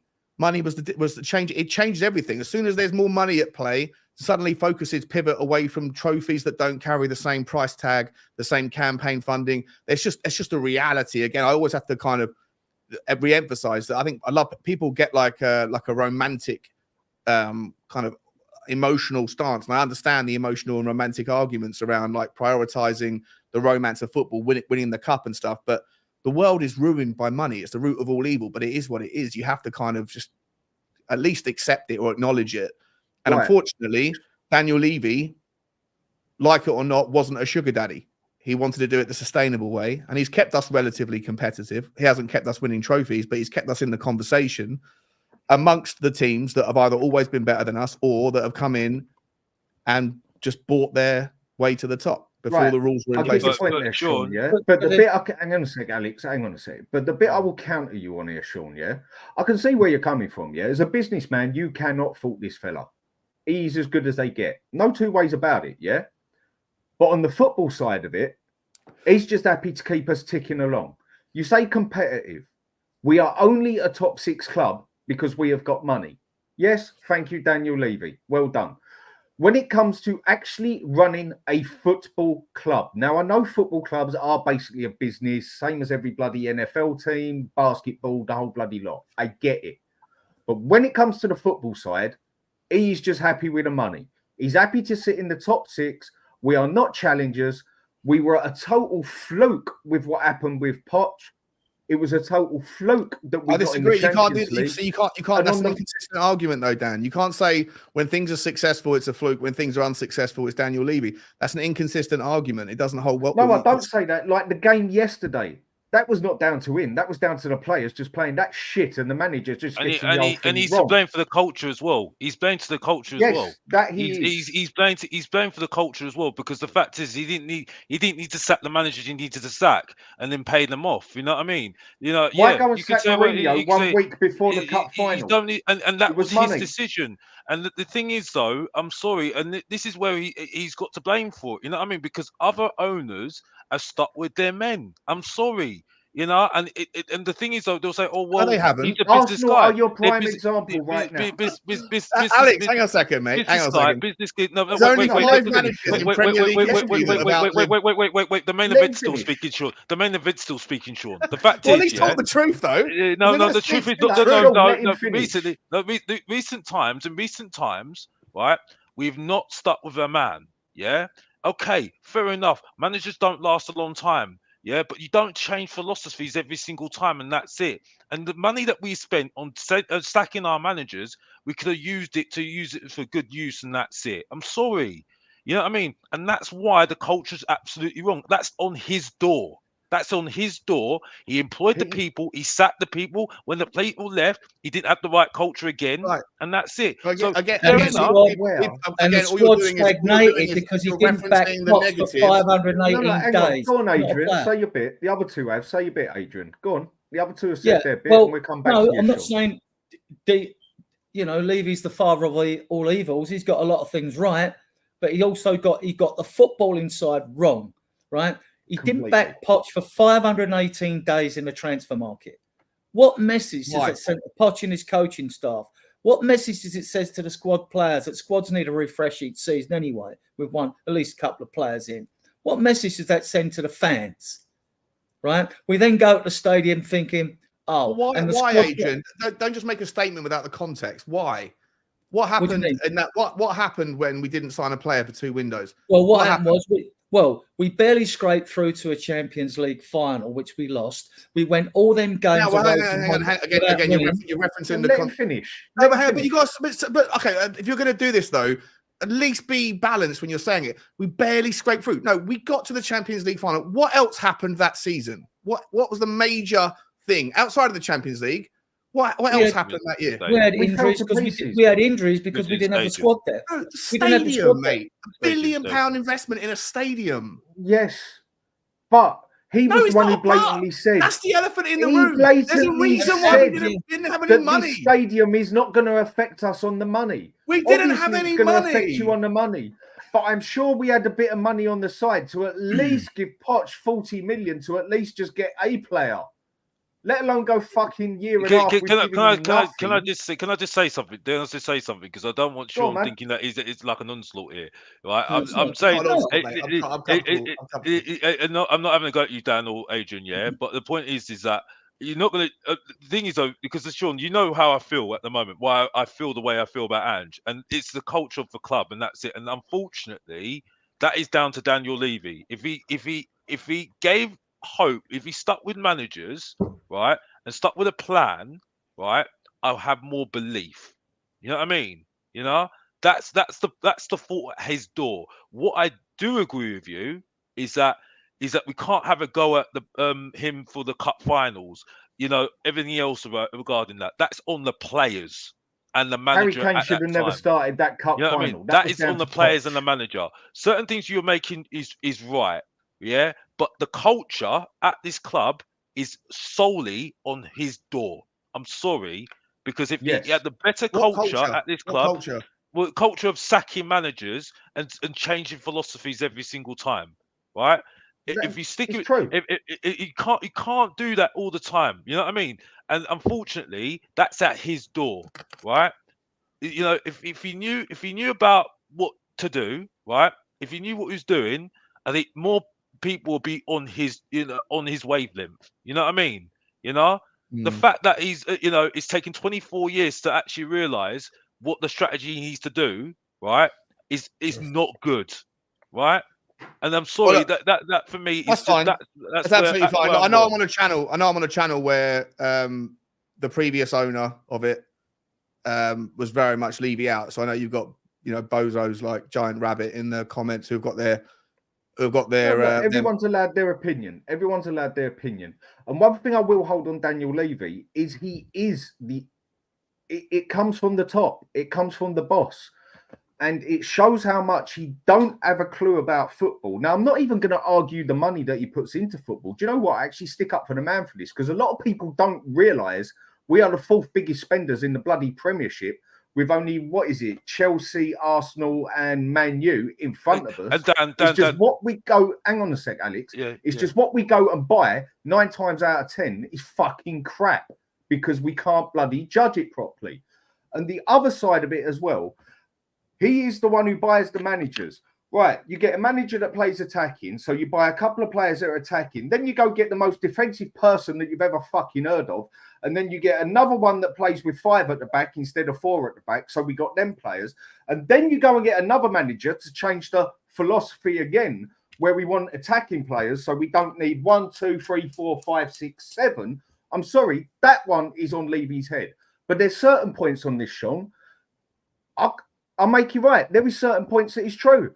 When it comes to a match day and you've got players on that pitch, fine. He might be the one that writes the checkbook.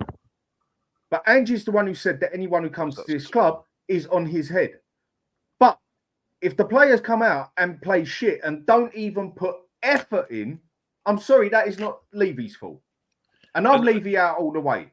Go on, Alex. And the only reason why I have to, I just wanted to big up to you, Dan. I love that unleashing, but you've done better than Mr. Box Office could do. You know what I mean? You should. You obviously been learning.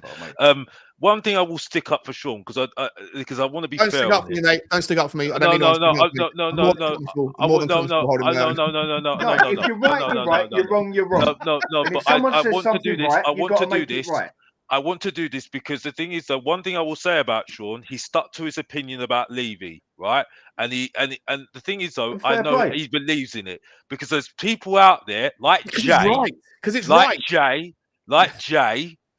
that act like that will talk the rubbish that he talks about, and he don't believe in it, right? If and not Daniel Levy, then who? Explain to me who it is that you would want to have in ownership of Tottenham Hotspur. Just answer me that. Because let me preface it quickly before someone interrupts. Because when you got, I know it's supposed to be like a round robin, but when it's three people, one after another, compounding on the previous person's, and there's no ability to come back on each of the point, things get lost in the wilderness, right? Yeah. But I don't know if any of you guys have been managers of organizations where you've had to sack someone. But if you have, you've had to sack someone. It's pretty horrible experience, but you have to kind of have 3 or 4 different criteria covered in order to make sure you're making the right decision. One is a really, really cast iron understanding of what their roles and responsibilities are so that you can judge whether or not they're meeting it. 2 is an understanding of whether or not they're hitting targets. But before you can judge whether if they're not hitting your target, whether it's your target that's wrong or whether it's their performance, you have to also be able to compare and contrast them to the people in their peer group. So, for example, if you've got a salesman and you don't like him, you don't want him in your business anymore, and his target is to sell £10,000 of something, and he's only hitting £5,000, then you might say, well, he's not hitting target. But if everybody else in that team is only selling £2,500, then you're selling the best. You're sacking the best guy, and it's not the target that's wrong; it's the expectations that are wrong. And the fourth thing that you need to do, or the third thing you need to do, is to make sure to understand it. If that role is still necessary, and in football, a CEO is still very important, then have some idea of who it is that you want to replace them. Because if the role is still necessary, then you might be sacking someone. And if you have no idea who else you want to come in, then you're going to be left up shit's creek without a paddle. So I want to ask, and I always ask this question, and I always get the same answer every single time, which is, it's not my job to understand or to identify the next owner. I just know this guy's not the guy. If you don't want Daniel Levy, if you think Daniel Levy is so bad for Tottenham Hotspur, not necessarily a person. I don't need a person. Just I'll answer this one. What type of profile of owner do you want? My critique on Levy, go on, Adrian. right? It's not because he hasn't done good things. My critique is, right, he didn't employ football people to manage the football inside of the club. He's good on the business side. There's no argument about that. But it took him a long while, and eventually it took him 20 years before he got Paratici in, who come in, ripped the academy up. Dean Rastrick went, they broke the pay structure. The academy's looking good now, things like that. There's been lots of improvement. The recruitment's improved, new back 4, 5 midfielders, everything. You look around that team, lots of recruitment. But whose fault was it that we stagnated? We got into the situation. We still need 6 to 9 players now. I mean, so whose fault is that we stagnated? Where does the buck relative to what? Right. Relative to what? Sean, everything was moving in the right direction. I want to answer your. Hang on, just quickly. First, hang on, Dan. Just 1 second, mate. Otherwise, there's no point in me being on the show. Just quickly, one thing, right? You still haven't answered the question around who you want, if not Daniel Levy. But the second thing is the progress. The progress under Daniel Levy. Yeah, I get it. There's not enough trophies as there were relative to previous ownerships. But as I come back to the same point, the world outside of Tottenham has also changed. It's like you're flying down a motorway. If you're a policeman, you're trying to catch someone who's speeding and he's going 100 miles an hour. In order to catch them, you've got to go 130 miles an hour. Man City and Chelsea were the equivalent of breaking the speed limit. So we as a football club need to break the law even further to catch them up. Yet we have an owner who's not prepared to do it, nor, in my opinion, should we. Should we have an owner that is willing to jeopardize the sustainability of the football club? So you have to get better in every argument. Now, I agree that since the new stadium, the last 4 or 5 years, things have definitely stagnated, 100%. But the new stadium is a massive, massive factor in that. And if you look at Arsenal, our noisy neighbours down the road, it took them 8 years to lift the trophy after they moved into the Emirates. We're only 4 years away, right? 4 years out, 4 years into the new stadium. So the stadium, whilst people might see it as a distraction, and the people who are preferred White Hart Lane anyway. If we stayed in White Hart Lane, we would never be financially competitive in this new world. So the stadium transition was necessary. That's why Chelsea are consequences as well. With that transition, which are you end up having to have strict cost controls.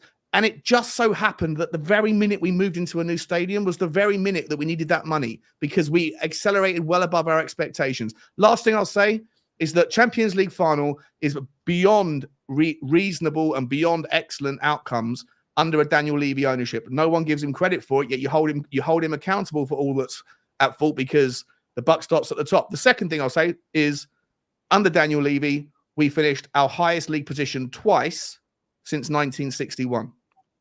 In second, when we finished second and third. Right. None of those things are remembered. None of those things are factored in. No. I get it. I don't always rip the man 100%, yeah, because I can see it from a business perspective as well, yeah. Business, you cannot fault this man. He is the dog's bollocks, and it is what it is, yeah. But when it comes to the football side of it, even if he didn't intend to, let's just make it nice, devil's advocate. He still gets it fucking wrong every time. What I want as an owner, now I understand another thing in life, yeah? Life as a whole, not just football. The grass ain't always greener on the other side. We all know that, yeah? But as all I want is an owner, he don't even have to be a bloody sugar daddy. I know you need to spend money to get up there, yeah? But you also have to buy the right players. Because all I want off my owner is a winning mentality. Someone who wants to win. Not someone who goes and sacks their fucking manager the game before the fucking cup final. That's the major bee in your bonnet, is that this the Mourinho thing? And if so, that's fine. If so, because I didn't agree with it either. I didn't agree with that either. I'm angry with the... Yeah. As a whole, hang on, Alex, yeah? As a whole, that man has not got a winning mentality for Spurs. Yes, we are in the top 6 clubs in the Premiership. Yes, what was it? 4 years ago, we had the third biggest fucking income in sport. Yes, we have been right up there with the money. But are we a top 6 club or top 10 European club? Are we fuck? We don't go for the kill. When we've got the chance, we don't go for it because the top man up there won't do it. He's not bothered about going for the win. Top 4. Like what? In what scenario are you talking about? Are you talking about spending £100 million on a player? Is that what you want to see? I'm talking about even if he does not care about going for the win. Dan, I'm trying to have a debate with you. But you're saying massive superlative statements like unambitious. He doesn't care. I'm asking you for specifics. Give me some specifics of what that means. Right. When you go and get to the Champions League final, yeah. Now I get it. That what happened then. For me, that was a bit of a fluke, yeah? It was the worst timing in the possible world. I said it 1,000 times. Getting to the Champions League final that year was the worst thing that could have happened to Tottenham Hotspur. And it was wallpaper over cracks, blatantly, yeah? And the fact that Poch brought on fucking Kane instead of anyone else, I just don't understand why he did it at the start, yeah? But we have had times where we can take it to the next level. I ain't saying we will ever catch City, ever catch what Chelsea were. When you got sugar daddies like that, it just ain't happening. And you've got 95%. Let me finish. 95% of all trophies, have a winning mentality. At least look like you want to go for it. But how many trophies are there that we can win, Dan? And how many of them have been won by Chelsea and City? Look, Arsenal are a sugar daddy. Arsenal have sugar daddy owners. Arsenal don't spend much more money than us, but they stuck by their fucking manager. £800 million under Arteta. The whole fan base went against it and wanted. Nearly all of them wanted Arteta out, and even went off on it. They went, do you know what? Bollocks. We're sticking with our man. Doesn't even do that. And paid £800 million in transfer fees. He sacks them. But sure, the point. But sure, that's what. By the manager. What's he won so far, by the way? Mentality. Yeah, but Sean, the point I'm making is he's making. That's what the point I've been making for so long. Sean. You do make some good points. You make some good points here, Sean. But the point I'm making is right. The reason why I am skeptical at the moment is that we don't stick with our man. You know what I mean? Like, okay, if it's going wrong, but have a plan. Have a plan. Well, Alex, I 100% agree with you. I agree with that. I agree with all of you in parts, right? I've never have been someone who sits there and says Daniel Levy's an angel. I just think that the one-sided arguments that are thrown when I hear the Levy out stuff being spoken on streams, you're only ever talking about the reasons, the examples of where Daniel Levy's fucked up, but you're not giving the same credit to the things that have gone right. And even in the things that he's not directly in charge of, like putting out the team on the Champions League final or whatever in individual moments, then people say, well, the buck stops at the top. And I'm like, well, if the buck stops at the top for all that's bad, it does for all that's good as well. And there's no consistency. But Alex, to your point, I 100% agree with you. And I've called Daniel Levy out for this a number of times, loads of times. Every time we talk about it, I'm happy to say where he fucked up. And he fucked up massively on this recent trajectory of moving from pillar to post with strategic managers that are here to satisfy. Obviously, Nuno was a complete mistake, but the Conte thing, the Mourinho thing, it was a pivot to here now, win now managers when you didn't have the readies to pack or the intention to back them with what they needed. And they're playing horrible fossil football, which is never going to satisfy the fans in the long term. And then you have this, you go to a back three, to a back four, to a team that plays wing forwards. And you have this constant situation where you're left with players that are square pegs in round holes. Yes. And I completely agree with you on that. Daniel Levy fucked up massively. His worst performance in his 23 years has been in the last 4 years. 100%. I can't forgive him because I can't forgive him for sacking Pochettino and bringing in Mourinho. 100%. And I knew it was going to be wrong. That was wrong. Then sacking Mourinho on the day before the cup final. Exactly. That's the thing. I can't forgive him. That's where that's where I stopped defending Tottenham. I just stopped defending Tottenham. Now we've got the new stadium, even though we've got the type of owner I would like to see, which Levy might do, because any deal comes up, he has to put it to the 30,000 shareholders as well, because that's a stock market rule, right?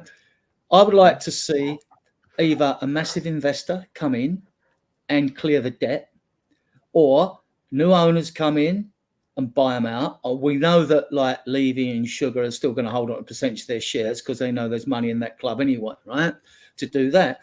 Now, most new owners, if it was like a mega billionaire outfit, if it was an Elon Musk or if it was Alphabet who owned Google or someone like that, trillionaire companies, Amazon. Whatever, basically, Amazon, whatever, one of them, that would be fine. That would be fine because that would why would that be? Why would that be so idyllic? What's so brilliant about? No, it would be fine. I'm not saying it's idyllic. It would be fine because at least with these companies, they've probably got less politically incorrect baggage than other owners that are out there, right? Then we know what we're talking about here, right? No, but let's speak about it. Even a sugar daddy, even if you were to get the Sultan of Brunei, right? Let's say he's one of the last big personal wealth funds out there, sovereign wealth funds that haven't got into football. There's probably only another 6 or 7 families that could do it. But let's say him or one of the guys from the United Arab Emirates. In fact, one of them was at Tottenham a couple of weeks ago, right? He's got a few billion, he's got 100 billion quid or whatever. Let's say he wants to do it. Put all the politics to one side. What's the value of having him come into the club? What the value? As what long money? As he wants to win things. Money, isn't it? But you've also got. I think Spurs are a little bit different. Maybe Levy's a bit snobbish or whatever. But I think they take into consideration political sensitivity. You look at all the sponsors around the club. No, but you can't forget politics.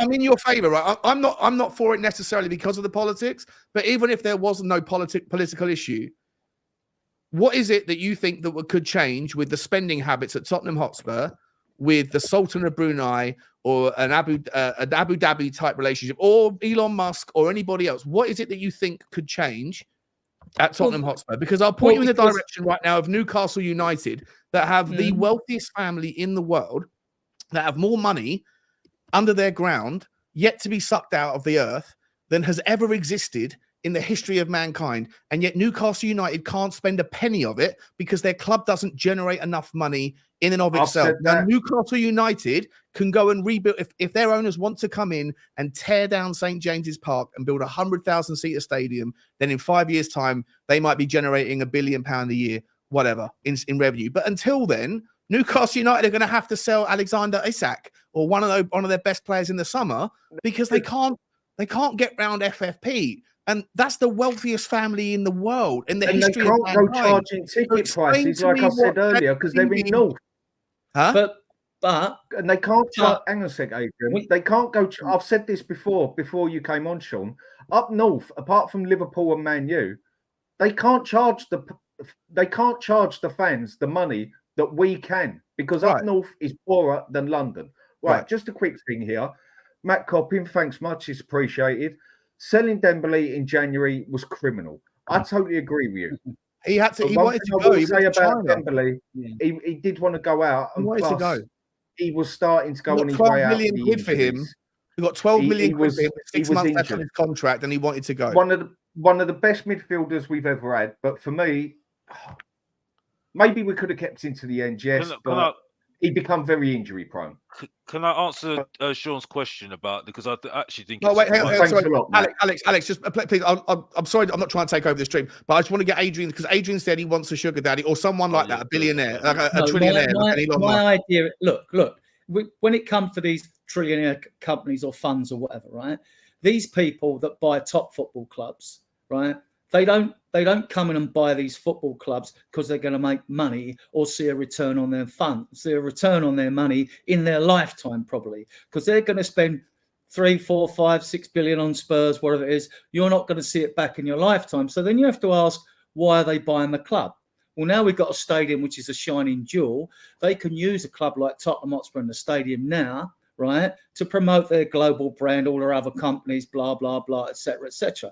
And it's all... It all enhances their portfolio. It enhances their portfolio. They get more partners come in, because if we got one of them big owners come in, their partners would want to come in with us, and therefore there's more money. Now we have been in a position to spend money. It wasn't so long ago we could have spent about 440. Last report I read, I think we can spend 276 million. Adrian, we are ahead of everyone on FFP and that. Assumptions there.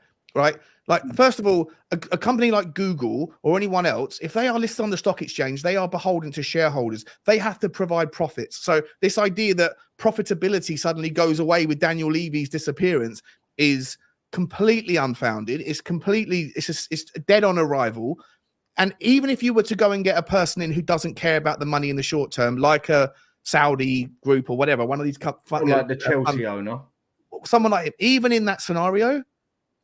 Again, I'll point to Newcastle United. Until the club, Newcastle United have got so much in the future that they can do by improving the things that are not affected. They can invest all the money they want in things that are not affected by FFP, like the women's team, like infrastructure spending on the stadium, the training ground. We ain't Newcastle United. Right? But Tottenham Hotspur have already got a new stadium. So the juice is already squeezed on that one. So there's no value in having someone come in with £1 billion or £10 billion who wants to put it in infrastructure, because our infrastructure is already done. In terms of infrastructure, yes. Club-wise, no. Outside of that, there's new rules also coming in, and you see it with Manchester City. The reason why Manchester City will likely get off a lot of those 115 charges is because they were accused of having inflated sponsorship deals that were above market value.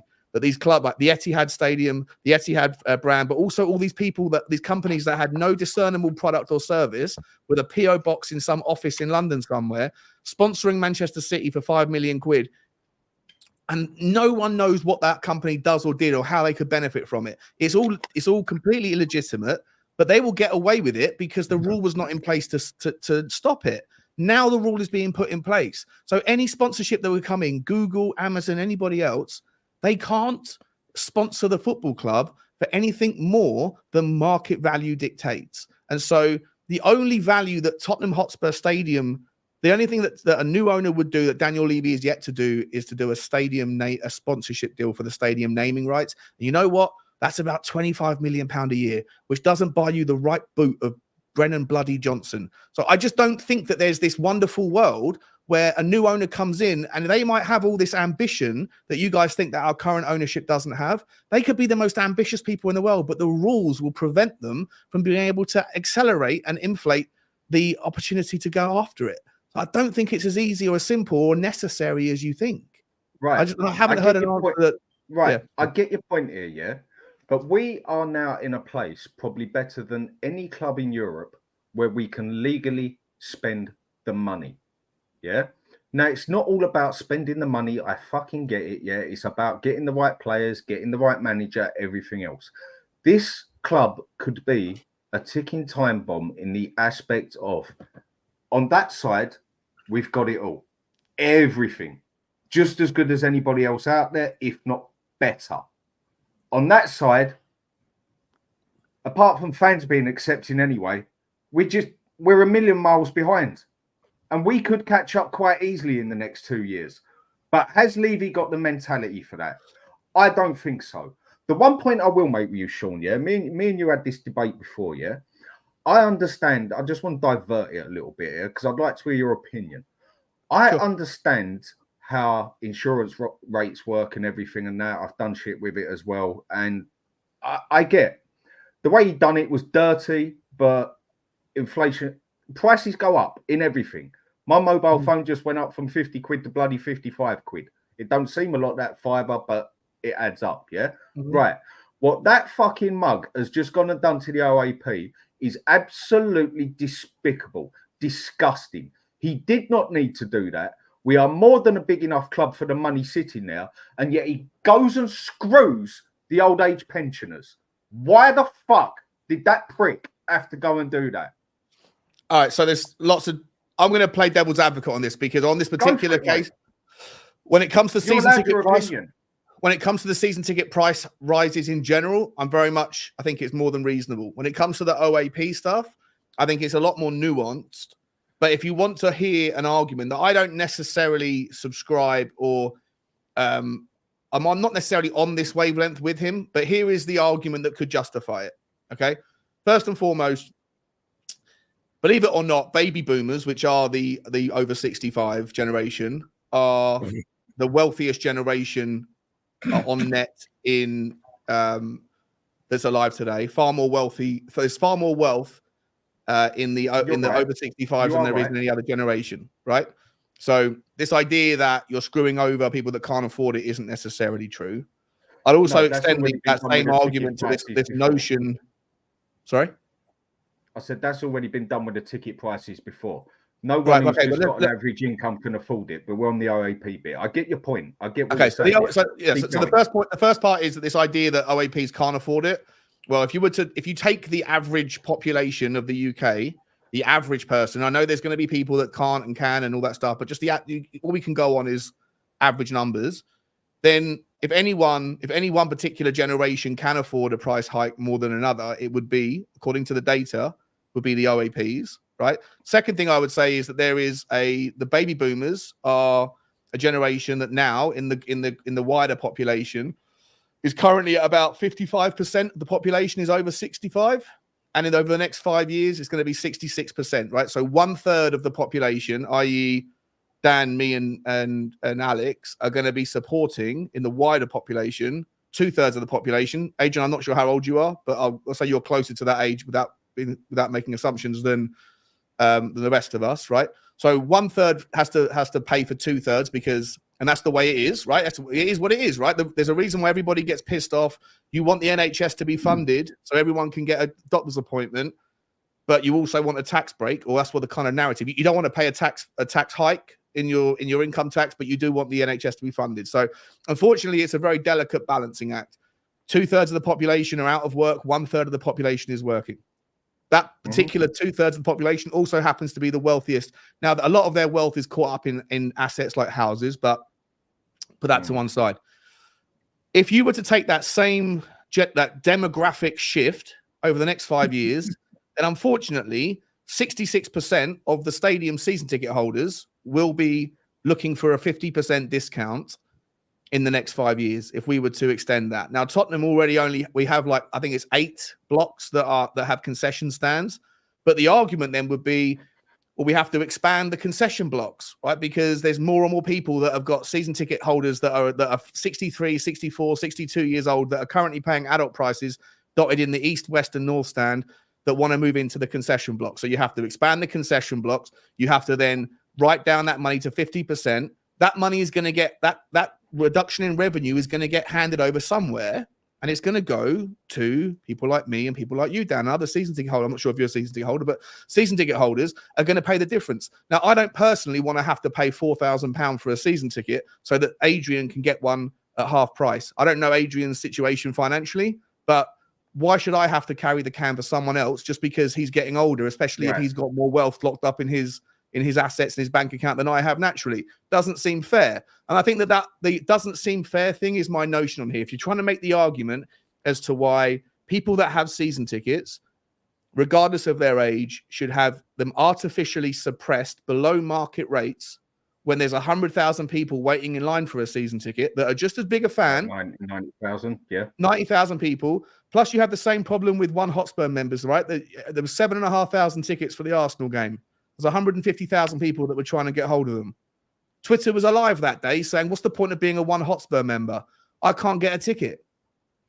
I don't think it dawned on them that maybe there's 150,000 other people just like them that are trying to get into a stadium that only holds 60,000 people. But unfortunately, it's demand and supply. And I don't think it's reasonable that everybody who bought their first season ticket at 64 years old, moves one season later and gets a 50% discount. I don't think that's right. But if someone's been a season ticket holder since the 1970s, then I think they should be protected. I think that loyalty should be rewarded. So I think that there needs to be like tweaks and a little bit more of a means test and a little bit more nuance to it. You've made your point. Yeah. Just one thing I do want to say on here, Giant Rabbit, I do appreciate it on the show, mate. You're good. Yeah.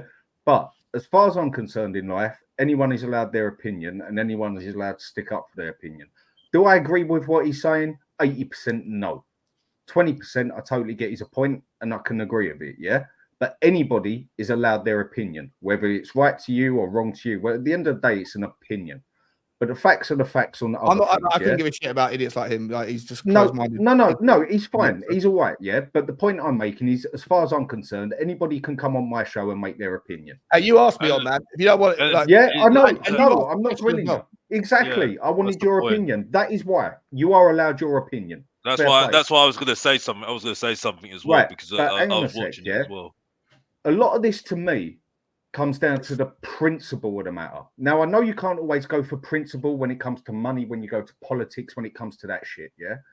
But we are in a position where we don't have to do that, yeah? We are in a position where we are one of the biggest, richest clubs in football, in world sport. We are at the situation now where we have the biggest income on a match day in Europe. We have a bigger match day income at the moment than bloody Real Madrid and Barcelona, yeah? Because they can't afford to put the ticket prices out to their locals, whatever, because Spain is totally wrecked. And we know that, yeah? Principle of the matter. These people have been going since before you was even thought of. Same as me. I'd say a hell of a lot of them. Yeah? Some of them have. Some of them have. Yeah, some but of them, we're all different types of supporters. Some of them. But my dad was offered a season ticket at 65 years old. Hang on. But why do we have to go and do this crap when we have the income more than coming in and more than covered, and then he goes and pulls a fucking stunt like that? I get the business side of life. Well, let me ask you this, though, Dan. Yeah? What about the 100,000 people that are waiting for a season ticket? You got to get in line with that. There's not a lot. But they are in line. They are in line, and they're willing to pay more. 100, yeah, when you've got 100,000 people waiting in line, that's just how it is. It's like being in fucking Sainsbury's. Yeah, and they're willing to pay more. But you're asking Daniel Levy to keep the prices suppressed. Yes, there is another issue. There is another issue, to be an owner that gives a fuck about the fans, and he doesn't. But what you're saying is, don't give a fuck about the fans that are here now, but don't give a fuck about the fans that have been waiting for 20 years or 10 years or 5 years. There's another issue about them. There's more than one season ticket holders. One of my concerns was, hang on, Sean. Go on, Adrian. I don't know about other people's prices, what Sean pays for his season ticket and all that. Mine went up 50 quid. I didn't get a 50% concession. Mine's gone up to 12. I've bought my season ticket for next year. I'm part of the problem, right? Because I love my club and I support the team, not the board. So my season ticket cost me £1,291. That's 70 quid a game, I think it is, something like that, right? But my concern with prices is, now, probably won't happen in my lifetime. I'm 69 years of age, approaching 70, right? Probably won't happen to my lifetime, but my fear is for future generations of Spurs fans. My fear is that we'll end up with passive tourists, right? Prawn sandwich brigade supporters, and there'll be no atmosphere in that stadium. I mean, that is a fear of mine, which the club, fair play to them, would try to generate more atmosphere with the bugler and all that in the South Stand. I mean, I'm in the East Stand upper, virtually right over near the TV screen on the South Stand, right? That's right. I assume you're in the South Stand, Sean? Yeah. Yeah. So, I mean, I know there's various ticket prices there because you've got that 1882 club. What the hell that's doing in that South Stand, I don't know. That should be the vocal end of the ground, you know? I'm not sure how much I pay, mate. I think it's like I think it was 1,200 quid last year. I think it's like 1,265 or something this year. Yeah, mine's 12.91 now. I think I'm probably the same as you, mate. Probably the same as you. Yeah. So like, I'm not getting. I don't know if people got 50. Did they really get 50% concessions? Or yeah, they did. Yeah, they did. People that O.A.Ps get 50%. I'd say good luck. And they still do, by the way. They're still going to get sliding discounts. Next year's their last year, they get 50%. After that, 40, 30, 20, 10 over the next 5 years. But the people there's not going to be any more people coming in after next season on a 50% discount. Which, like I say, like people like Giant Rabbit are closed-minded. There might be good guys, Dan. I don't know the guy. I don't care, right? But like, facts are facts. You're allowed your opinion. He's obviously made his mind up, and he maybe doesn't surround himself with different opinions. And that maybe a lesson in life, bro. Get yourself out of the echo chamber. Try and like spread your. Calm down. Stick to yourself. Mate. Have you read the comments, bro? You read the. Yes, I'm reading them, and I told him about it as well. And I told him, no, you are allowed your opinion. Anyone is allowed their opinion, as far as I'm concerned, and you have every right to come on here and speak what you believe. Do I also have the right of reply to his comments then, right? Yeah. Yeah, go on. He's got right. He's got right. Right, go on, Alex. You've been waiting to make a point. Guys, I want to ask you a question. Hang on, Adrian. Hang on. Just let Alex say his bit. Adrian, just let Alex say his bit. Let Sean have his right to apply to Giant Rabbit, because I will say this: he's literally going at Sean, and it's like I honestly couldn't give a fuck, mate. I've been doing this for 2.5 years. There's a lot of dickheads in the world who don't like facts, and they don't like it. They made their mind up. It's cool. I've got a very thick skin. But Giant Rabbit, you don't know what you're talking about. I'd say get out of the echo chamber, try and read a book or something, mate. Educate yourself on the way the world works a little bit more, because you're a little bit naive, I think, my man. Yeah, I just think it was just a bit wrong, you know what I mean? The way that it was just going at him. Like I say, I'm still quite fresh at this. I must admit, at times I find it quite tricky to keep going with this one and that one and this one and that one, but I will get better. Right, I think there's a question here for you, Sean. Double D. All right, mate, how are we doing? Sean, I'd like to ask you, what about the other big six clubs? Do they have many people waiting in line? Why do we pay the highest ticket prices and nothing to show for it on the pitch? That's a question for you.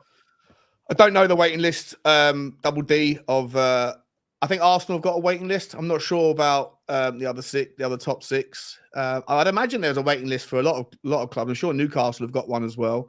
But like I said, can you bring it back up for a second, mate? Sorry, I missed the rest of the question. What was it? Why do we have to pay the most? There you go. And nothing to show for it on the pitch? Because that is a good point as well. But I don't think that when you're paying for a ticket, you're paying for the experience, and you hope that with that comes results. But you can't price a ticket knowing what's going to happen at the end of the season. Right? Of course you can't, That is the fun in football in its ways. That is sport for it. But the point I will make for that, when I go shopping at Halfords for a nice pair of Armani jeans or a pair of Hugo Boss or a pair of whatever you want to fucking call it, I expect a decent pair of quality jeans. I expect my jeans to last. I want my jeans tight around my ass so my missus can look at my ass and say that looks good in them jeans. I do not expect to go shopping in Halfords and then go and get a fucking pair of, I don't know, Primark jeans, Sainsbury's jeans, Asda's. You're not getting Primark jeans at Tottenham, are you? No. You're getting nothing now. We are not getting. You are though. You are. We pay. You're getting to experience it in the greatest stadium in the world. For what we pay, we get nothing out of it. Yeah. Do you know what? Biggest stadium in the world, great. But no, what does that mean? You get nothing out of it. We get nothing. Because he has not got a winning mentality. Mate, again, what does that mean? That's such a weird assumption. What does that mean? You get nothing. You get to watch all the games that every other season ticket for every other club provides, right? You get to have the same emotional roller coaster. Some you win, some you lose. You get to finance the club. You get to show your loyalty to it. You get to experience it in the greatest stadium in the UK at the moment. Like, you get lots for it. What you're arguing for is guaranteed outcomes based on the price, and that's not how sport works. That's not it. That's not how life works either. You know, it's just not. When you go to the shop and you buy a pair of jeans, you know what you're getting. But when you go to a sports game, you're not paying for the result. You're paying for the experience. You're paying for the input, not the output. That's not what you. That's not how it works. Right, Sean. Let me just do something here. I think it would be a sad day. Adrian, hang on a sec, mate. Right, Giant Rabbit. I appreciate it and everything. You're always on here and that, and I do appreciate it. But come on, mate, you're taking it over the line. I'll give you one more chance now with some of them comments. If you want to make a point with it, make a point with it. But just sitting there giving it, you're a dickhead, you're this, you're that. No, you're making yourself look like a bit of a tool as well. You come on here, mate. I appreciate you big time. Lay off. You appreciate big time, the only reason why we're saying it Alex, because Sean, hang on, Alex. Yeah. I invited Sean on here that's because what I'm I saying. wanted to hear that's what his I'm opinion. That's not exactly because what I I'm wanted saying. to have not because I wanted to have a go at him, but because I actually want to hear his opinion. And everyone exactly is allowed it. Yeah, you don't have to keep ripping into the man like that. You've made your point. Leave it at that. Otherwise, I'll knock you out for some time. Yeah, that's exactly because you're always on here, mate. It's fine, mate. But come on, man. It's not fine, Sean. No, it's not fine, Sean. But he don't need to be. He don't need to give it insults. Yeah. Okay, say I don't agree with you. I don't agree with you because of this and that. But you don't have to start slagging people off. Whether you agree with him or not, that's up to you. But he's come on in here and he's speaking. Is he a season ticket holder? Are you a season ticket holder, Giant Rabbit? How often do you go to the game? It's not that. It was just, you're exactly what you're saying. Sorry to interrupt you, Dan, but you absolutely agree with what you're saying. Is that Sean came on out of his own volition, right? Because we said we asked him to come on, and he's been very nice about it. And I think it's wrong what Giant Rabbit. He's going too far now. I can take it, but the thing is, to be fair to Sean, he's come on and done us a favour coming on after we asked him to come on. I think we should have a little bit more respect than that, and that's what I'm saying. And that's I appreciate that, boys. I couldn't just Sean myself, and I think we need to have a little bit of respect, and that's it. You know what I mean? Yeah. So that's why I'm saying courtesy goes a long way in life. Giant Rabbit, you need to stop now because it's getting too much. You know what I mean? Sorry. Right. So just a thing here for Tinman 007, mate. You have been brilliant tonight to me. Thank you very much. Win trophies and happy to pay the increase. That is what it all comes down to in other ways as well. Sean, conditional. I know you can't. Let me finish. Mate. I know you can't predict the future. Yeah, I get it. I understand that, but we don't seem to even put effort into winning it. He just seems to be happy at the top. As long as we get fourth place, happy.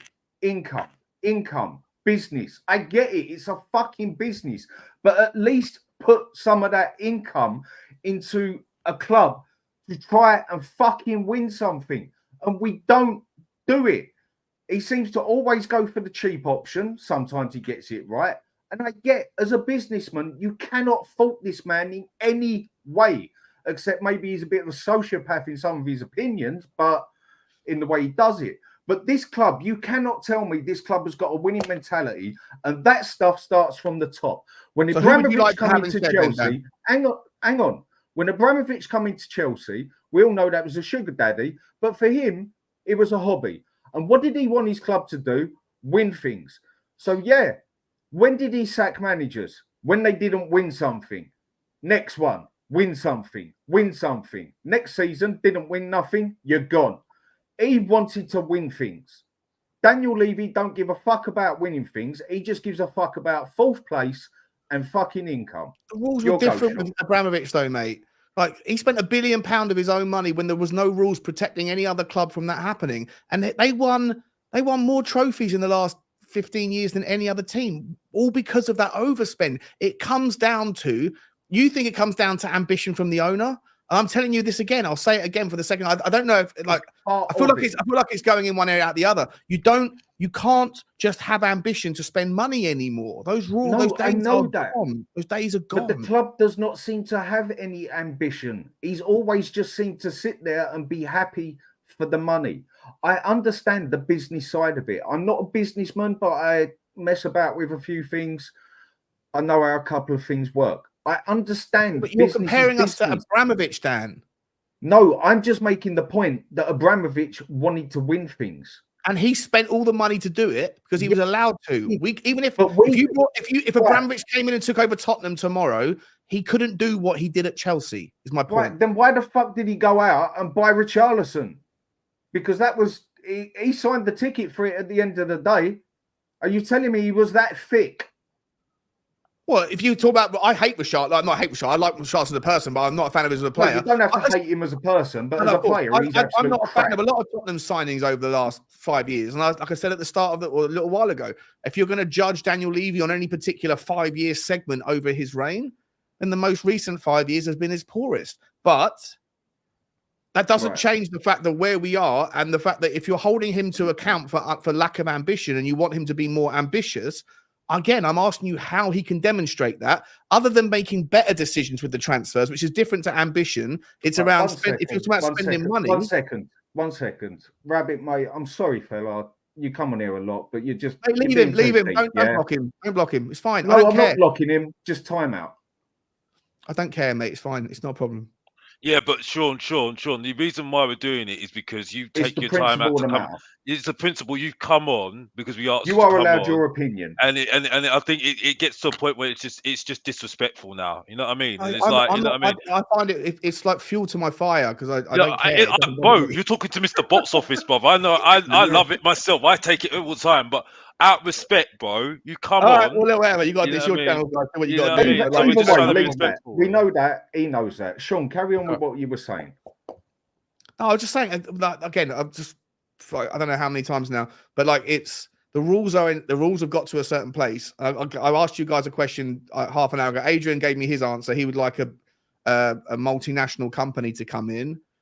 I don't know what owner can come in that can do anything like meaningfully different in terms of spend.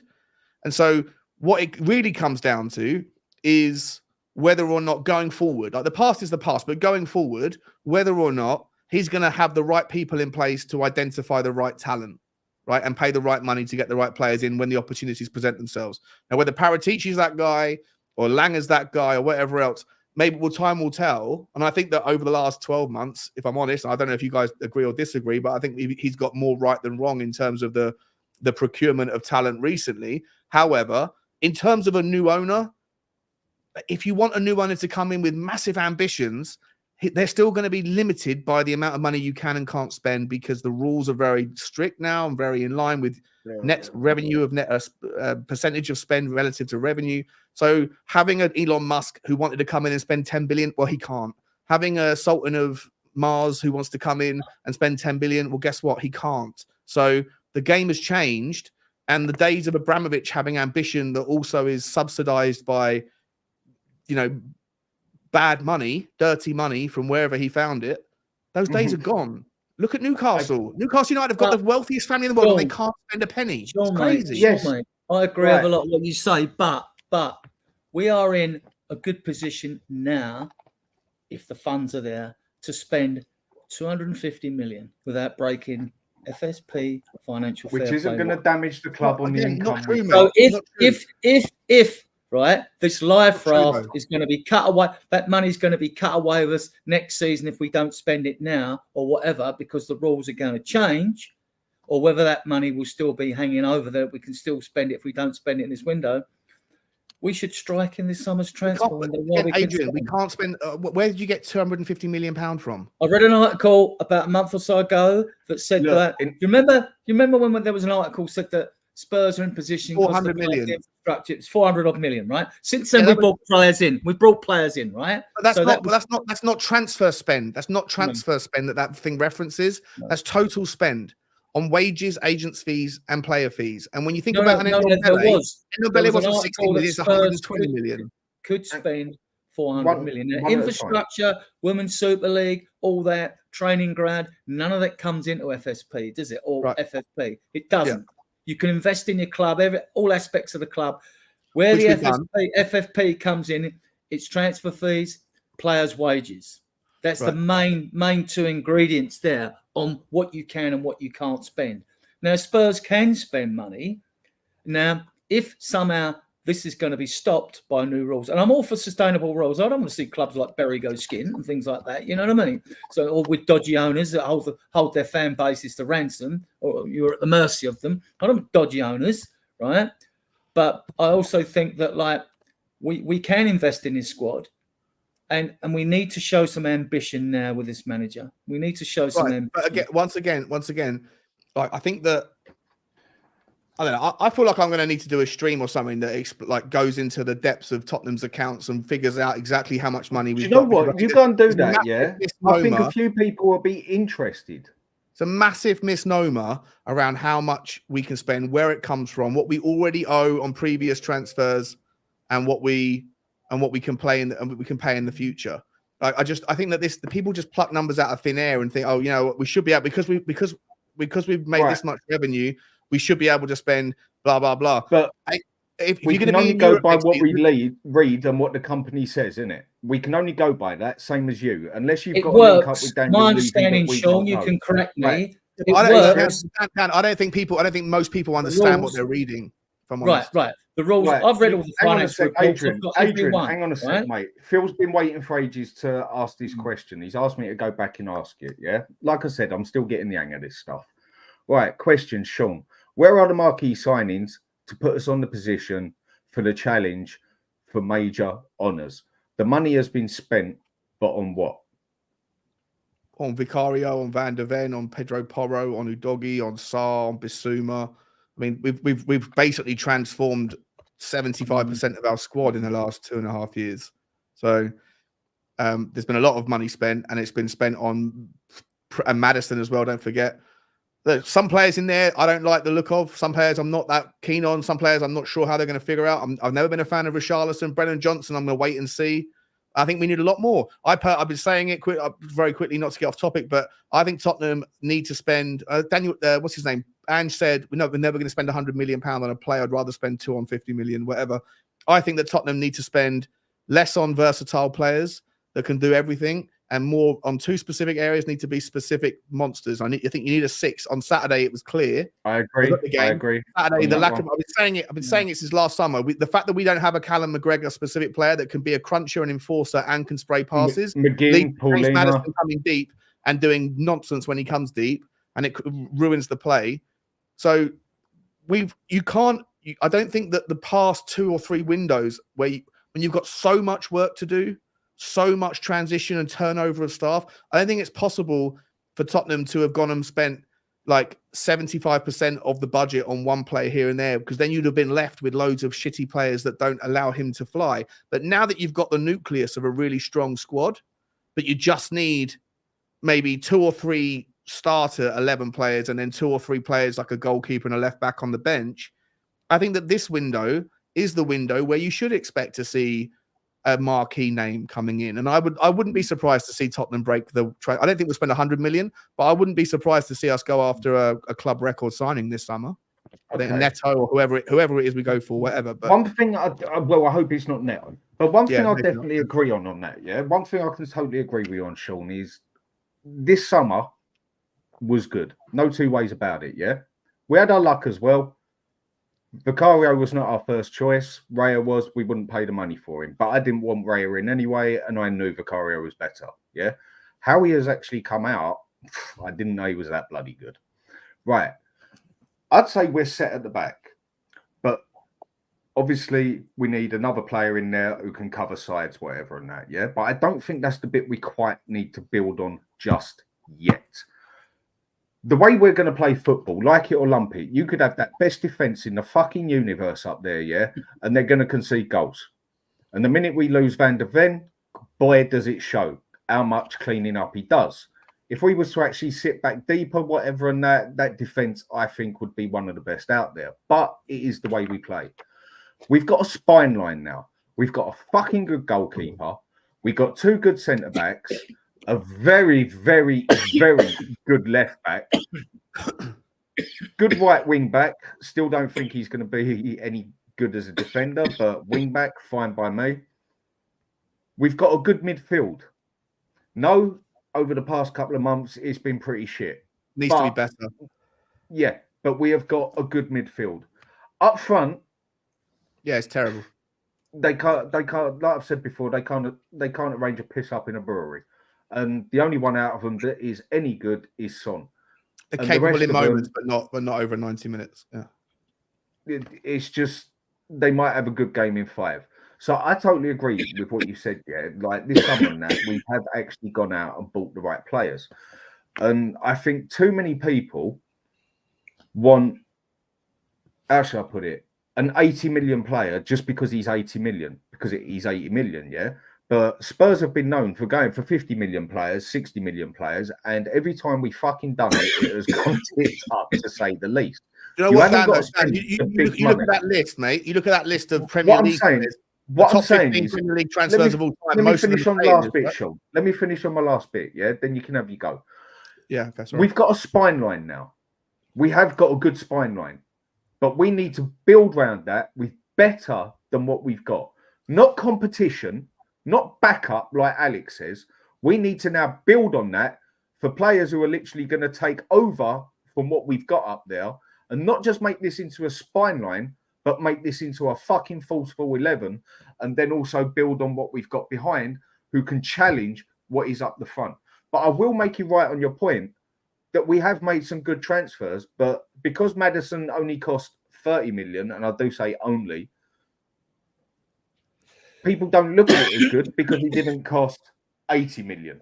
Same as why Johnson gets so much grief because he cost 50 mil when he should have only cost 20. So English tax, I get your point on what you're saying. So Adrian, you wanted to make a point quick. Go for it, mate. I've forgotten what the point is now. Okay, go on then, Sean, with what you were saying. Oh, sorry. Listen, I'm probably talking too much like usual on these shows. To apologise if I'm chiming in. If you were, I'd say so. We asked for your opinion. Yeah, look. Like I say, in terms of the windows, I think you're right, Dan, about the difference between a marquee and an expensive player. I think that Maddison was a marquee player, but people won't quote or treat him as one because he came with a relatively cheap price tag. You know, but then Brennan Johnson, I do think people have a cost habit twice as much money, but certainly wasn't a marquee player, right? So I think that this summer, personally, I don't know how it's going to pan out. I'm speculating here, but I would imagine that with the rules as they currently are and the rules as they're going to be, not from next season, but from the year after, if they ratify the rule changes in June, I think that there'll be a massively deflationary market. And I think that Tottenham benefit either way, whether they keep the same rules as they currently are with a £105 million net loss, or whether they move it to an 85% of net spend, net revenue, spend of net revenue. I don't think it matters. And I think generally speaking, you're robbing Peter to pay Paul in terms of the clubs that are still going to be affected. The same clubs that have got too many losses on their books are the same clubs that spend too much of their revenue anyway. But I think that Tottenham will have to go shopping and be wily about where they can go. Like I haven't done a video on him, but I've been doing a lot of thinking about this. I think that Newcastle United, if there's a way that Tottenham can prize Isak, however you want to say it, I think that guy. Someone mentioned that earlier, yeah. I think he's Danny, if you want to come on, mate, let me know. Just say so, and I'll send you the link if you got. He tried to call me when I was on the rant, so yeah, I'll call you afterwards, Danny, if you want to come on. But yeah, I think that someone like Alex Isak is probably going to be that. I don't know if you would call him marquee boys. I don't know if you would say that, but I think he's the sort of guy that can offer. You know, he can play off the left, he can play off the right if need be, but he's also got that, real talent. He's got a lot of age on his side. He's got the world-class finish ability when he wants to. And I think Newcastle United, look, under the current rules, they're already spending too much money, and the manager and the owner have come out and said that they need to sell one of their bigger players in the summer. Under the future rules, they I think last year or the 21-22 season, the last time their revenues were announced, they had a wages to revenue ratio of 90%, 92%, I think it was. So they're going to be on the wrong side of whichever line the rules are drawn on. And so someone like an Isak would be a wonderful way for them to get their wage bill down. And it might even make more sense for them to sell him in under the new rules than it would have done the previous rules, because he's only been there a couple of years and he hasn't amortized that much. So I don't know if you guys would consider it a marquee signing. Right. One thing I want to ask all three of you then, yeah? One thing I want to ask, do you know what? Go on, Adrian. You want to say something? My understanding is like this £105 million you can lose over 3 years. That figure is going to be changed because of inflation. So it's going to go up. I don't know what it's going to go up to. And also, I mean, this I think is going to be geared to a percentage of a club's total income. So yeah, it's UEFA rules. It's going to follow UEFA rules. At the moment, UEFA rules for teams that are in European competitions have to abide by 90% of net spend and net revenue. Then it's going to next year it's 80%, and the year after that it gets to 70%. So it gets really strict, but only for teams in Europe. What the Premier League are positioning is they're going to move towards the same thing, the same style of, but it's going to be an 85% limit threshold. I've got a question that I want to ask all three. Hang on, Adrian. Hang on a sec. I've got a question for all three of you. And Tottenham away, do you know what? You want to say your piece as well? We all know you've got a bit to say. If that's you still, or all of us, come on. You're allowed your opinion as well. Same as Sean is, same as the rest of us. Right. What I want to ask you three. Cheers, mate. Thank you. That's the wife. What I want to ask you three is, it's actually a serious question to me. Yeah. I mean, because I do wonder it with what I said. I do think we go by too much, and I don't think it's just Spurs fans. I think a lot of people buy it. So, Alex, I'm going to ask you this first, yeah? And the people in the comments, what actually is a marquee signing? How do you see it? What is a marquee signing?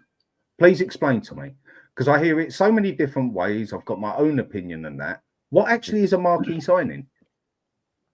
I've got no idea right now, because I think it's completely changed up to what it used to be. You know what I mean? Because I don't actually know what that is.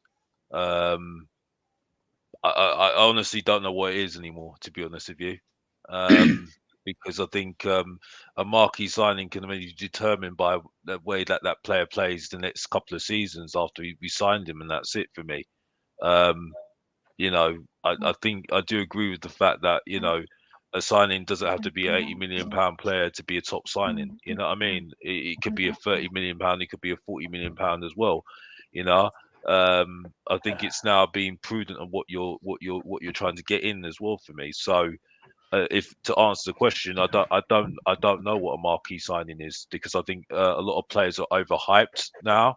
I think you could make that clear definition of it in the 90s and 2000, early part of 2000. I think now you could choose whatever for me, because I think everything's overhyped, especially when Romero gets a word of one of them. He overhypes it, and then everyone jumps on the bandwagon on that player, and that's it for me. Okay. So, Fair but enough. I mean, if you want to give an example out there, you could say that Declan Rice is a marquee signing for Arsenal because of what he's doing. I could understand that. You know what I mean? But then you can say that, you know, but they knew he was going to be the dog's bollocks. Everyone knew he had you could potential. say that Vicario is a marquee signing then, because Vicario is playing really well at the moment.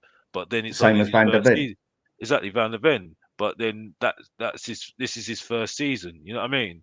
If you want to look back, maybe look at the marquee signing what Liverpool did in the past when they got in Van der Ven, Alisson. You know what I mean? That might be it, because of what the effect that they had.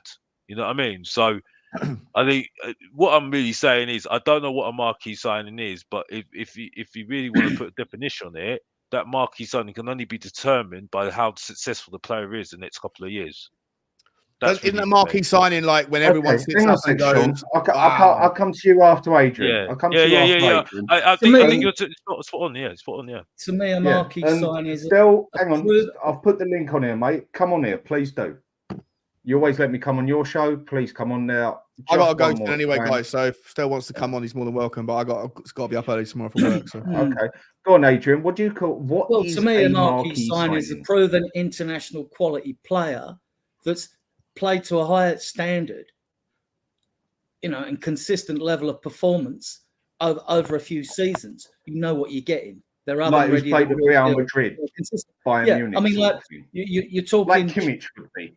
Yeah, you're talking the top class players that you know are top class because they're proven top class. You've seen them play. They've played for their international sides. They've won trophies in their own leagues and whatever. And like they are standout performers, and that's what a marquee signing is to me. But yeah, that's about it, really. I mean, like standout performers, consistent. A known player that you're not, because you never know whether they're gonna do it or not, even if they've been. Well, that's if you're buying an unknown, yeah. So obviously this. Well, I mean, say that James Maddison you've was a marquee player. You've seen him over more than one season to say like, oh, this guy would be a marquee signing. Look what happened when Chelsea bought what's his name off of Liverpool. What's his bloody name? He done it. I can't remember his fucking name now. Yeah. I mean, you could say that was a marquee signing, but that went tits up to say the least. Yeah.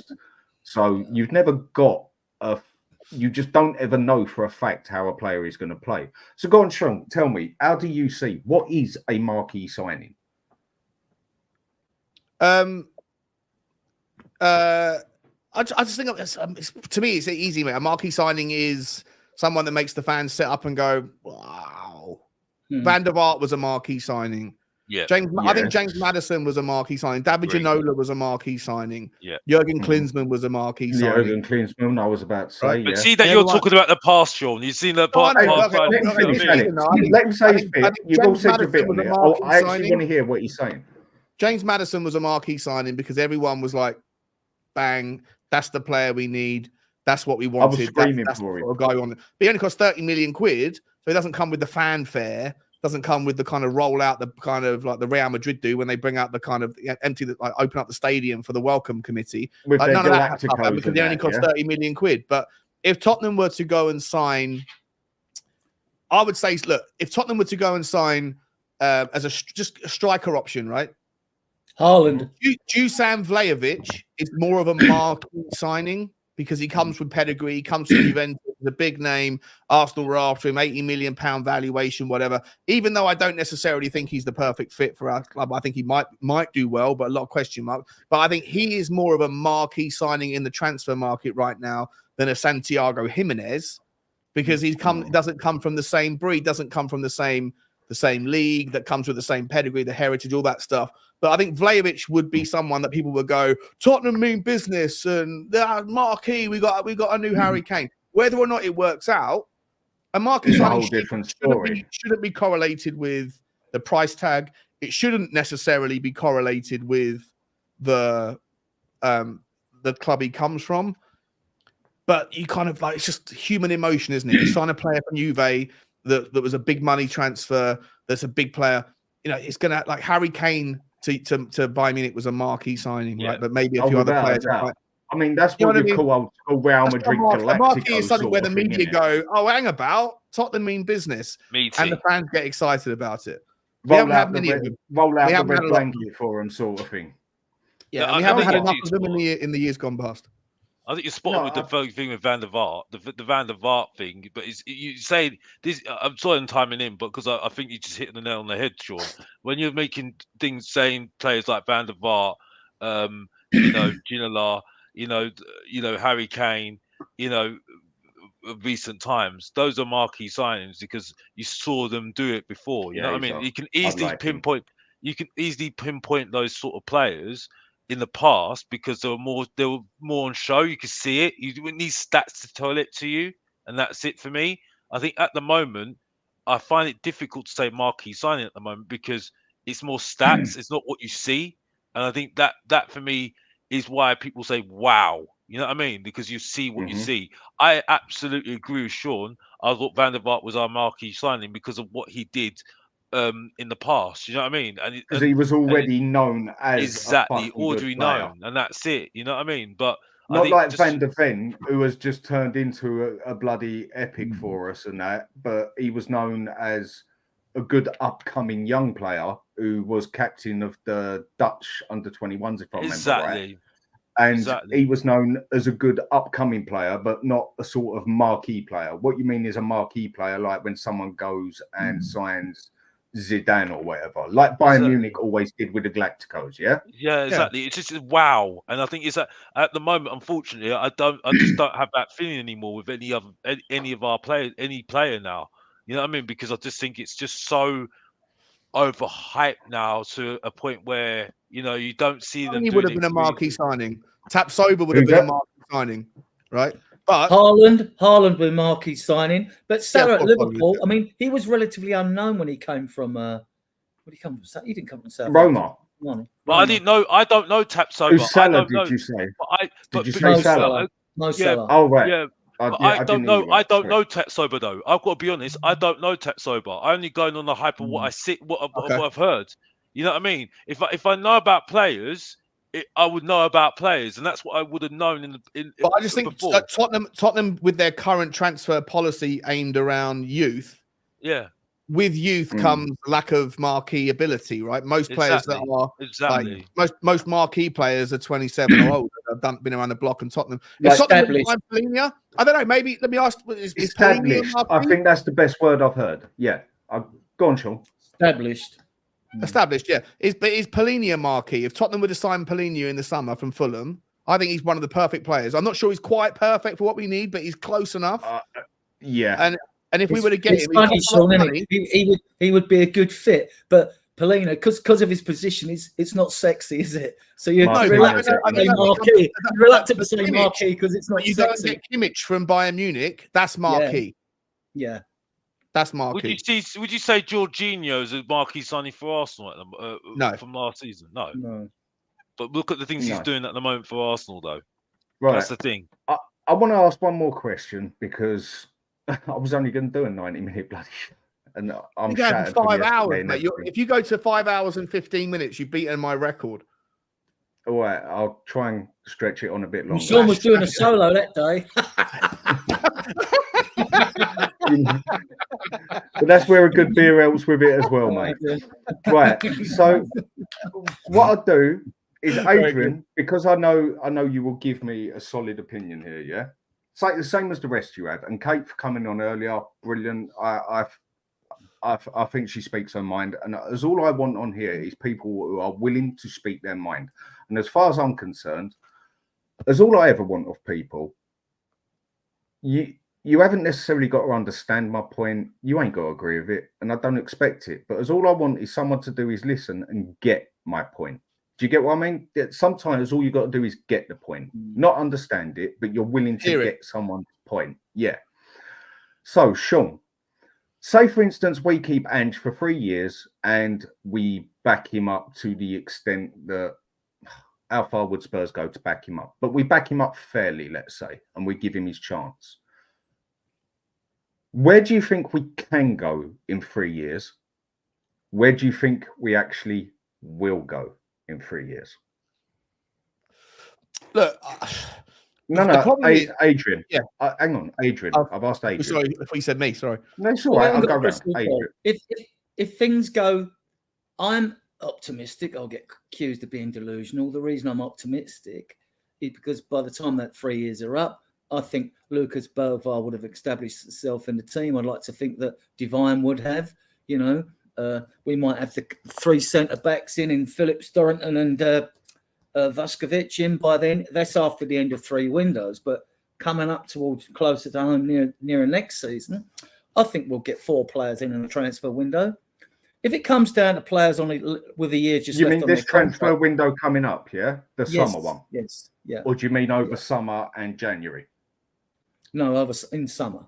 In summer, no, I think I'm just asking you so I can fully understand what you're saying. I want to understand. I think we'll get 4 in, probably a youngster and 3 signings, because we have to. And we can spend money. We're not going to spend the 250 mil that we could if I've read, unless the report I read was wrong. But we can go out and get 3 quality players in, and we need them. And we need them. You know. So I'm hopeful that there's like little signs with a pathway. I'm not all doom and gloom on the pathway for academy players like others are.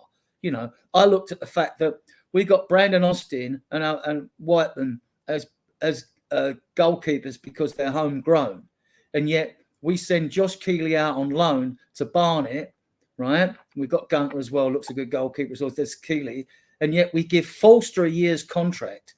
So we give Forster, who's 37, another year contract, right? So you're giving Forster this. You read between the lines when these things happen. You're giving Forster a year's contract. What does it say about the coaching staff's confidence in Whiteman and Austin? Austin's 24 now. England under 21 and national. Obviously, that means they don't rate them. But Keeley going out on loan, I could see the end of next season Keeley being number 2 to Vicario, and I can see Austin and Whiteman gone. And we may then look for another goalkeeper. So I'm hopeful that we will create a pathway for a few of these players. Divine looks good. Donnelly, he's got such. I mean, he came as a striker from Northern Ireland, but he's got such a good defense splitting pass on him, forward ball. Go and watch the one on the video when they won the under-21s today, yesterday. Forget now, we've been on so long. Yeah, so I think we'll get 4 players in the summer, 1 youngster and 3 qualities. The following January window, January's January, isn't it? 1 or 2. But if we're flying, you're lucky if you get a good signing in January. You've got a month, because you've got a who month wants to sell their player? Yeah, but who wants to sell their good player in January? You got Johan Lange, you've got Rob McKenzie, chief coach, you've got Munn, and you've got Ange, right? They will have lists. They'll have lists even going into this summer. We'll get the usual media BS when we'll be linked with every man and his dog, and then it'll be, we didn't get this player and he was our first choice and all that. I'm confident whoever we bring in will be good. Will be good, right? So, and we'll have all these silly arguments, Spurs won't pay the 5 million and all that. It's just all this BS, which, during a close season, although you got the Euros, it's all to fill column inches, and most of it's just complete hype, isn't it? So, no, I have to be confident. I'm a season ticket holder. I want to go and see my team. I want my team to win a trophy. What I've taken in what you said there, that's basically our next season you're looking at, yeah? Yeah. So what about the season after that and the season after that? Like I've said, what do you think we would do? But what do you actually think will happen? The old saying, success is not final, failure is not certain. It's the courage to continue that counts. You keep going. You keep wanting to raise the bar. So if you brought 4 in this summer and you got 1 or 2 in the winter, you want to bring another 3 in the next summer. You brought 9 players in. One thing I'm confident of, whatever happens, whether Ange falls on his sword or whatever, if the OAP is a great success, obviously, and he stays here the years to come. But I'm confident we are going to have, the best squad of players we've had in years. But it'll take a bit of time. Right. So that's what you want to happen, or you think. So what do you actually think will happen, though? Take the positive side out of it. Take the negative side out of it. Just try and be a realist here, which, like I said, is more negative. Knowing Spurs, knowing what Spurs are, knowing what we have been and what we haven't been. Honestly, I know you spoke from the heart, yeah, but now speak from the head. What do you think? I think we'll have as good a chance as any to win a domestic cup because it's only 6-7 games. I think we've got a good chance in the League Cup and the FA Cup to pick up silverware. I don't see why not. We've got a good as chance as anyone else. We can beat anyone on our day, and yet our squad will improve. It will be improved. In the Premiership, anyone can beat anyone on their day. That is why it's the most loved league in the world. Europe's different. If we get in a Champions League, we're not winning that. That's for sure. We'll probably make a lot of money, but we won't win that. Europa League, yes, we'd have a chance because the Champions League teams do not drop down to it now because the format's changed. So they've got to struggle to fit 2 extra teams in all the English clubs that qualify because they'll play in 8 group games instead of 6 next year. So you've got all that. No, look. I remember Chris Cowlin asked me once on one of his shows, and he turned around and said to me, and I said to him, I know Chris well, actually. He's a nice guy, right?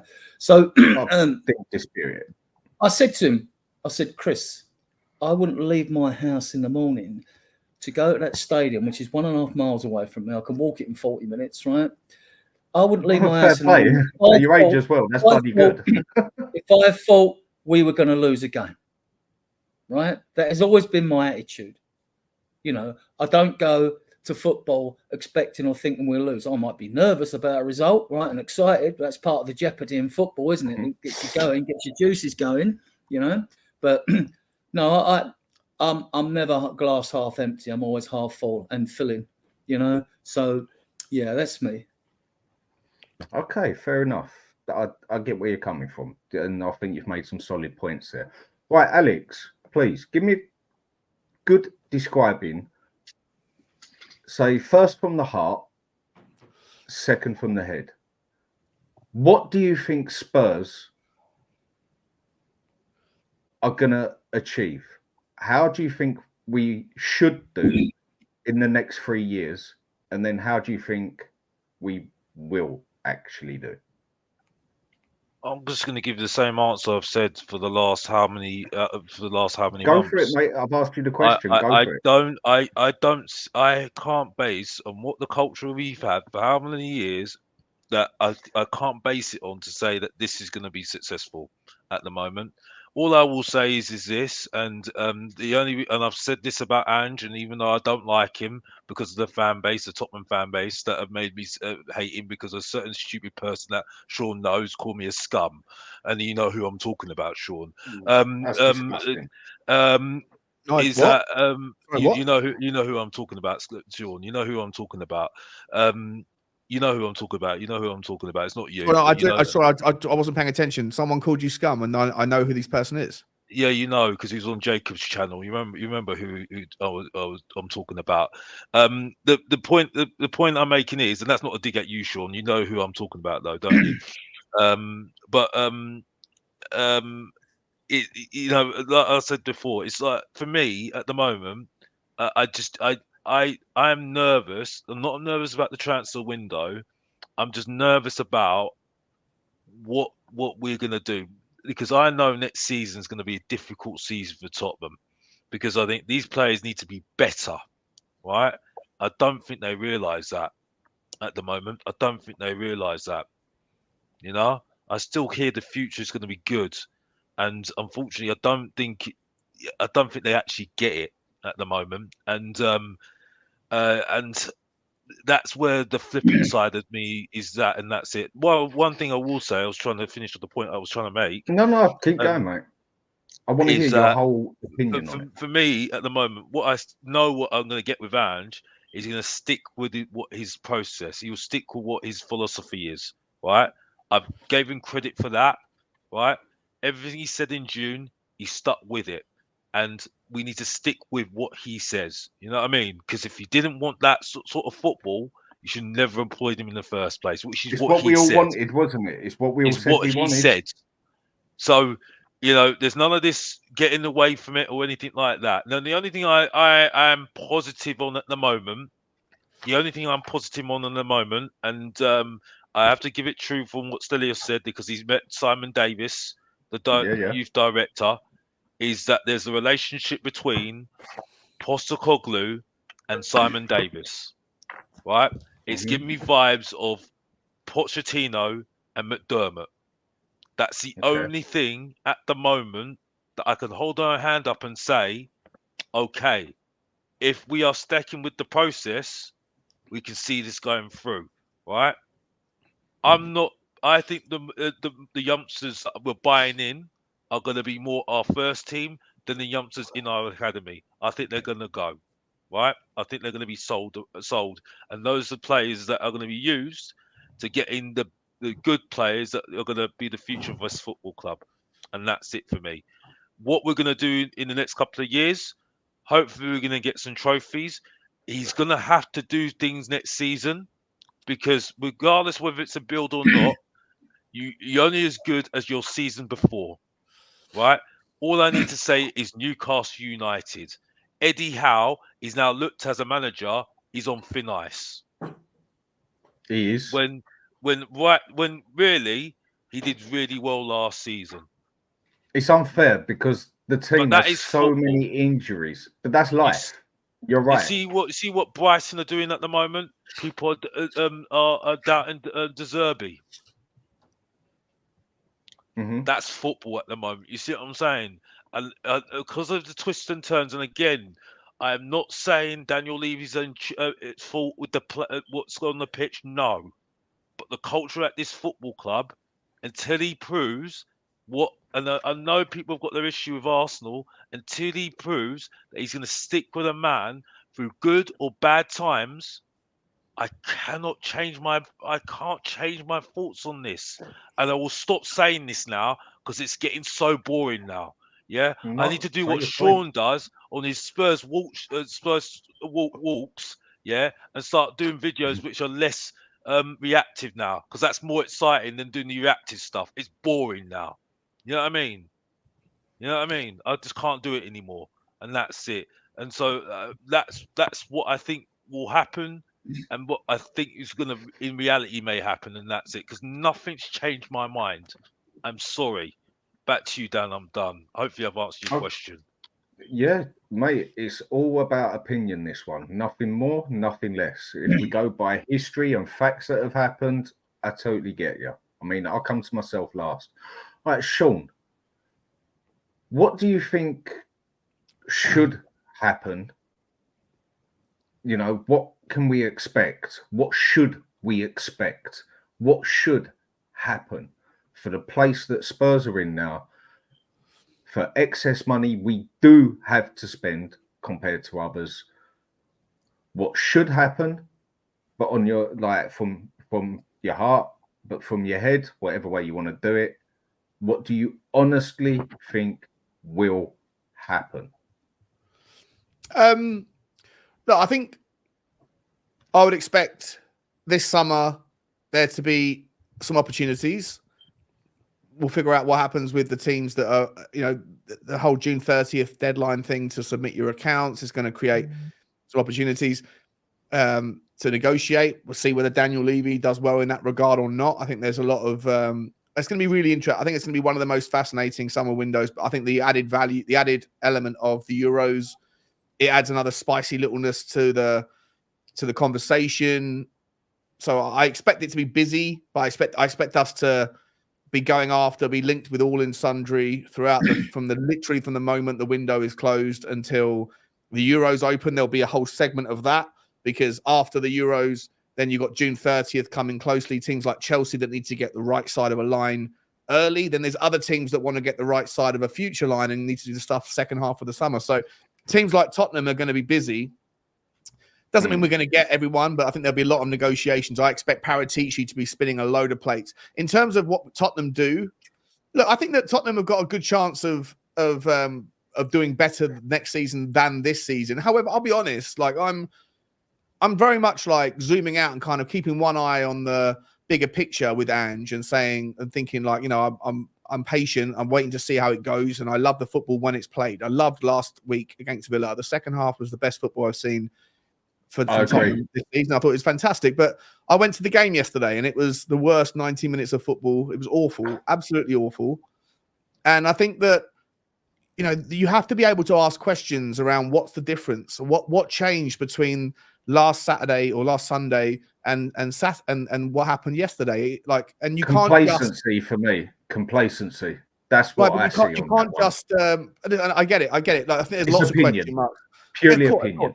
Everyone's got But I think that there's lots of question marks around why is it? Was it the tactics that weren't right? Was it the players? Because I thought the team that you picked was probably the right team, but are we better against the better teams? Are we worse against the worst teams? I don't know. But what I can tell you is that I don't think there's ever going to be a situation under Ange where I'm entirely confident what version of us are going to turn up.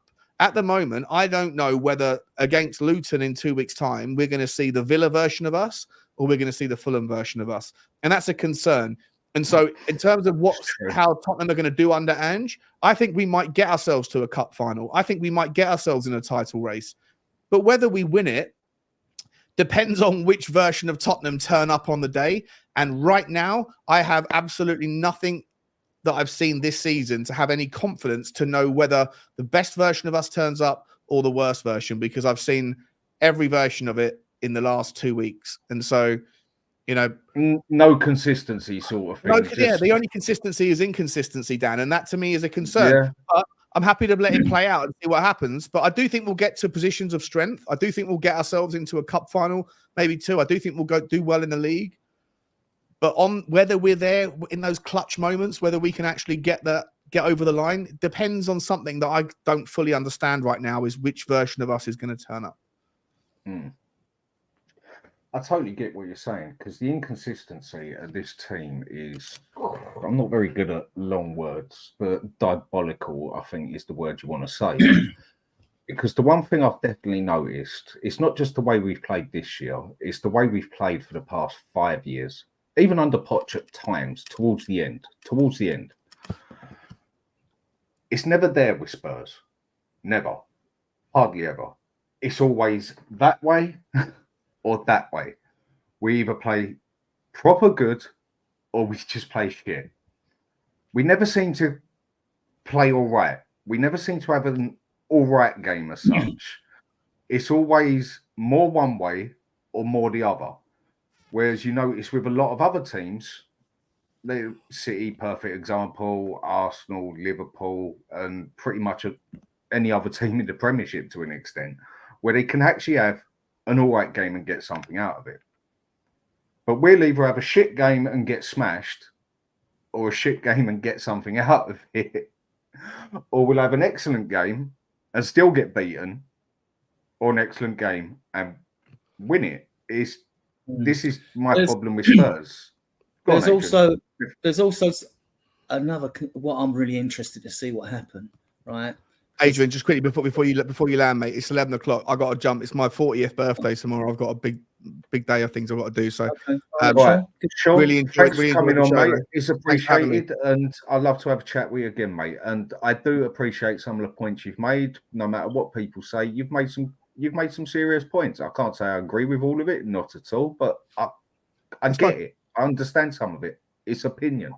So Sean, thanks for coming on, mate. It's appreciated. Kaz I was talking about. It was Kaz I was talking about, but it's not you. It was not aimed at Kaz. you anyway. Kaz, yeah. I do remember that now. Sorry, gotcha. Yeah. Look, everyone needs to have a bit more respect for each other. We're all just having a chat at the end of the day, aren't we? Yeah, but exactly. It's opinion. It's purely opinion. Exactly. Yeah, I love Big you. up to you, Sean. Thanks for having me. And cheers for the chat. See you soon. Take care. Happy birthday, Sean, for tomorrow. Yeah. Happy birthday, Sean. See you guys. Bye. Take care. Laters. Right, go on, Adrian. You were saying. Yeah, there's also something else which could have a seismic outcome come next season anyway, because you've still got, whether Everton or Forest thinking at points deductions, you've still got the same with Chelsea and Man City. Now with Chelsea, they showed a loss last year of 90.1 million. The year before they showed 120 million. So they're well over the 105 million over 3 seasons. Plus, if one report read it was to believe, when they financed the Willian deal and all that, it was all done through offshore companies, blah, blah, blah.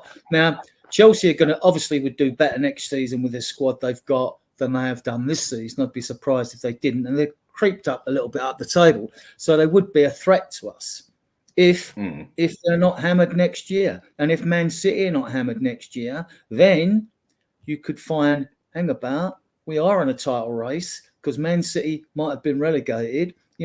Chelsea may have been relegated or penalised, or both teams might be will not happen with City. City are just too much income. People say that, but I mean, like, if justice is seen to be done. I mean, City was supposed to have turned over. I heard a report, so I haven't sourced it, so it might be rubbish. But you can only go by what you read. You can only go by turnover, and that was like over 800 million, right? Well, there's no way Man City can generate 800 million in revenue, in my opinion. I don't see how they can do that legally. Not without winning trophies. They can't even fill the stadium for Champions League games, right? Yeah. Now, right, they'll have sponsors and all this, but a lot of their sponsors are dodgy. They're just like, they seem to be like dodgy Arab companies that are just putting money into the club. Or like, fine, why don't we all do that? Why don't we all get sponsors that go, right here, if you can just put money into a club, then you can break all the rules going, because your total income, your total revenue streams for that year, you will be able to have a percentage of that you can spend on wages and players. So the more revenue you've got, obviously, the more you can spend on wages and players and agents' fees, of course, that comes into it. So, so that is going to be an interesting scenario. I don't know how it's going to turn out. Personally, I think Chelsea under Abramovich, to me, they're fake trophies. They bent the rules and broke them. I think I could see Pep leaving Man City if Man City get hammered. I don't think anyone would take their trophies away from them. And, it would be a shallow way also for another team to claim them. I mean, we lost the League Cup final to Chelsea. I wouldn't want to claim that back just because they bent the rules all those times. And how rotten it is, because look, you just read between the lines. Abramovich, right, gives up a club that's worth 3 billion or more, 4 billion or whatever it is, right? So he gives up that club. He walks out of this country with nothing, right? No money from that club. So what does it tell you the government had on him? Because any man who's worth that sort of money would fight tooth and nail through the courts to try and hold on to his ownership of that club or hold on to his money. But he didn't. He just walked. Now, we know he's connected with Putin and all that. So that tells me the government virtually just turn around and say, look, you either go with nothing or it's prison. And because I don't see a man walking, I don't see him walking away from a multi-billion-pound enterprise where he's put all that money in probably unsecured loans, which means although you give him all that money, it means he can always get his money back if he puts his foot down. I just don't see that happening. I mean, it doesn't make sense to me. It doesn't make the maths don't add up. But I could be barking up the wrong. Does it? No, it just it don't. I get you. Go on. You don't walk away from that amount of money. I mean, I just don't. The government had something on him. I mean, they've got to look. They sit on a lot of dodgy characters. They sit on a lot of Russian oligarchs. The government are about as dodgy as it gets, but not just. Let's not go political. Different governments, when it becomes politically, sensitive enough for them to act or move against people, they move. The government, whether you're Labour or Tory, it doesn't matter. They sit on these people, right? They sit on them. They've got cases on them. They've got their military intelligence. They've got their intelligence reports on them and all that. And they sit on these people, right? And if it suits them, look, if those people are bringing billions into the country and they've created 30,000 jobs, this, that, and the other, all right, the guy's dodgy. We'll let it go for now, right? But no, I mean, the maths don't add up with Abramovich and they don't add up with Man City. We'll see how it plays out. I totally get what you mean. It's because it was just times were different. I mean, what Chelsea have done now, I must admit, the fella has screwed it right up there. But in one aspect, he was pretty smart because he found that little loophole, didn't he? Because you pay for a player, it's very rare that you just go, there you go, there's 50 million, 60 million, or even 10 million up front. I mean, the way I've known it to be done for many years, especially with a big player, is it's over the contract it has to be paid, isn't it? So you go and get them for a 5-year contract and you've now got to clear the 50 million over 5 years. They obviously get the money straight up. You get the loan and you pay that bit more, whatever. But I'm not sure clubs do get the money straight up. I think once the deal. No, agreed, sometimes it happens. I said very rarely, yeah. Or sometimes, like I said, they will go to the bank because they want the player straight away, and because the other club won't get it in pieces, basically, they're more than willing to take a 5 million cut from the other offering team because they get it in one big go, basically. Pretty much what I think West Ham did with Arsenal, because as far as I know, from what I've read, I can only go by what I bloody read. Like, what was it? About 80% of that deal was like, no, you're paying this now. We want the whole lump now. And then they upped it more for the other 20, 25 million on top of it that they're going to pay in shares. And what Chelsea went and done, they started dishing out on the football side. This is just a bit stupid, but they started dishing out 8-year contracts, didn't they? So it can then spread over 8 years. And technically, when you go make a signing like that, this is only as far as I know. Right, so someone do tell me if I'm wrong. But where they done it with that, you can only go by the year as such. So they stretched it over 8 years so that they can pay it over 8 years. So technically, they didn't break the rules, did they? They didn't. No, they didn't. It was actually quite smart what they did. I know it actually totally screwed it. Yeah, isn't it? It is and it isn't. If the players don't work out, you're stuck with them on contracts, aren't you? Like exactly. It's a bit rubbish, right? It doesn't stop you, Dan. Though. Spurs could still go out and sign a player on an 8-year contract. You can still do that. You can sign them on 10 years if you want. Well, we've signed 2 on 6 years, haven't we? And I think that's the longest we've pulled off. Yes. You can do that, but under the new rules, the transfer fee has to be paid over 5 years. The length of the contract is not the sticking. Yeah, they changed it, didn't it? That's the point I was going to get to. Because Chelsea done that. They can't pull a stroke no more, doing 8 years contracts, paying over 8 years. If he buys a 100 million player, he can give him an 8-year contract, but that money's got to be paid over 5 years. Yeah. So you can still sign lengthy contracts if you want. Why you want to, I don't know. I think 6 years is probably about right. Yeah. in today's world. Well, yeah, so it's dangerous doing a 6-year contract because you just don't know what's going to fucking happen with a player, do you? But on the money side of it, I think it's the last thing I'm going to go to. We've got the money sitting there. No, I understand the rules have changed, this and that, but we do have money there to spend. We're never going to keep up with other clubs in some aspects, but we now have the biggest income from a stadium in the world of football. We have money there. It is blatantly obvious, no matter what people say. You can only go by what you read, but it is blatantly there. And this is where it does come back to revenue last year, I think, on the financial report, our total revenue streams, this is not profit when people think it's profit. Our total income, I think, was 542 million. Yeah, and what was it? About 4 years before that, we had the third biggest flipping income in sport, wasn't it? The question's going to be on the whole thing, people. Will we do it? It's the same answer over and over again. I mean, what Lee D has just said here, I totally agree with you, mate. One person, if you're on about the same one as me, Vlahovic, no. I mean, he was epic at Fiorentina, but since he's gone Juventus, he hasn't even been bang average. He's been poor. Martinez now, if you're on about the one at Inter Milan, yes, mate. Yes. I think he's got the muscle to do it, the speed to do it, and everything else. I am absolutely knackered, so I'm going to call it quits now. 5 hours, 17 minutes. Yeah, that's good show. I need to get my breath back, I think. I've talked too much. So, the old REM song. No, mate, you haven't. You've let other people say that bit as well. We all do it. We all get rolling. We all overtalk people and that. And no one means to be rude. Yes, because I don't want people on my site that ain't got no passion. Anybody, as far as I'm concerned, I mean, it's going to take me time to get the hang of this. I haven't been doing it too long, my own stuff.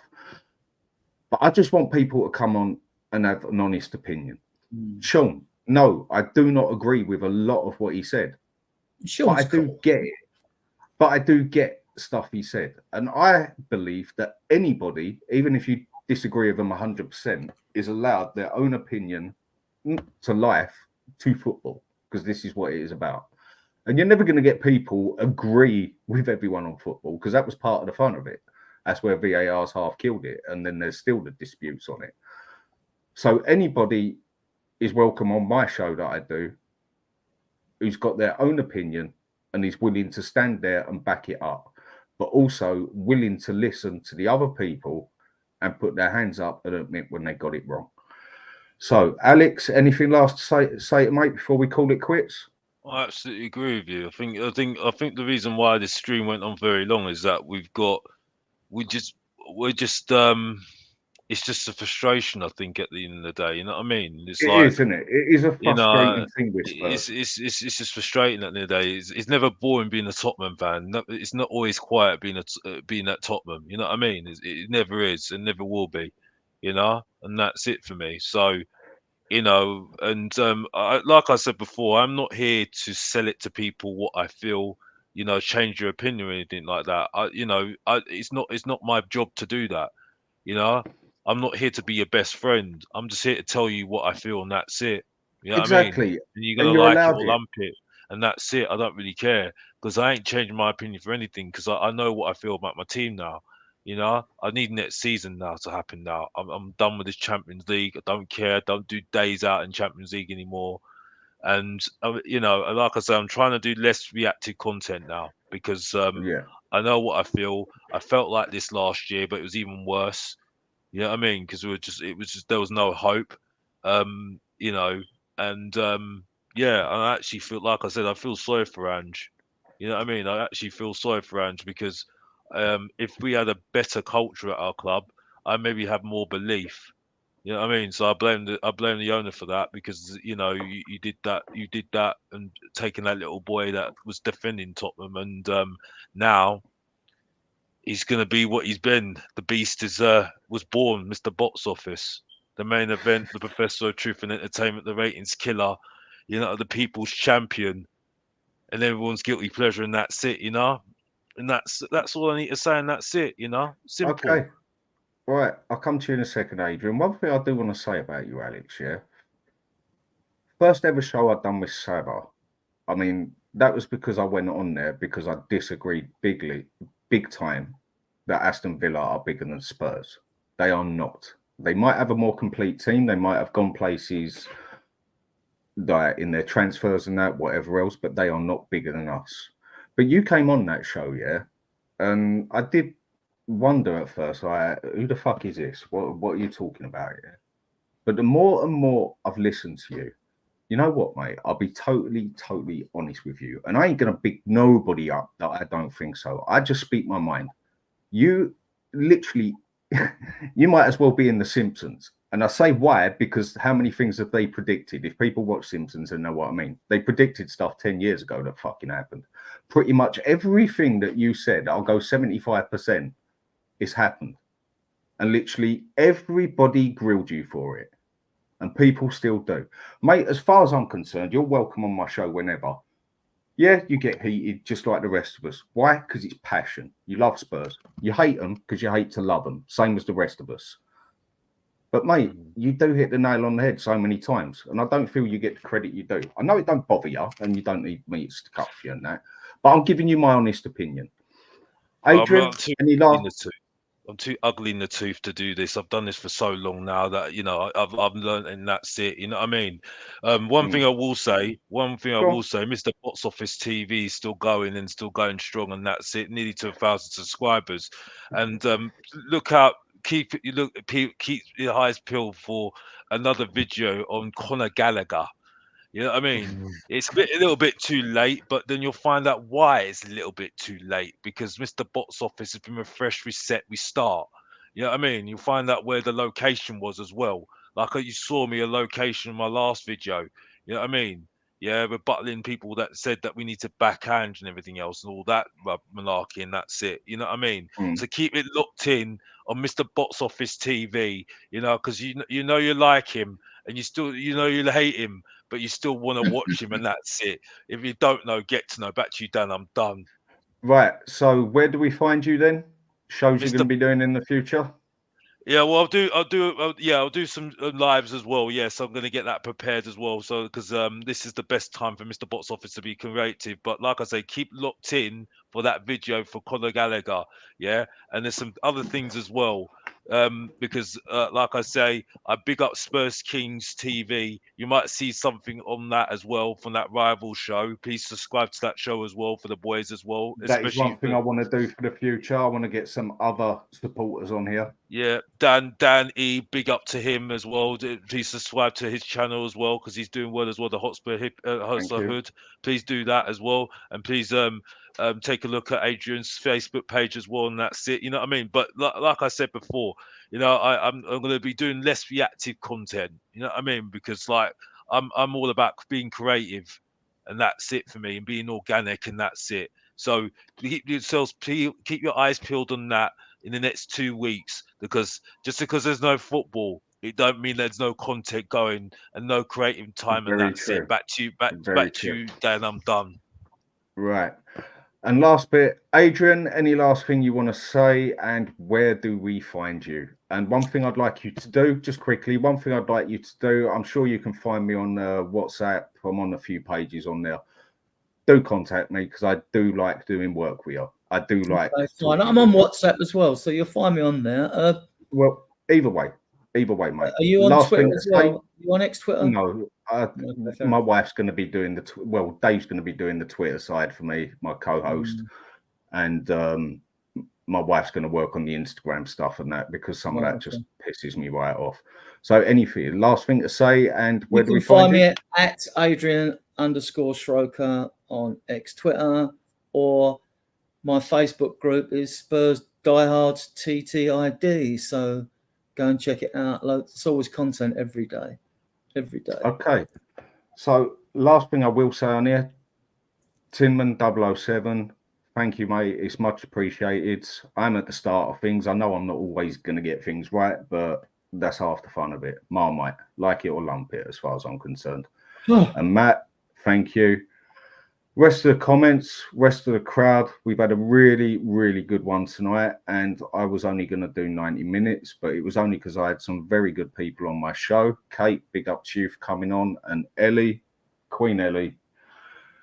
If everyone had a heart like you, we wouldn't have many problems in the world. People, I'm knackered. I want my herbal tea and I'm going to bed.